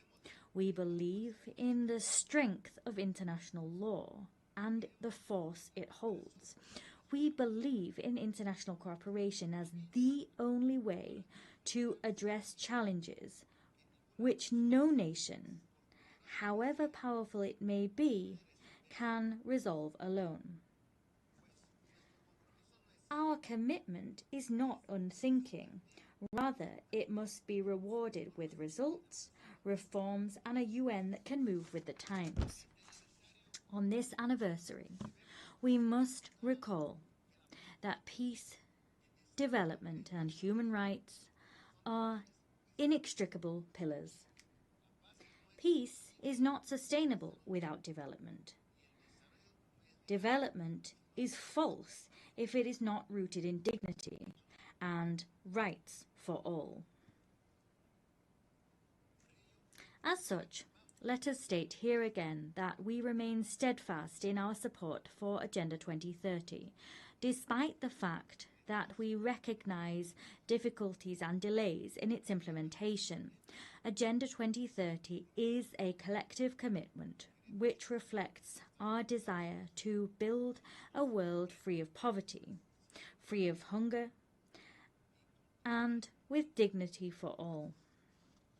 However, we have less than a decade to fulfill it, and the pace of progress is all too slow. Excellencies, climate change is the greatest threat of our age. The most vulnerable nations pay a disproportionate price for climate change. At the same time, major emitters drag their heels with commitments.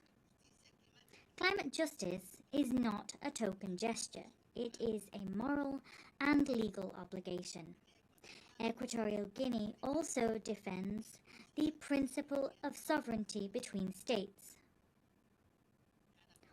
Every people has the right to design its own development model, free of interference and arbitrary sanctions, which undermine their independence. We must believe in a world of peace and create one, a world in which no country is considered an enemy for being the friend of another. Allow me to share with you a recent example of the contribution that Equatorial Guinea makes to international peace. The historic agreement reached with the Republic of Gabon on the sovereignty of the Mbanye, Cocoteras and Conga Islands. For decades, His Excellency Obiang Nguema handled this dispute with patience and dialogue until it was resolved peacefully before the International Court of Justice. This case has not only created a historic precedent on the African continent, rather it demonstrates also that conflicts can be resolved in accordance with the spirit of the UN Charter and in line with states' political will. Excellencies, promoting human dignity is a shared responsibility. Equatorial Guinea reaffirms its commitment to the protection of the rights of the child and those of persons with a disability. Rights to food security, housing, drinking water, and the sovereign exploitation of natural resources are an inextricable part of human rights as a whole. Without dignity that comes through material comfort, freedom is an empty ideal. Faithful to the principles of an inclusive international community, we insist that the economic, commercial and financial embargo imposed on the Republic of Cuba be lifted. Keeping such measures in place not only gravely affects the development of a sovereign nation, it also runs counter to the fundamental principles enshrined in the United Nations Charter. Excellencies, to conclude, allow me also to address businessmen and women. I wish to invite them to come and discover Equatorial Guinea as a safe destination and one which is very attractive for investment. Our country offers a climate of political stability, fiscal incentives, and a clear vision of the future through our 2035 development agenda. We encourage you to accompany us on this journey, a journey which will not only generate shared dividends, but which will also consolidate the inclusive and sustainable development of our nation. I thank you.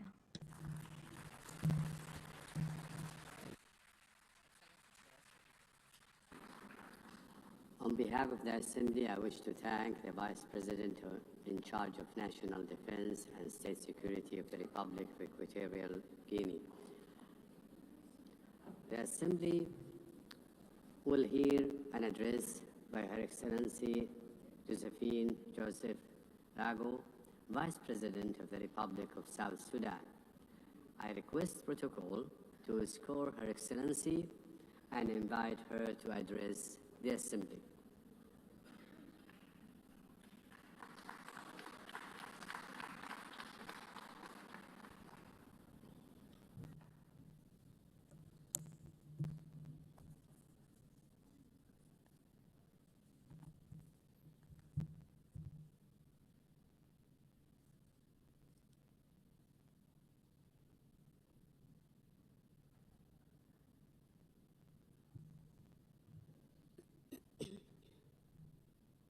Madam President, Excellencies, heads of states and government, distinguished delegates, ladies and gentlemen. I bring you warm greetings and best wishes from my President, His Excellency Salva Kiir Mayardit, the President of the Republic of South Sudan. I also bring you greetings from the government and the people of South Sudan, a message of peace, unity, development, and unwavering commitment to global partnership. I wish to extend my sincere congratulations to you, Madam President, on your election to preside over the 80th session of this esteemed Assembly. I also express appreciation to the General Secretary, Antonio Guterres, for his steadfast commitment to advancing the principles and objectives of the United Nations. The theme of this year's session, Better Together, 80 years and more, for peace, development, and human rights, resonates with objectives and aspirations of our country. South Sudan is the youngest country in the world and the 193rd member of the United Nations. After 50 years of brutal armed liberation struggle, it gained independence in 2011. Unfortunately, 2 years later, the country descended into an internal civil war. With the support of regional and international community, a peace agreement was signed between the warring parties in 2018, known as the Revitalized Agreement for the Resolution of the Conflict in South Sudan. This led to the formation of the current revitalized transitional government of national unity, a coalition government comprising the warring parties, other peace partners, and stakeholders. The peace agreement has provisions on governance structure, security sector reforms, transitional justice mechanism, economic sector reforms, and Truth and Reconciliation Commission. The agreement also stipulates 35% affirmative action on women representation at the national, state, as well as local government levels. The presidency consists of a president and 5 vice presidents, 2 of whom are female, thus achieving 40% of female representation at the highest level of government. In the first phase, the unified forces have been trained, some of the forces have been deployed, and the rest are waiting deployment. The second phase of the security sector reforms is due to start imminently this October 2025. This will complete the second phase of the second protocol of the agreement. Other protocols, including public finance management reforms, are ongoing. Transitional justice mechanisms are in progress, and the Truth and Reconciliation Commission will be established under the auspices of the African Union. Although the implementation of the peace agreement has been slower than we would have wanted due to financial constraints, some of the members of the international community have been contributing in kind. On the whole, the implementation of the peace agreement is about 60% executed. The agreement has held for 7 years, and a relative peace has been attained, thus giving hope to our people. Many South Sudanese have returned from the neighboring countries and the diaspora and are rebuilding their lives and contributing to national development. Work is ongoing, including preparations for general elections in December 2026. Until recently, the permanent cessation of hostilities was observed and relative peace attained throughout the country. Climate change and environmental sustainability. South Sudan is one of the countries adversely affected by the impact of climate change, despite contributing minimally to global emissions. For the last 5 years, our country has suffered recurrent floods on the one hand and prolonged droughts on the other, thus contributing to crop failures, biodiversity loss, and mass displacement. These challenges intensify food insecurity, undermine livelihood support, and threaten social stability. In this regard, the government of the Republic of South Sudan calls on equitable and predictable climate financing to strengthen adaptation and resilience. The Paris Agreement and subsequent COP summits made commitments which must be honored.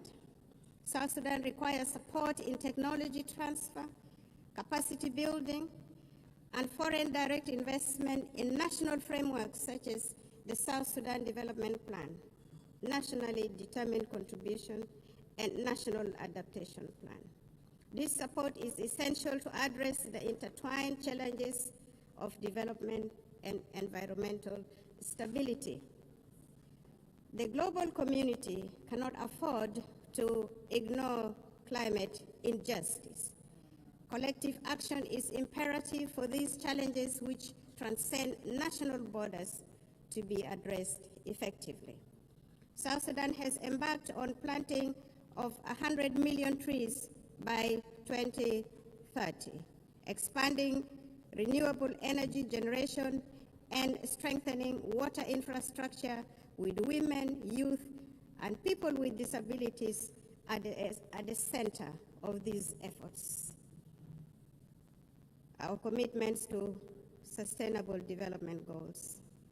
At independence, South Sudan inherited rudimentary state structures and hardly any infrastructures such as roads, electricity.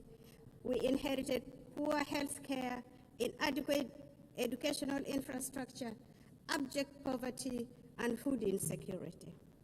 The SDGs are aligned to our national priorities. For example, each vice president is in charge of a cluster which includes governance cluster, economic cluster, service delivery cluster, infrastructure cluster, and gender, youth, and humanitarian cluster.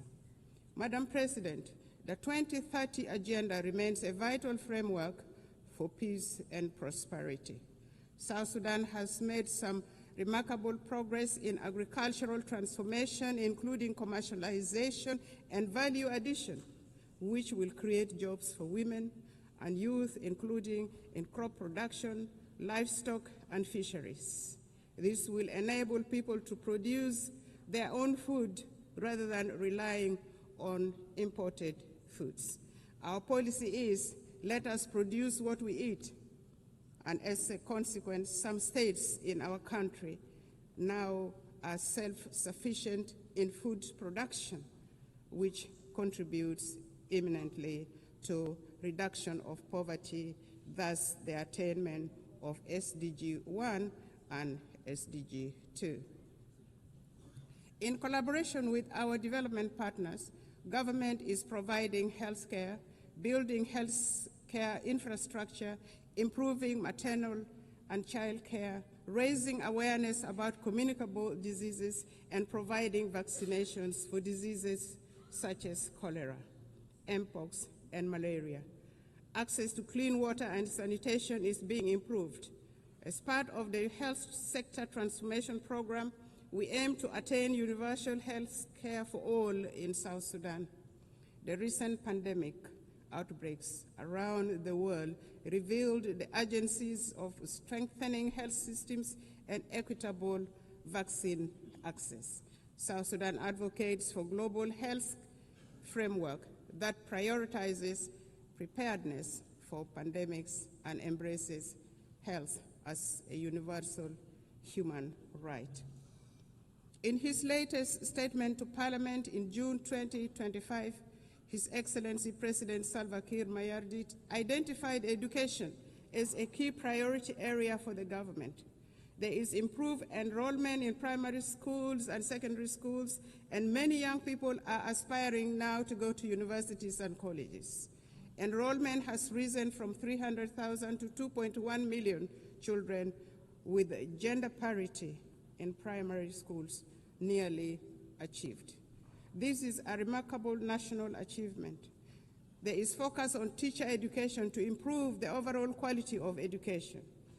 Despite these efforts and achievements, 2.8 million of our children are still out of school. South Sudan has expanded programs to promote girls' enrollment and retention in schools while investing in technical and vocational skills training for women and youth. Our government would like to take this opportunity to appreciate all those countries that have offered scholarships for our young people to study in their countries, and those supporting girls' education in particular and vocational training to provide employable skills for our young people. But more clearly needs to be done. South Sudan is a young population. Over 60% of the population is under the age of 30 years. In any society, the youth are the future of the country and the future of the society. Our youth are a source of great pride. South Sudan's recent participation in the Olympics Games in Paris last year was a unifying moment for the people of South Sudan and Africa at large. South Sudan athletes showcased talent, discipline, and resilience, embodying the spirit of a nation determined to rise. Sports have become a powerful force for unity, inspiring hope, and bringing communities together across our young nation. The South Sudan basketball team emerged as the best team in the continent of Africa during the last Olympic Games and nearly beat the defending champion in the world. Since independence, and in line with the Transitional Constitution 2011 as amended, we have taken steps to integrate gender equality into our governance and development agenda. Notably, South Sudan has enshrined 30% of women participation in public life at all levels of government. In addition to the 2 female vice presidents, our cabinet, the national cabinet, and state cabinets comprises of 30% of female representation. And our speaker, the Speaker of the National Transitional Assembly, is also a female. We have adopted national gender policies to advance women's rights and are working to harmonize our laws with international commitments. Efforts have been made to address gender-based violence through new legislation and establishment of a special court.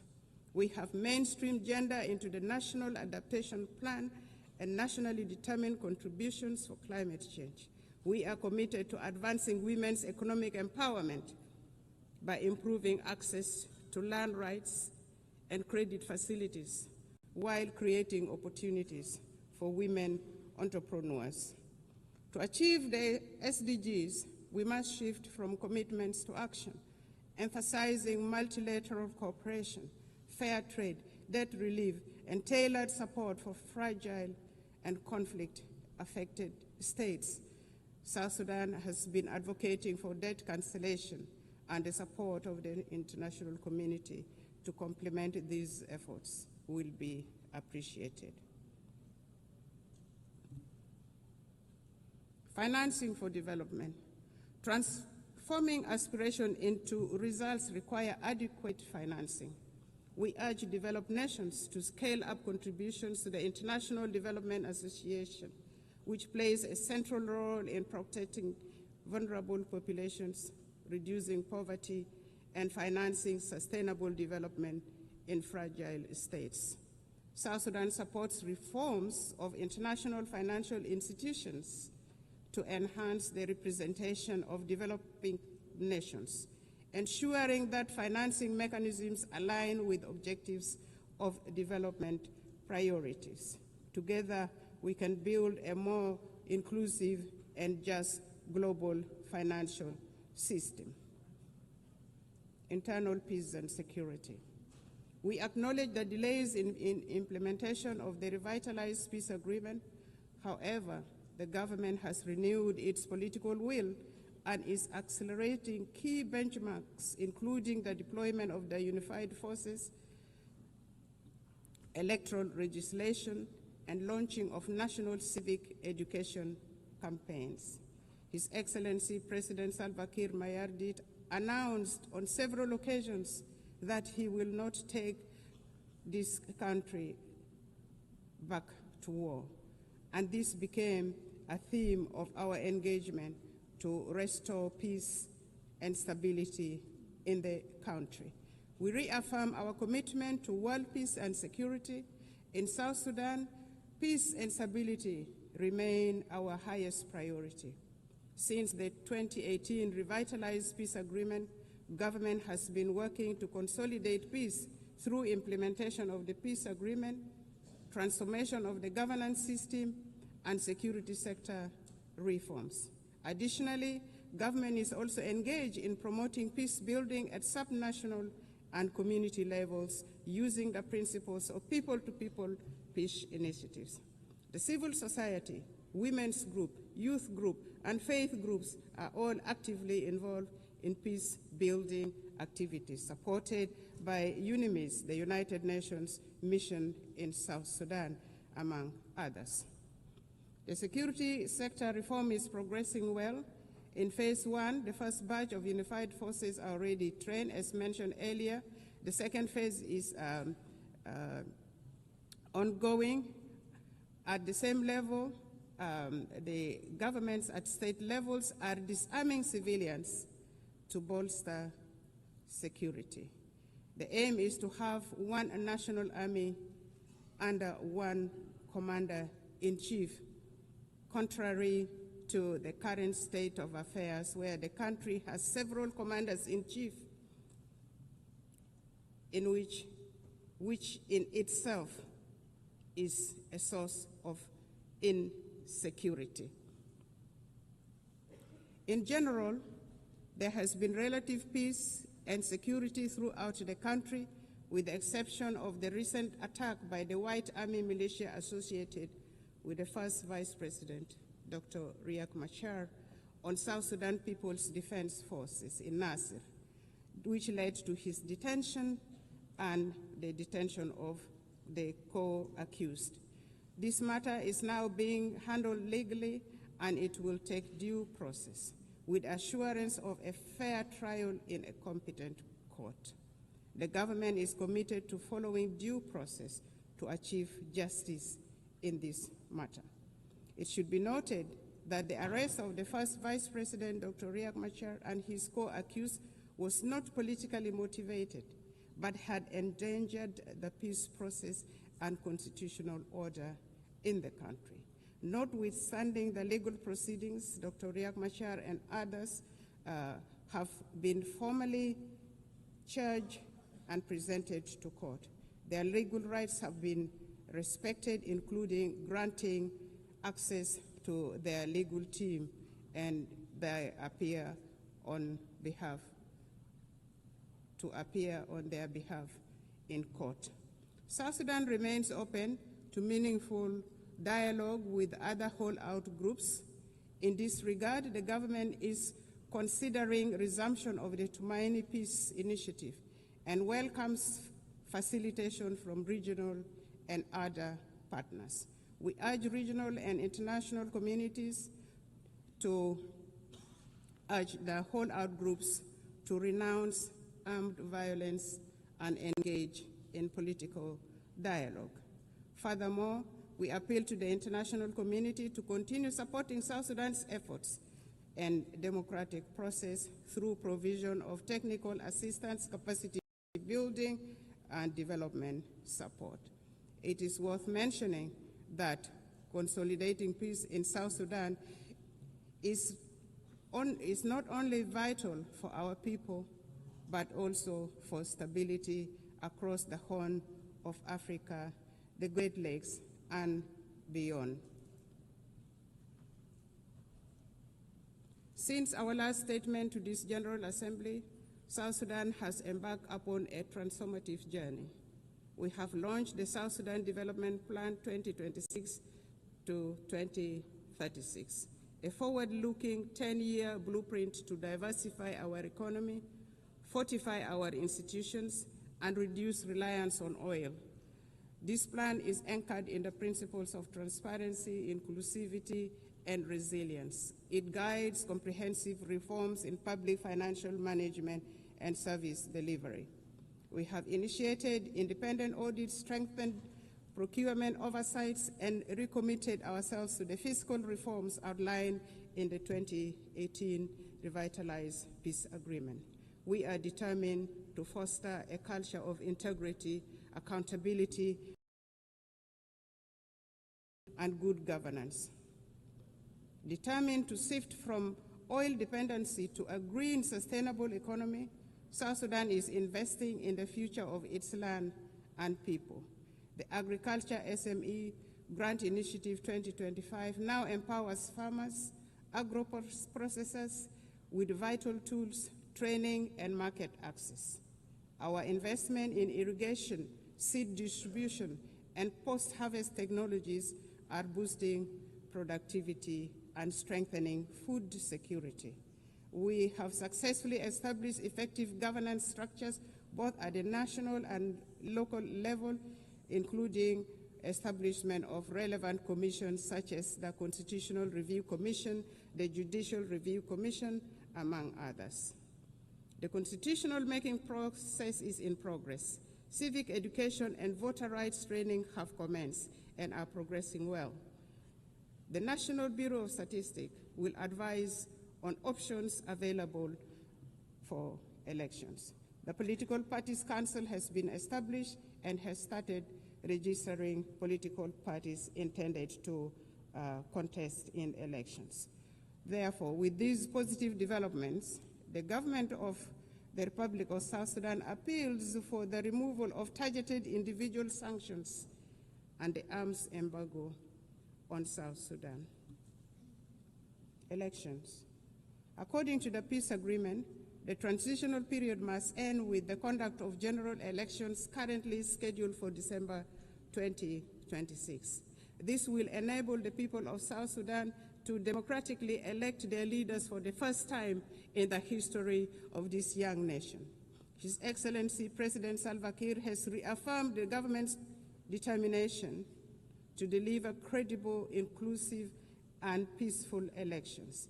The establishment of electoral institutions, namely the National Election Commission, the Political Parties Council for registration of political parties, and voters' right education have been established.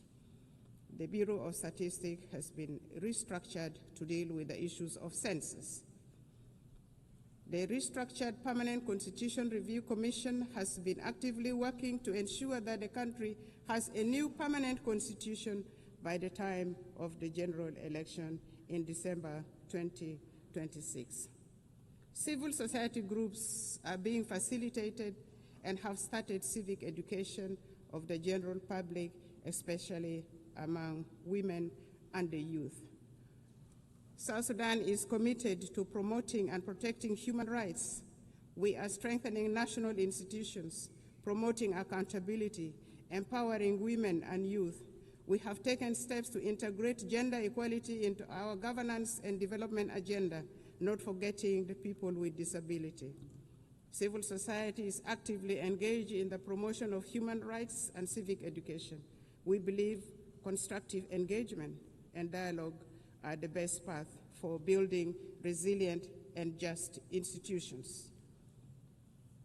Some regional concerns. Madam President, South Sudan and Sudan share deep historical and economic ties, as well as the longest border in the region. For instance, South Sudan's oil is at the moment being transported through Sudan. Developments in Sudan directly affects development in South Sudan. Since the outbreak of conflict in Sudan in 2023, South Sudan has opened its doors for Sudanese refugees and returnees from Sudan. In partnership with the international aid agencies, we are providing humanitarian assistance, and we have also gone further and given plots of land for refugees to cultivate and produce their own food, thus integrating them into our local communities. However, there are still outstanding issues with respect to the Comprehensive Peace Agreement 2005. Among these are issues of border demarcation and final status of Abyei, including the status of the Ngok Dinka of Abyei, which remains unresolved. We are committed to working with the government of Sudan to amicably resolve these outstanding issues.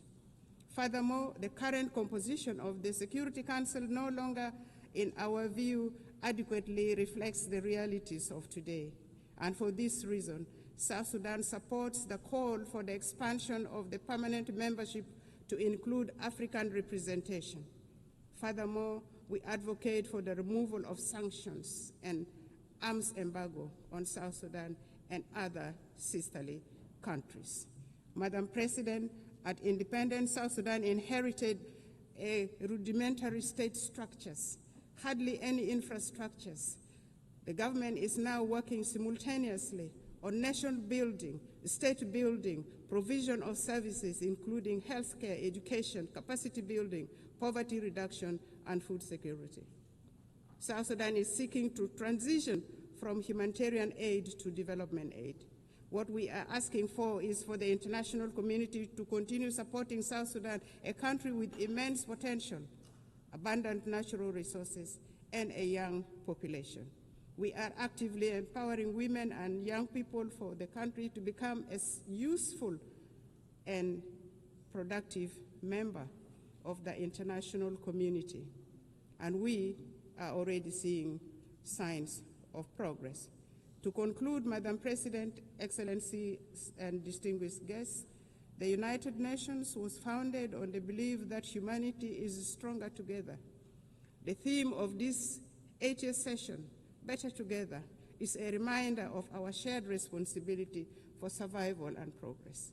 Notwithstanding the challenges, South Sudan, with the resilience of its people under the leadership of His Excellency President Salva Kiir Mayardit, remains committed to a multilateral solidarity and partnership with an aim of building a fairer, safer, and more prosperous world for all, for us in South Sudan. It is, a more prosperous world for all. And for us in South Sudan, we all know that it is better together. It is better together for us nationally. It is better together for us globally. Permit me in closing to reaffirm our unwavering faith in the principles of the United Nations and the possibility of a better world, built upon solidarity and shared purpose. May God bless the people of South Sudan.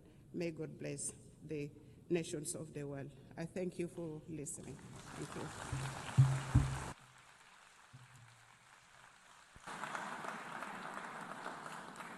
On behalf of the General Assembly, I wish to thank the Vice President of the Republic of South Sudan. The Assembly will hear an address by His Excellency Mohamed Jaw, the Vice President of the Republic of Gambia. I request protocol to escort His Excellency and invite him to address the Assembly.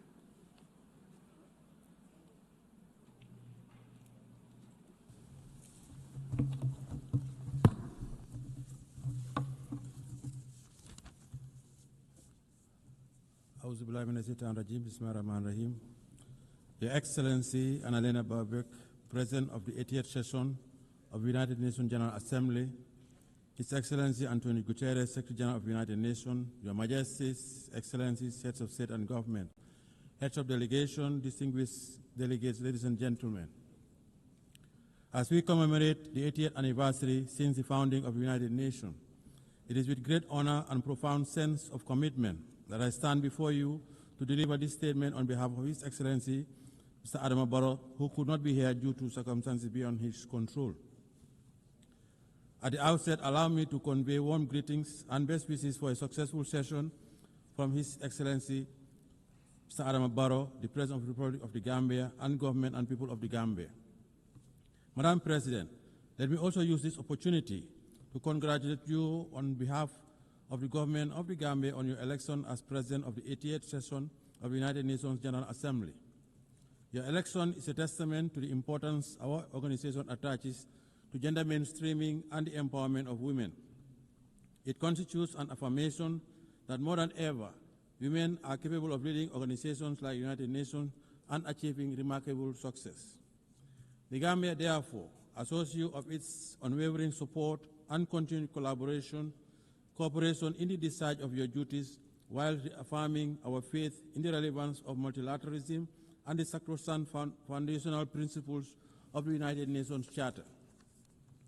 Allow me to seize this moment to also thank and congratulate Mr. Philomene Yang, President of the 79th session of the General Assembly, for his leadership and for competently guiding the work of the Assembly during his tenure. The 80th session of the General Assembly is being held at a very pivotal moment for the international community. The enormity of the challenges of managing and resolving various wars, conflicts, and ongoing threats to international peace and security require all member states to reaffirm their collective commitment to abiding by the noble principles stipulated in the United Nations Charter.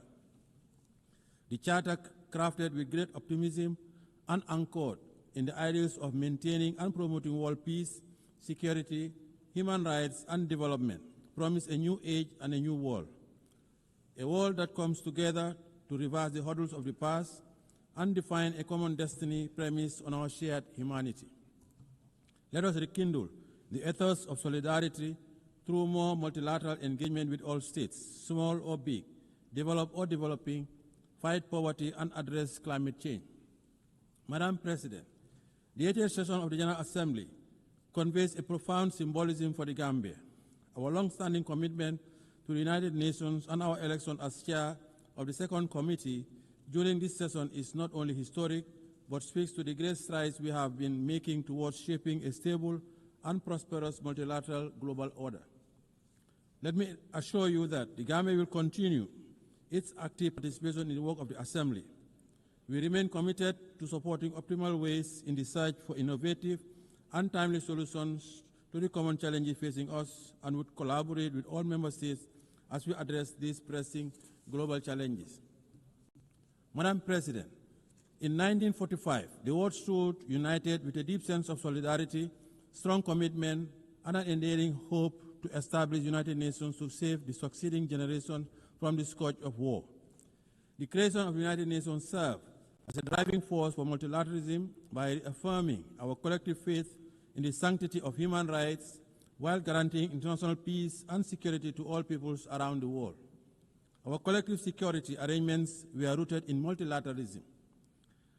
Our commemoration of the founding of the United Nations this year is a clarion call to the future, a reaffirmation of its fundamental role as the premier global institution entrusted with the destiny of humanity towards prosperity, peace, security, and human rights. Madam President, last year our Assembly adopted the Pact of the Future to revive multilateral engagement and rekindle global solidarity. We must do more to fulfill the commitments that we assured under the Pact. 80 years on, the world is still encountering the challenges of protracted conflicts and geopolitical fragmentation, including the threat to the spirit of multilateralism under the United Nations. As the world continues to grapple with complex and unprecedented challenges on different fronts, the peace and security landscape of our world is becoming increasingly fragile.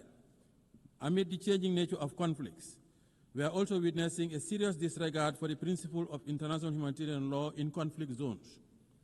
What is even more profound is that the rules-based international order is under enormous stress, losing its momentum, relevance, and moral underpinnings.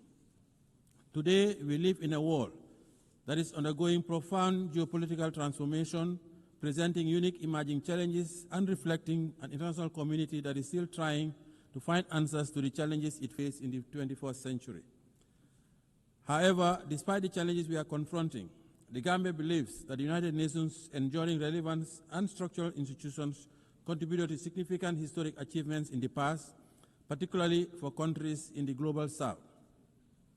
The United Nations holds forth the hope for global stability and good governance by translating ambitions into actions and championing issues of immense international importance. In the case of the Gambia, the United Nations used its convening power and preventive diplomacy through the Peace-Building Commission to support a democratically elected government that assumed power in 2017. The support was key to upholding the will of the Gambian people as they assured in the present government and launched our transitional justice system to promote the rule of law and respect for human rights. Madam President, as we assemble and reflect on this important and timely theme for this 80th session, Better Together, 80 years and more for peace, development, and human rights, we must admit that the daunting challenges we are facing today require us to deliberately invest in sustainable development, climate action, peace, and security. We must equally continue to foster resilience and growth for the realization of inclusive development and shared prosperity for all. Since the change of government in 2017, the administration of His Excellency President Adama Barrow had strived towards a path of development, peace, and respect for fundamental rights and freedoms. 8 years ago, we set out to build a stable and viable country, making sure national development agenda. With our current reform agenda that is inclusive, the Gambia is eyeing a future without the realm of immense potential and possibility. By addressing the grievances of the past through the implementation of recommendation of the Truth, Reconciliation, and Reparations Commission. In the past 8 years, the government has also organized several elections in a credible, impartial, and transparent manner, in line with domestic laws and international norms and standards, and plans are on for holding presidential elections next year. We are committed to consolidating participatory democracy, sustainable development, and good governance, as we have done for the past 8 years. Madam President, in our drive for greater reform, the government of the Gambia will continue to take the appropriate people-driven and informed policy decisions to strengthen institutions and design processes aimed at promoting and protecting human rights as well as addressing past violations. As we look forward to consolidating building strong state institutions and reinforce the never again principle, the government is ushering in legislative reforms and expanding the scope of our criminal jurisdiction to prosecute international atrocity crimes. Since reforms include the enactment of the Special Prosecutor's Office, Act 2024, giving that office the mandate to deal with offenses that constitute international crimes and serious rights violations, and for the first time, the enactment of an Anti-Corruption Act, a significant step towards the organization of an Anti-Corruption Commission. These are all part of our national efforts to deliver restorative and transformative justice, build a clear path towards nation building, and lay a foundation for social justice, as well as prevent impunity. Our goal is to consolidate and nurture a more national culture of accountability and respect for human rights in fulfillment of our domestic and international obligations. To support our national development ambitions as enshrined in our National Development Plan, we continue pursuing a national budgeting mechanism that is grounded on human development, fiscal stability, education, and building critical infrastructure to promote development and investment. Madam President, our primary social contract with the Gambian people is to meet the demands of our socio-economic challenges whilst at the same time encourage citizen participation and engagement in democratic governance. This propels us to ensure that our democracy continues to thrive, respect for fundamental rights robust, expansive, and comprehensive, and the building of institutional mechanisms. In building a peaceful society, we continue to recognize the integral role of women and their representation and participation in political affairs and public life. We also continue to promote media freedom and the right to assembly and freedom of expression as guaranteed inherent rights through coordinated and sustained actions. As a government, We encourage constructive engagement with our citizenry, particularly the young people, and respect their rights to participate in democratic functioning of the state. In view of our own experience with governance challenges, we value the need for addressing the consolidation of democracy and good governance in our neighborhood. It is in this spirit the Gambia recently hosted the Sahel Governance Forum, which seeks to galvanize a multi-stakeholder convergence to address the governance challenges that continue to hamper regional peace, stability, and development. We are confident that such forum will provide the right opportunity for systematic discussion on finding definitive solutions to the rising tide of violence, insecurity, and instability of the Sahel.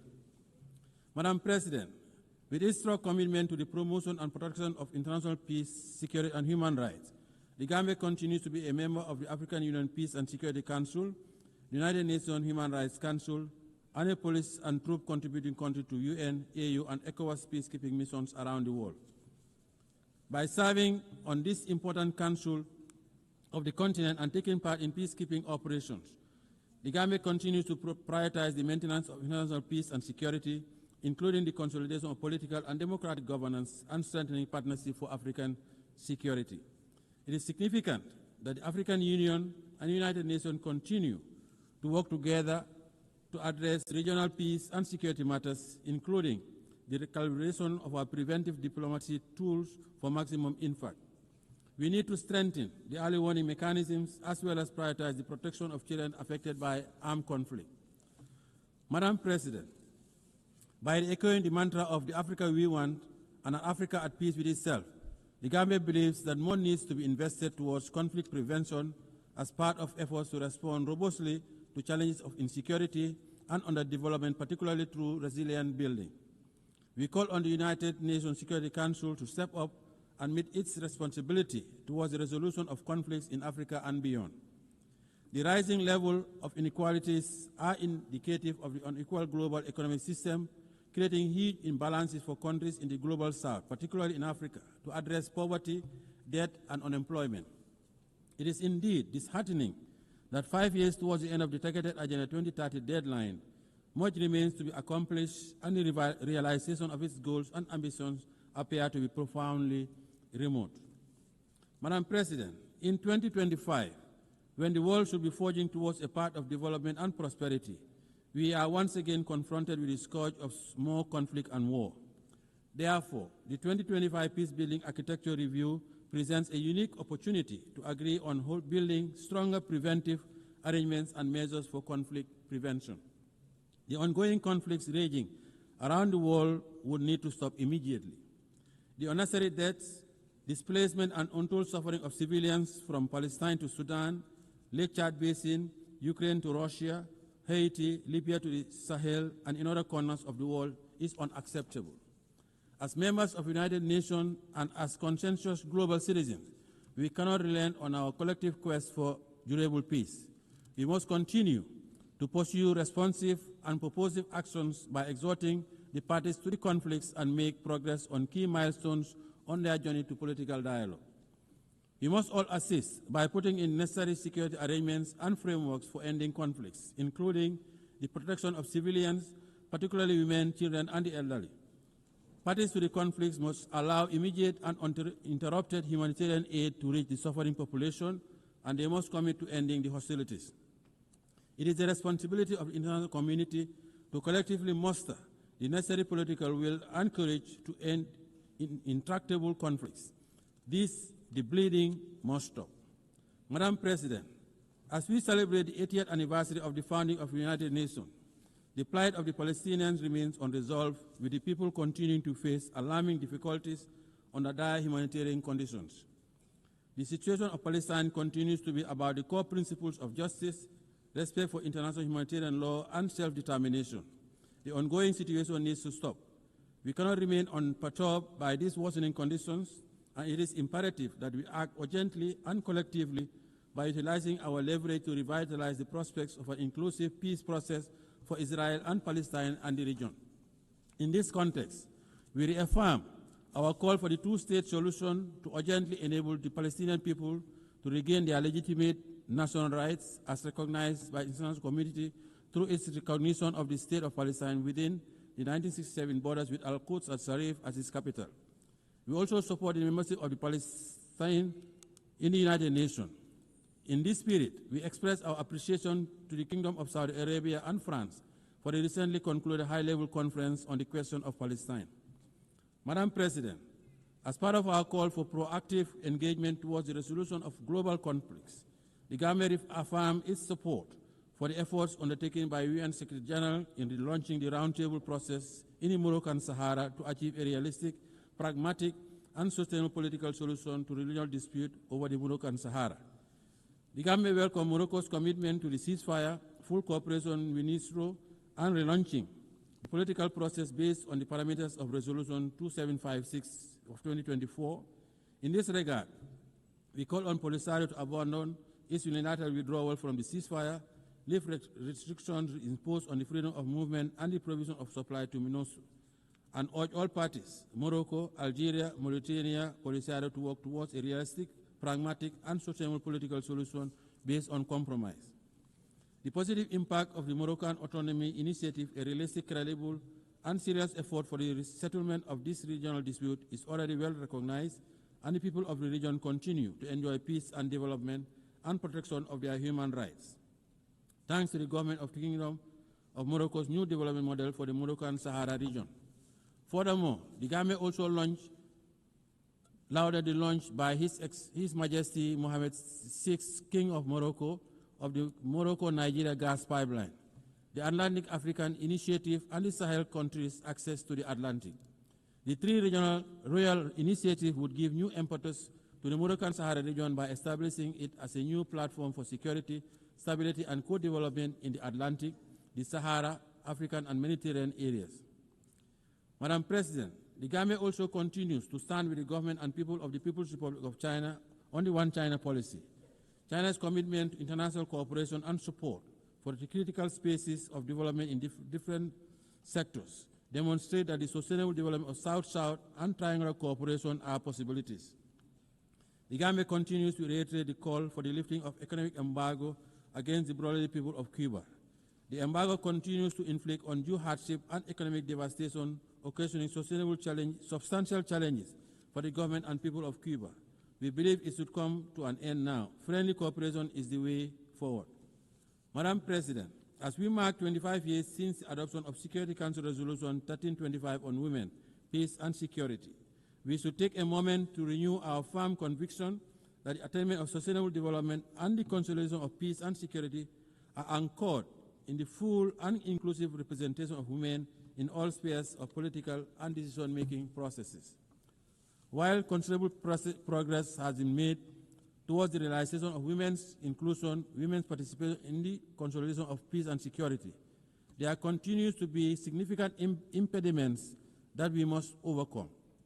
Women must always have a seat at the negotiating table. They usually bear the brunt of conflicts.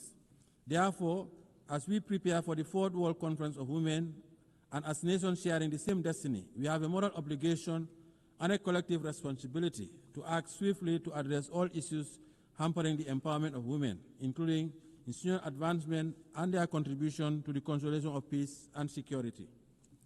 Madam President, in view of the outcome of FFD4, it is our hope that international financial architecture and mechanism will change for the better, as the current international financing architecture, especially as it relates to debt restructuring, continues to hamper the development aspirations of developing countries. Due to limited fiscal space exerted by debt distress, developing countries find it hard to make significant investment in the social sector. The challenge is even more profound when it comes to investment in the productive base of their economies to engender growth, employment, and development. This situation significantly contributed to the dismal attainment of only 17% of the SDGs. Therefore, to accelerate the full and effective implementation of the SDGs within the targeted framework, we must enhance international finance cooperation and review of the international financial architecture to create arrangements, facilities, and mechanisms that would cater for targeted investments, industrialization, mechanized agriculture, provision of quality education, energy, health, and water. Madam President, The Pact of the Future, adopted last year at the 79th session of the General Assembly, presents a unique opportunity to review our realities, invigorate the implementation of the SDG Agenda 2030, and intensify our efforts towards confronting the pressing challenges of our time. The Pact is about advancing our advanced prosperity. The Gambia supports the convening of the preparatory process for the review of the Pact in 2028 to align effectively with the prevailing and upcoming intergovernmental processes such as the 2025 Peacebuilding Architecture Review, the high-level plenary meeting to commemorate the 30th anniversary of the World Programme of Action on Youth, and the World Social Summit. The success of these reviews will depend primarily on our commitment and concerted push to build a more equitable and resilient global governance framework that supports the attainment of our global goals. Madam President, our reform agenda is still incomplete without reform of the Security Council. The Gambia supports the reform of the United Nations Security Council and the Common African Position on the reform of the Council as set out in the CIRT Declaration and the Eswatini Concession.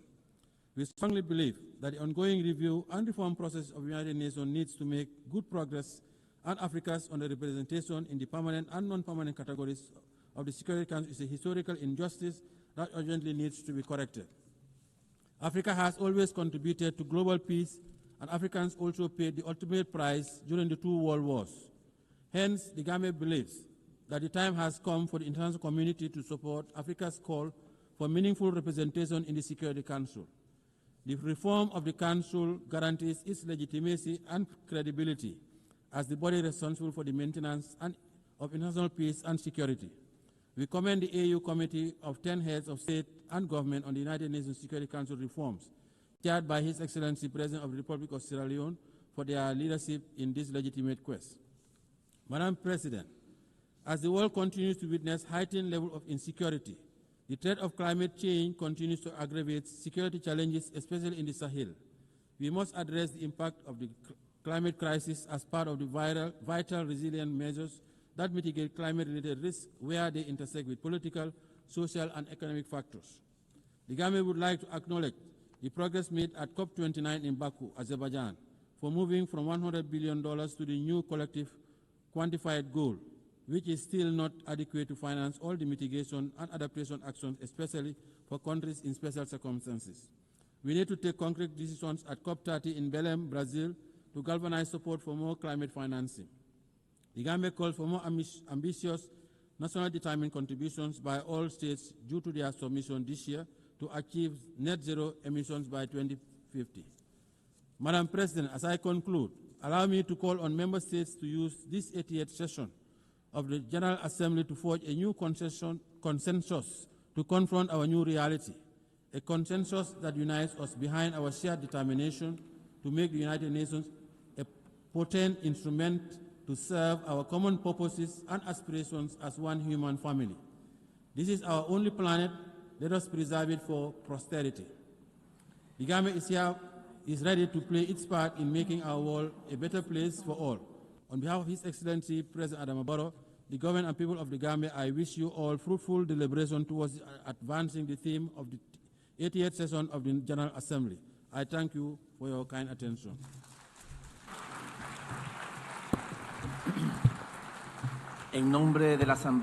On behalf of the Assembly, I wish to thank the President of the Republic of Gambia.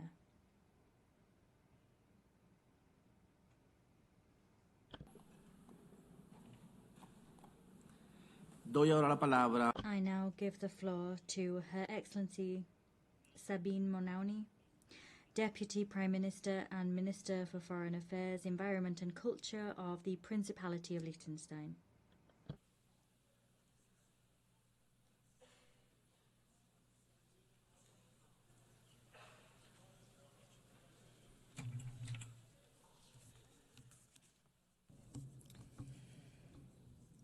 President, ladies and gentlemen, let me begin by saying how happy I am to see a woman preside over this assembly. For only the 5th time in the history of the United Nations, and for the first time by a woman from our region. It is my hope that this is also a good sign for the selection process of the next Secretary General, a position in which no woman has ever served over 8 decades, and which will be conducted under your leadership. It is a distinct honor and pleasure for me to address this assembly for the first time as a foreign minister, continuing a very long tradition of female foreign ministers in Liechtenstein. The United Nations is a key building block of our foreign policy, which is guided by a strong belief in international law, cooperation, and multilateralism. We are gathering at a landmark moment in the history of the United Nations. For over 80 years, this has been the place where nations have come together, where international law has been developed, where human rights have been codified, where we have agreed on common development goals. Of course, it has also been the source of many disappointments. Too often people around the world have been looking to this assembly and at the Security Council chamber next door in the hope of decisive action to secure peace.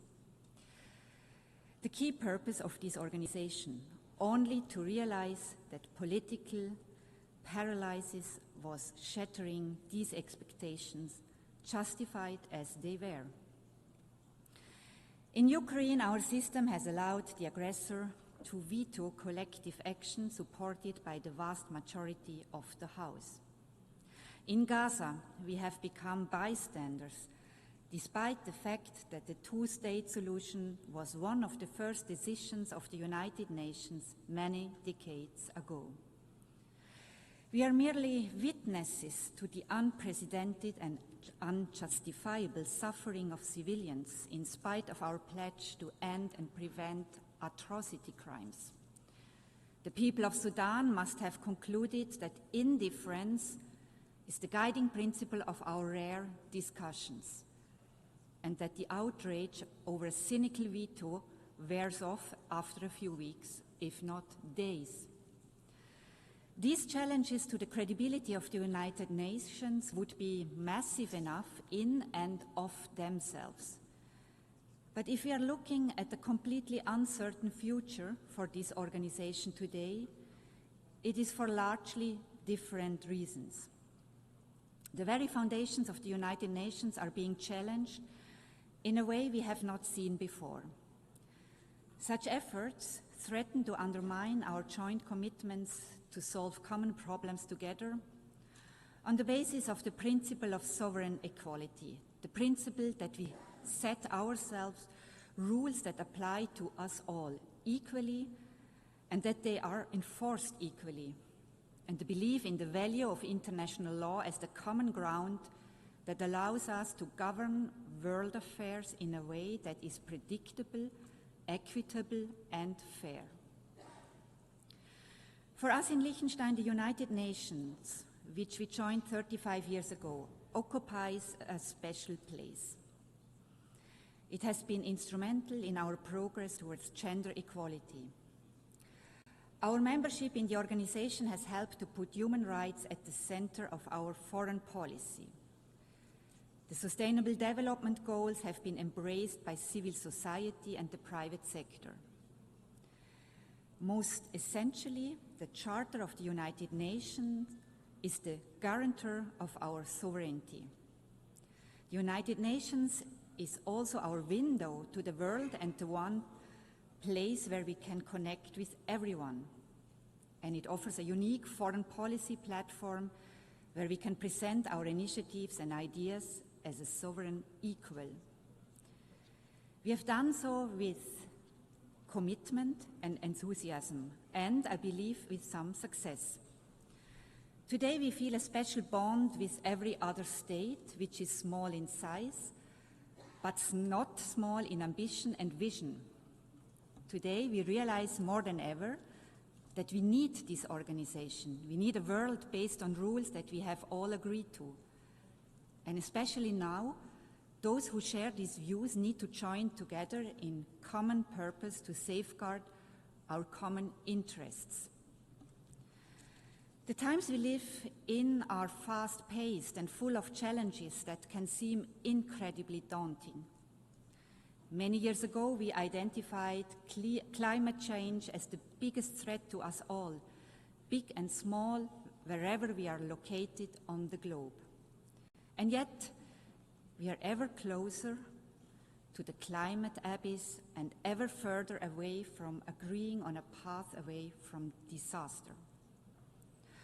Artificial intelligence is developing with lightning speed, largely unchecked, with obvious risks to our social fabric, but without any agreement on rules and boundaries.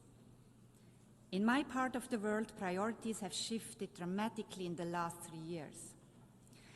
We are now mostly preoccupied with the fallout of the destruction of the European security architecture by the Russian Federation and with preserving our trade relationships, which we had believed were on a firm basis.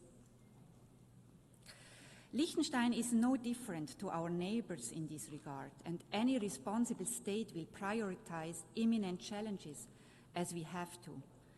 But none of this will be meaningful if it is not embedded in a larger vision, if we do not give ourselves the space to tackle the long-term risks and dangers.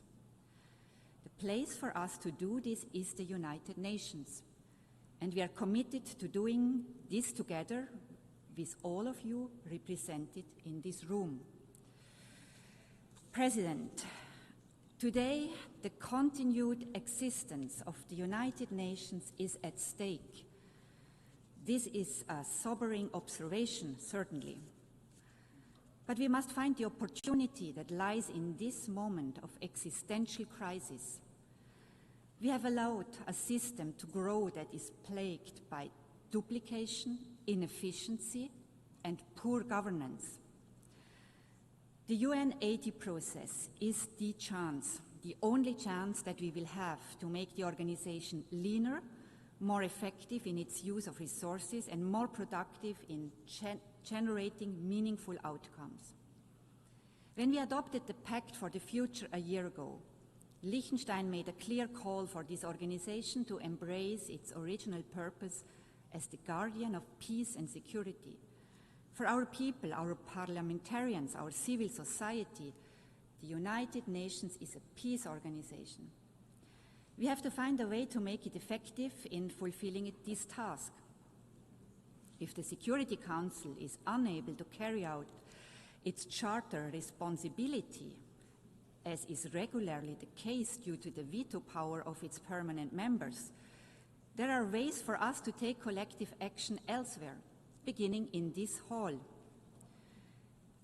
We are equally committed to the other pillars of the work of the United Nations, development and human rights, which are existential for the dignity and well-being of the people on whose behalf we serve, and pivotal for more peaceful, just, and inclusive societies. President, the rule of law is the guiding principle of Liechtenstein's work at the United Nations. This can come as no surprise for one of the smallest members of the organization that does not have armed forces and is not member of a military alliance. Our sovereignty is protected by respect for international law and by its enforcement through accountability where the law is violated. Naturally, we are strong supporters of international courts, the indispensable enforcement mechanism of international law. Key amongst them is the International Court of Justice, which Liechtenstein joined decades before becoming a member of the United Nations. Liechtenstein has been an active participant in the court's proceedings. We are very pleased to see the attention the court's work has been given, particularly in recent years, and the high respect its decisions enjoy among governments and beyond. The recent advisory opinion on the question of climate change stands out in various ways. The initiative to ask for such an advisory opinion originated in the youth climate movement. The mandate to request it was adopted by this Assembly by consensus, and Liechtenstein is proud to have been among the states drafting the text of the decision. The proceedings before the court found unprecedented attention inside and outside the courtroom. Finally and importantly, the advisory opinion was agreed on unanimously by all 15 judges, giving it further authority.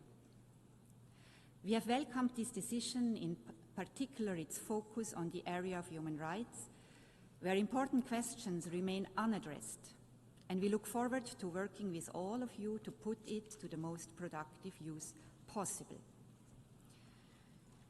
For us, the International Criminal Court is a complementary and equally important institution. It is the first permanent court in the history of humankind that has jurisdiction over the crimes that are defined as the most serious ones under international law: genocide, crimes against humanity, war crimes, and the crime of aggression. Almost 2/3 of all states have joined this project, the most ambitious treaty since the adoption of the Charter itself. Its central statement is unique and also uniquely important for the rule of law. Nobody is above the law. Nobody is protected from investigation and prosecution for what we have all agreed are the most serious crimes under international law.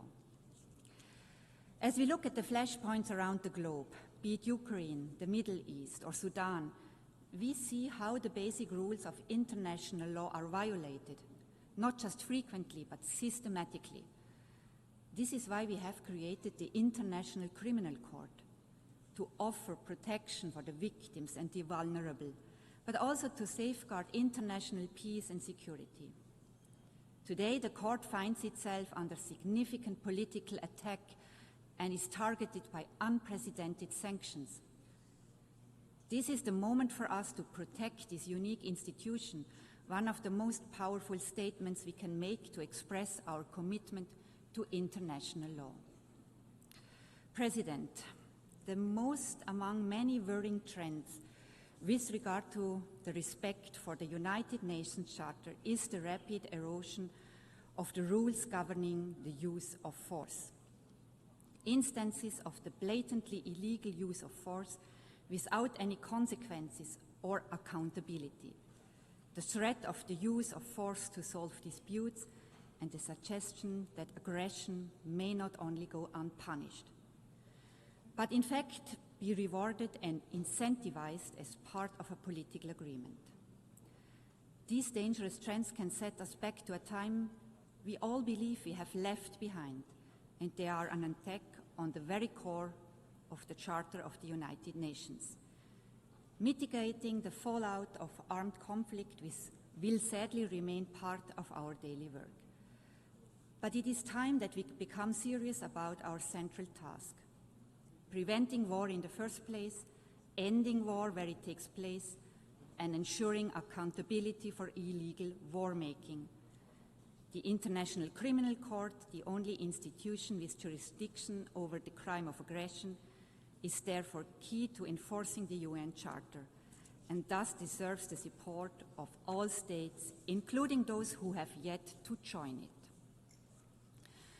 President, our world is in a very difficult place today, with the forces of destruction and indeed self-destruction on the rise. If we are to have a chance to be successful in our fight against them, to safeguard our planet for future generations, we need this place, a stronger, better United Nations that we can shape together. I thank you.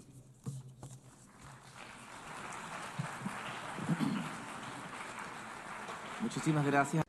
I thank the Deputy Prime Minister and Minister for Foreign Affairs, Environment and Culture of the Principality of Liechtenstein. We have heard the last speaker in the general debate for this meeting. We will continue the general debate at 1500 hours. The meeting is adjourned.